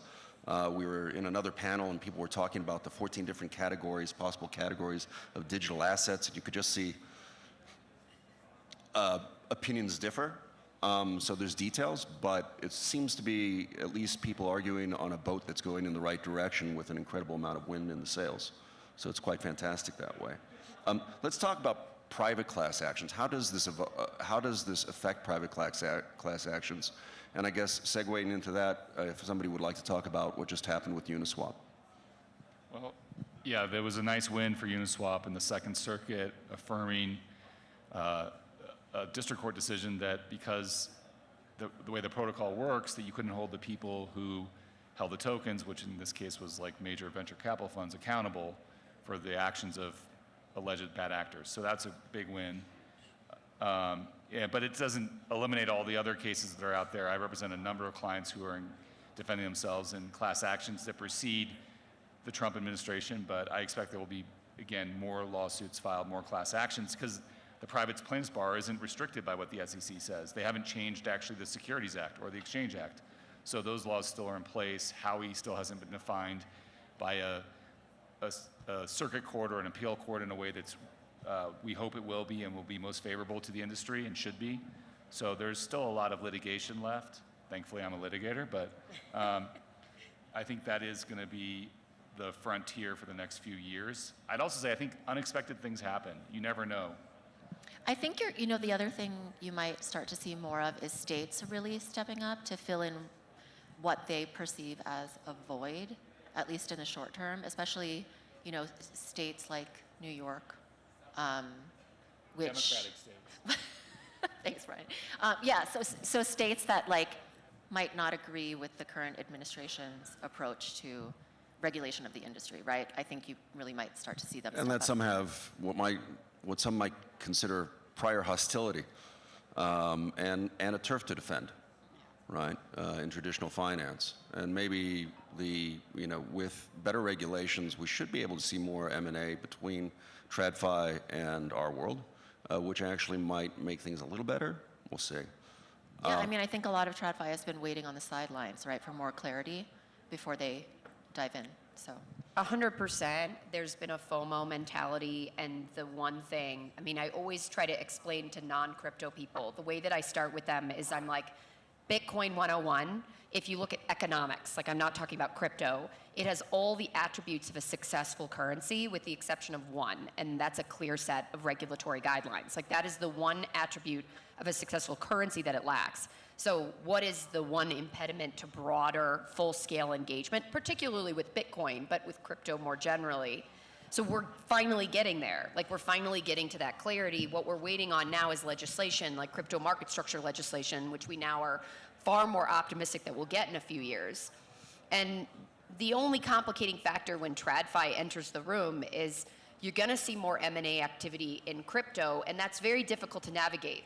I'm the former chief legal officer of CBOE Digital. Cboe Global Markets is this giant financial services conglomerate. The digital aspect was a crypto spot exchange and then a CFTC registered DCM and DCO, so exchange and clearinghouse for crypto derivatives. The difficulty of navigating those dynamics is oftentimes the crypto business within TradFi conflicts with the strategy of the TradFi business. So TradFi is going to have to grapple with that if there's an investment acquisition dynamic. Also on the policy front, what are they going to advocate more? Are they going to advocate more for their VIX options moneymaker, or are they going to advocate more for their digital business? So that's something that we're all going to have to deal with as the industry matures. Thank you. No, that makes a lot of sense. And one thing I'd like to do is, for those who are willing to listen, is the Uniswap decision in my mind was actually a very big decision because it was the Second Circuit. Most people don't know why that's important, but if you could. Yeah, the Second Circuit, why? How many are there, 12 or 13, right? So the Second Circuit, I think, covers New York and Connecticut. It's a very influential appellate court. Like a lot of other circuits around the country look to the Second Circuit for their opinions. And one of the reasons it's so influential is because it includes district courts that are very influential, like the Southern District in Manhattan, the Eastern District in Brooklyn. So I think it is very notable that not just this case, right, but a lot of the major crypto cases are happening in that circuit. The Second Circuit is the Bitcoin of circuits. Yeah, basically. Well, Yeah. the Ninth, you for I would putting say the Second Circuit and the Ninth Circuit. The Second Circuit historically is important for TradFi because that's where they were all located, was in New York. So therefore, when they ruled, that was the rule the big banks were going to follow, and that's historically carried over. The Ninth Circuit has been very influential just because there's a lot of tech businesses located in California, which is the Ninth Circuit coverage. So I think those two circuits are the two that people pay the most attention to in this space. But there's been lawsuits filed proactively in other circuits, like the Fifth, where it's thought that the industry would get a more, it might be a better place to file a lawsuit, in short. And so those circuits have also been important. It's the more circuit courts that rule in favor of crypto, the better it is. And you get a circuit split, then you can go to the Supreme Court. Yeah, and you saw that strategically with all the big exchange lawsuits. The SEC filed them in 3 different places. So that was obviously, we want 3 different bites at the apple with different judges. Now, like, the good news is putting, again, the SEC investigations aside, when you're looking at, like, the Second Circuit civil case dismissed or the federal charges dismissed, the state charges were remanded, like, that is actually, hopefully, the beginning of a larger kind of precedent-setting exercise. I mean, obviously, it's not precedent for other circuits, but there is, to some degree, looking at what has occurred to date. Yeah, I always say, even if something is not technically legal precedent, right? So the Risley decision was issued as a summary order, not an opinion. So technically it's not legal precedent. Just because something is not technically legal precedent does not mean it's not going to be persuasive to other judges. And I think that's really important to remember. Very, very persuasive. You don't lose your job for following a well-reasoned Second Circuit opinion. Yeah, and it's even though it's a summary order, it's like very well reasoned, right? So I think it will be persuasive. Yeah. And this is, I think, an appellate court that really cares about getting it right, because it understands this is probably not something that's going to percolate to the Supreme Court anytime soon. And so having been able to give that kind of really guidance, if not precedent, to the other appellate courts is an important one. Ninth Circuit will ignore anyway, as it does, but there we are. For as long as I've been in blockchain, everybody's wanted to talk about securities and the SEC, and I've been like, there are these other areas of law that are quite serious. And so let's maybe shift over to that. One is CFTC. If it's not a security, it's a commodity. If it's a commodity, then that is the CFTC, a Department of Agriculture, of course. And there's some great news over there, but tell us what's going on with CFTC and what you kind of expect in the year ahead. Yeah, so the interesting thing is the CFTC has actually been really busy in crypto. We just haven't heard as much about it. 49% of their enforcement actions last year were crypto. The thing that hasn't been very controversial is the vast majority of those actions were outright frauds. Like, they were not controversial, like they should have been enforcement actions, with the major exception of a trio of DeFi protocols, which were highly controversial.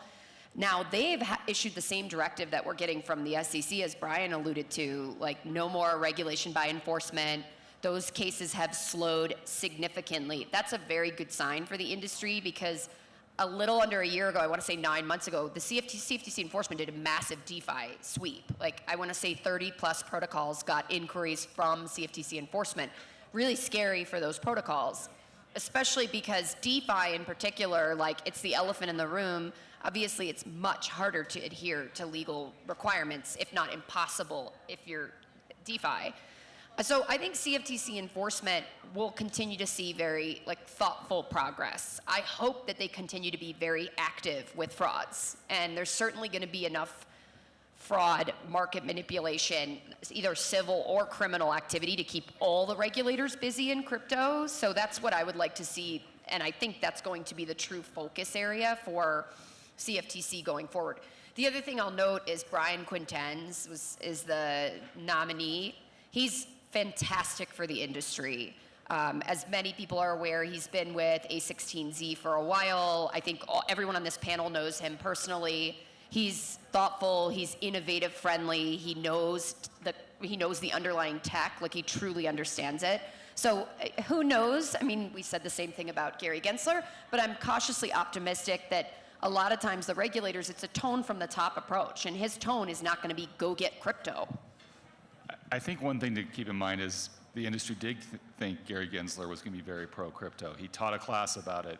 He went in, he said the right things. He even appeared initially in his testimony to say the right things that the industry thought was helpful. And then all of a sudden, we had, Sam Bankman-Fried appear on the scene and the collapse of FTX. And that reset the politics of crypto and stepped up the enforcement. So the unexpected can happen. Something could happen a year from now, 2 years from now in this industry, even with the Trump administration in place, that again is another reset where we're back at square one for some unknown reason. So I think the CFTC is doing better, but we've got to be mindful of there's a lot of minefields still. Yeah, but I mean, that's why it's so important that we get like regulatory frameworks in place, right? Whether that's at the agency level through guidance and rulemaking or Congress passing legislation, right? Like one of the big reasons frauds and these other things were allowed to happen the last few years is because there were no clear rules of the road. So I think once we have that in place, it's going to make it just a much better environment. Unregulated crypto has the limited ability to scale too. Like it's never going to get to the next level if it's unregulated or viewed as unregulated. Yeah. Well, also unclear regulations. I mean, it goes back. There's a law professor who got a Nobel Prize called Coase. And the reason he got a Nobel Prize because he showed how just not understanding whose responsibility it is or where the lines are creates this huge transaction costs, which is a huge weight on the economy and on regular justice. I want to finish up with FinCEN and OFAC and sanctions because it'd be great, and we only have 1 minute.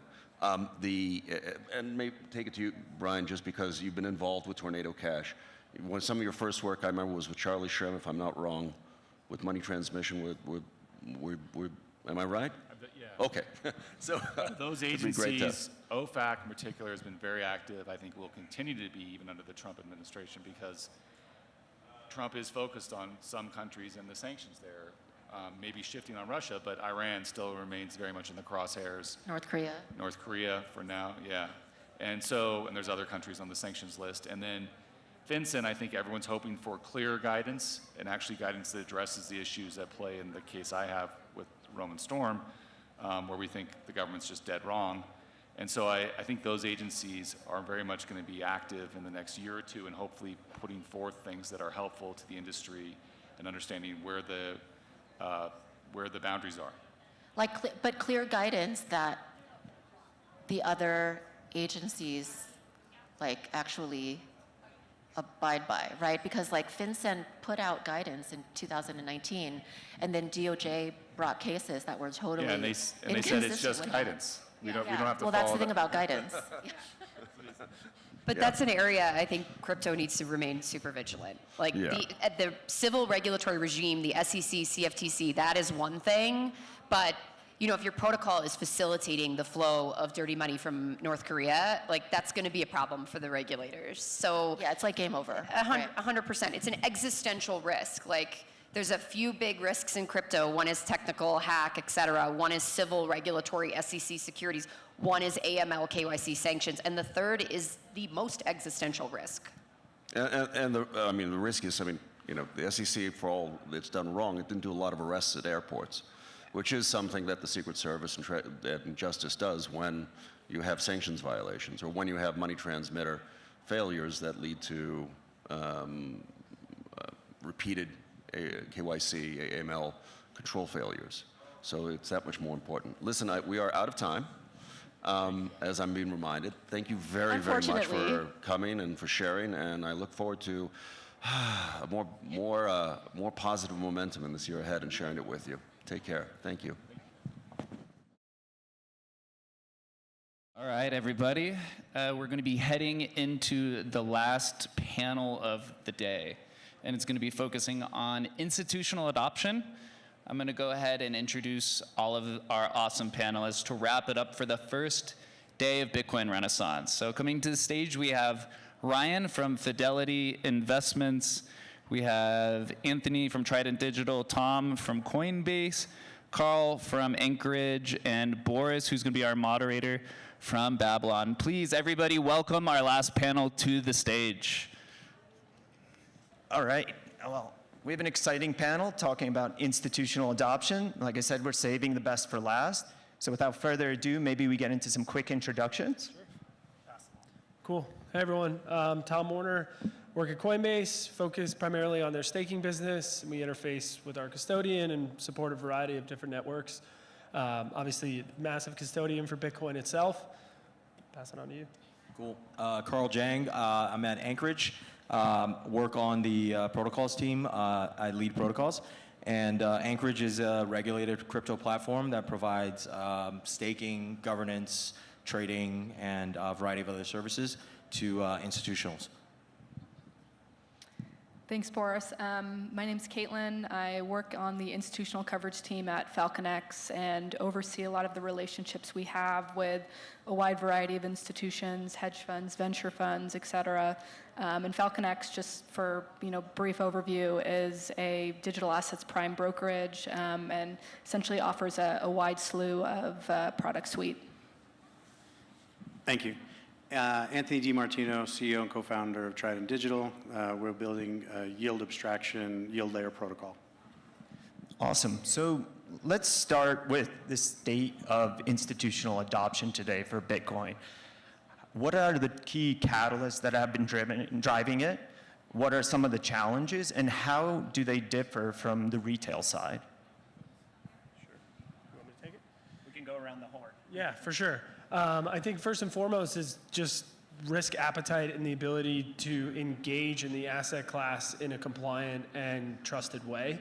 I think there's always been, at least from institutions, interest as well as like a desire to profit and utilize the product.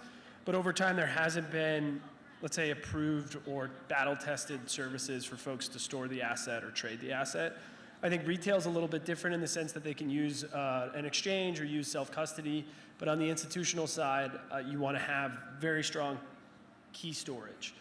What I've seen over the last years is it's evolved well beyond just storing the asset to financing, trading, lending, in the case of Babylon, staking.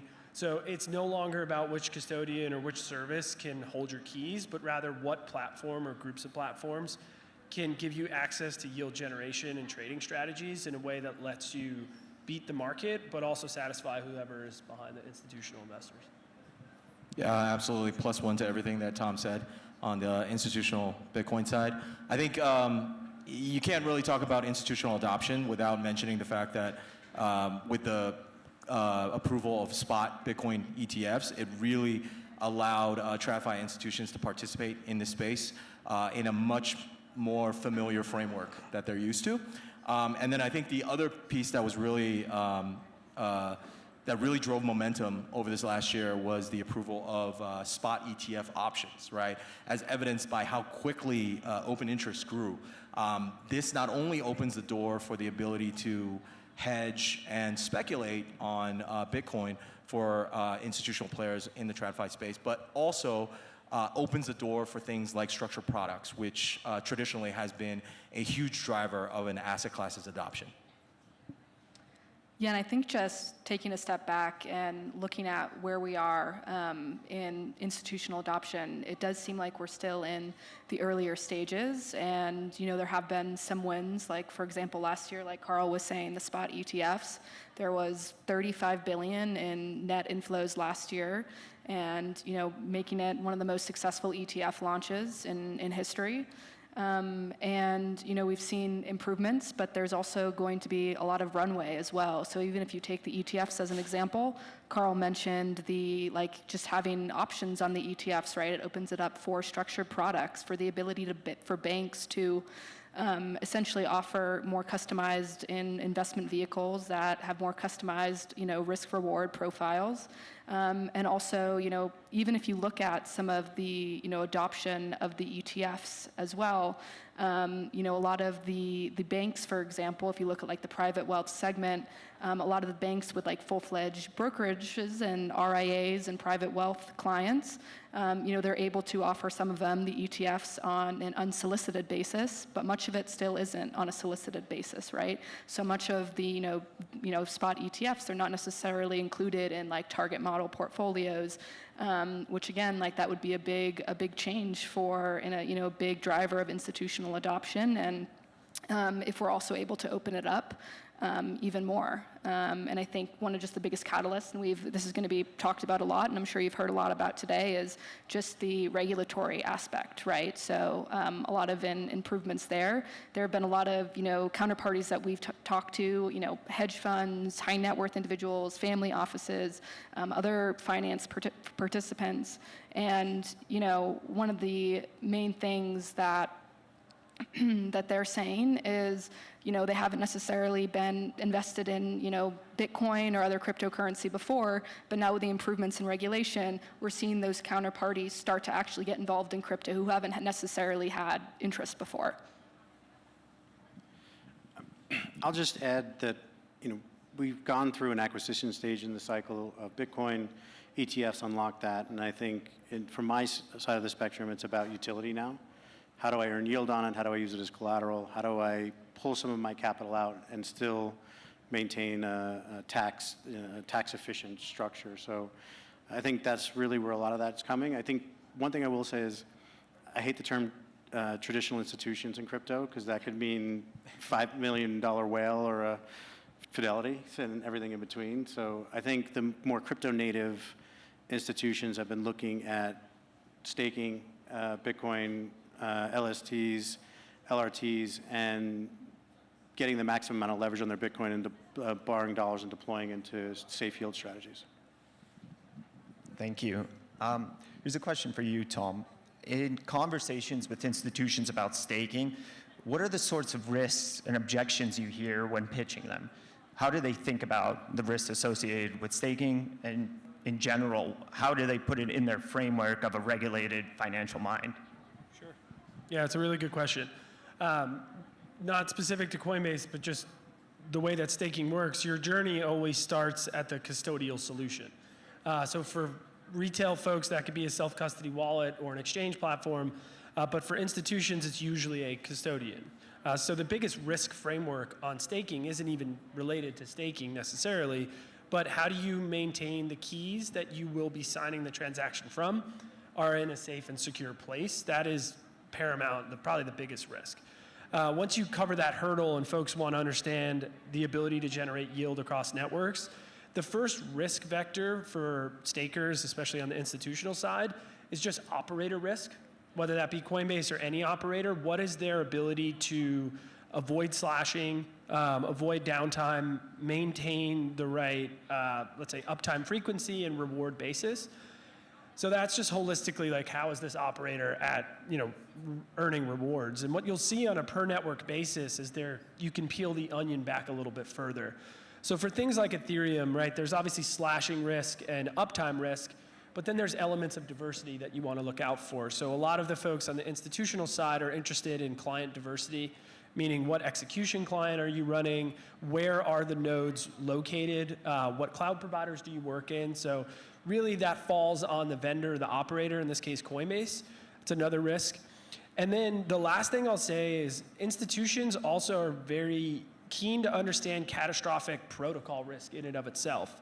So you could stake a token and earn rewards, but if there's a fundamental flaw to the protocol, or perhaps like one of the apps on the protocol, it does impact your ability to generate profit. So with all that being said, I think for Coinbase and a lot of other folks in the market, the beauty about staking is, as an institution, you can spread your stake among multiple operators, and we see that with, across networks. Different than sort of a traditional finance world where you want to win 100% of every account. I don't think any staking provider out there wants more than a particular amount within the network. So that's another risk that folks should look out for, is how much of a network is run by a singular party. Thank you. And I think you touched on qualified custody and why that's important, but I'd love to hear from you, Carl, kind of why is that so important for institutions? And when they're looking to decide among qualified custodians, what are some of the questions you get asked? What are the criteria they're looking at? Yeah, absolutely. So I think fundamentally, why do institutional clients need qualified custody, first of all, right? So if you're a registered investment advisor under SEC Rule 206, you're required to use a qualified custodian. The main reason for that is you're trying to make sure that your assets are kept safe and it prevents misappropriation of those assets for your LPs. So when an institutional client starts to evaluate, the things that they look for in a qualified custodian are one, regulatory status, right? That's obviously paramount. For Anchorage, we're regulated as a federally chartered bank in the US, and we're also regulated in Singapore under MAS, right? Then they move on to things like bankruptcy remoteness, making sure that their assets are safe in the event of a bankruptcy situation, and then asset controls and security. Those are all pretty much table stakes at this point for custodians. And I think the fourth thing that has become much more relevant as the space has evolved, and this goes back to some of the things that Tom has talked about, is access and participation in the crypto space, right? Not only do you want your assets kept safe as an institutional investor with a custodian, but you want to be able to have those assets interact in new ecosystems, right? Like building things like staking and governance directly out of qualified custody. One of the things that we're really excited about at Anchorage is the partnership with Babylon, is building the ability to stake BTC directly out of qualified custody was a huge unlock for our clients. We're excited about the partnership as well. So I think you touched on this. It's a great segue. I want to switch gears a little bit onto regulatory and compliance challenges. How are your organizations navigating the balance between innovation and compliance, given you're on that edge all the time? Because allowing access to various protocols comes with various risks and regulatory challenges. But it would be great to get a little bit of insight for the audience here that's building. How are you thinking about that balance? Yeah, so we try to take a much more mindful approach at Anchorage. We try to right-size our regulatory approach based on the client, right? If you're a US-based institutional client, then working with Anchorage Digital Bank makes sense. If you're offshore and regulated, then working with Anchorage Digital Singapore makes sense. If you don't need that heavy regulatory regime because you're a new protocol or a builder in the space, we have Porto as our self-custody solution. So really understanding the needs of the client and finding the right regulatory and compliance regime that is not going to stifle their growth in the ecosystem that they're launching is the primary approach that I take in the protocols business. And we're constantly looking for ways to expand our reach within qualified custody. And so to the extent that we can, things like Babylon are super exciting to us. Thank you. And I would love to hear around the horn how each of your institutions are finding that balance. Caitlin, if you'd like to. Yeah, I mean, I think it's very similar to what Carl was saying as well. I think when it just comes to balancing innovation with compliance, obviously we work in a very innovative industry, but I think one of the things you look at when it comes to the institutional adoption of an asset class is one of the key factors is also a clear regulatory framework and adherence to the framework and compliance regulations. And so I think it's really important when this kind of like rapidly evolving financial landscape of digital assets make sure you have full-fledged compliance legal teams that are constantly monitoring the developments. So, to make sure that you're able to keep up with potentially adjustments in policy so that you're able to optimize for innovation, as well just making sure that, those policies are working within the confines of the regulatory framework as well. And that might seem like an obvious statement, but it is something that's very important in such a rapidly evolving landscape and regulatory environment, which we expect to continue to change throughout this year as well. Anthony, I'd definitely be curious to hear on the more crypto-native institution side. So I was going to take a different tilt of this. So I was a trader on Wall Street for 22 years, top-tier banks. And when I talk to the traditional banks, I don't think they realize that the ability to scan for bad actors in crypto is way better than anything we ever had in traditional finance. So I think probably the biggest gap that we have to somehow close is education. Right, the fact that when we show a Fidelity or a BlackRock or one of these guys Elliptic, then we can go back to anything that wallet's ever touched. We don't have that in traditional finance. So I think if we can close that gap and actually use the tools that some really smart people have built, I think we can really bring the industry forward. Tom? Yeah, I think our approach at Coinbase, I think we follow the same regulatory posture when it comes to releasing products. I would say there is definitely a risk appetite for our clients that depends on what they're interested in. And this materializes in sort of the products and services that they use from Coinbase. So on the very left end of the curve would be folks that are just using custody for a cold storage method. And then on the very far right of the curve are things like restaking, sort of yield generation, DeFi strategies, that type of on-chain experience. And it's our job as a custodian to provide functionality to what the clients want, offer some education to how these services work, but also sit back and let the decision originate from the client's end. I think problems occur when we try to convince folks to take on additional additional risk that they may or may not want to.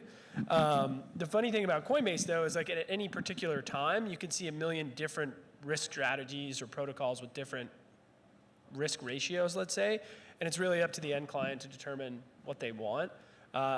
Coinbase, as we know, has a pretty robust legal team, so from a regulatory standpoint, that's enforced at the highest level, and then all of the products under the Coinbase umbrella adhere to the global policy. Great, thank you.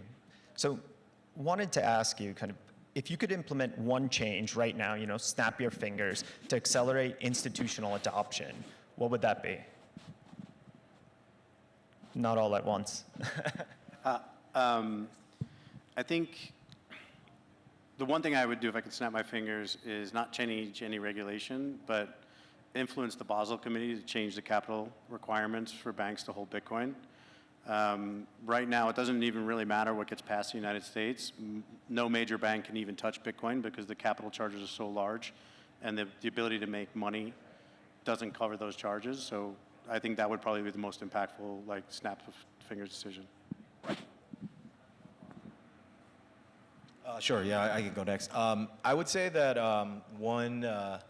something that I would love to see would be off-exchange settlement, right? I think that is something that has been talked about in the space ever since FTX, and we still haven't quite gotten it right. I think that's one of the areas that will really allow larger pools of capital to be comfortable coming into the space. Obviously, there's different levels of risk tolerance, and for some, the idea of keeping all their assets on any given exchange is super difficult to stomach, especially evidenced by what happened last week. I think if we were able to have a framework that there's overall buy-in in the space for off-exchange settlement, that would go a long way for adoption and growth. Yeah, I mean, that was very similar to what I was going to say, Carl, so I will pivot. And I think just one thing to also know is just when you think about the institutional adoption of an asset class, you think about some of the key factors. It's going to be deep liquidity. It's going to be adherence to regulatory framework. It's going to be making sure there is a clear solution for, custody, settlement, like a robust, essentially, infrastructure. And then also, potentially, lower correlation to existing asset classes, right? To essentially have benefits from a portfolio diversification perspective. And I mean, I think if I could snap my fingers, what's really going to drive the institutional adoption, and it's just going to take time though, is going to building also just a robust market infrastructure around the existing spot products, right? We talked about it, yield generation, structured products, and that is going to all take time to build, and it's going to come with more liquidity, more just a more mature asset class. But I think the faster we see that, the more institutional adoption. Being one of the biggest liquidity providers, one thing I want to notice, I was a macro trader my whole life, so literally every single product other than equities is traded OTC directly. It feels like since crypto started mainly from equity infrastructure, I personally think it's a complete wrong approach to the way crypto is traded. Do you think that we can actually get this deep liquidity in this open to all exchange model, or are you pushing for more of an OTC traditional finance type of approach to market liquidity? Yeah, I mean, I think it also depends on the product, where it's, spot liquidity versus derivatives liquidity. I think what we see, I'll focus on derivatives just because it's a space that I'm more focused on at FalconX, but I think what you see in traditional finance as well is that the derivatives markets are very, very big. So it's great to see things, like options on iBid, right? That's a great improvement. But at the same time, I think similar to traditional finance, you're going to still see the need for OTC derivatives, right? Because at the end of the day, there's going to be customization that's needed. There's going to be we've seen a lot of demand for that in traditional finance as well. So it's not only going to be, I think, through these, just ETF options that we're seeing demand for. There is going to still be demand for the OTC side of the business, which is exactly what we've seen in traditional finance as well. Yeah, I mean, you guys hit them all. I think the only thing I'd add is increased activity in DeFi, which we've seen. I mean, institutions are incredibly active in DeFi, but if that picks up alongside the liquidity, there could be an opportunity to kind of move this to the next level. Great. Thank you. And I guess kind of looking into the future, some kind of closing thoughts and takeaways. What's your one key prediction about institutional adoption in the next 3 to 5 years? What will it look like? All the easy questions today. I think institutions will rapidly take market share. I think market structure is going to change, and we're going to have a bifurcated kind of like retail crypto and institutional crypto. I think it's going to bifurcate the tokens. Like, I don't think there's going to be any institutional meme coins. I hope there's never any more meme coins, but it is what it is. Taking all the exit liquidity from VCs right now. So yeah, I think we're going to get a very kind of two-tiered market where retail can still participate, but the institutions are going to be in their own sandbox. Yeah, I think along those lines, I think 3 to 5 years, we're going to abstract away a lot of the stuff that people at this conference are doing. And there's going to be more optionality for folks like my parents to just kind of point and click through whatever service they're in and just get exposure. Whether those are staked ETFs, whatever it may be, I think they can continue to be more exotic on the institutional side. And then the crypto natives can always go out and recreate those strategies and do it individually. But I think a lot of what's happening in crypto, there's going to be a wrapper over it, and then through your traditional asset manager, they'll offer you exposure without ever having to click on the weird UIs that we all tend to build for some reason. I mean, I was going to say something very similar to how I answered the previous question as well, which I think what we'll be seeing over the next 3 to 5 years is, again, this expansion of products beyond spot products, right? So more like OTC derivatives, structured products, yield-generating strategies, also with staking, right? Like, that's also, just these Bitcoin on Bitcoin returns, this yield generation. I think it's going to be very important. It's something that we're helping, counterparties think through all the time. So I think it's just this development beyond, just the spot market as well. Yeah, I think overall, kind of the trend in investing and in both TradFi and in crypto is that you want your assets to be more productive versus less, right? So the first step that kind of brought TradFi in was these plain vanilla spot ETFs. I think we're going to start to see ETFs that potentially offer native yield from crypto. Things that Babylon is building, eventually getting wrapped up into more of a TradFi wrapper, so that's easy for folks to understand and partake in. And we're probably just going to see a continued trend toward taking what's worked in crypto and then bringing it over to the larger investment pools and the larger capital. So yeah, excited for that, for sure. Thank you, guys. I'm excited for the future, and thank you for participation on the panel. Really great discussion. And thanks to the audience for attention. Let's hear a round of applause.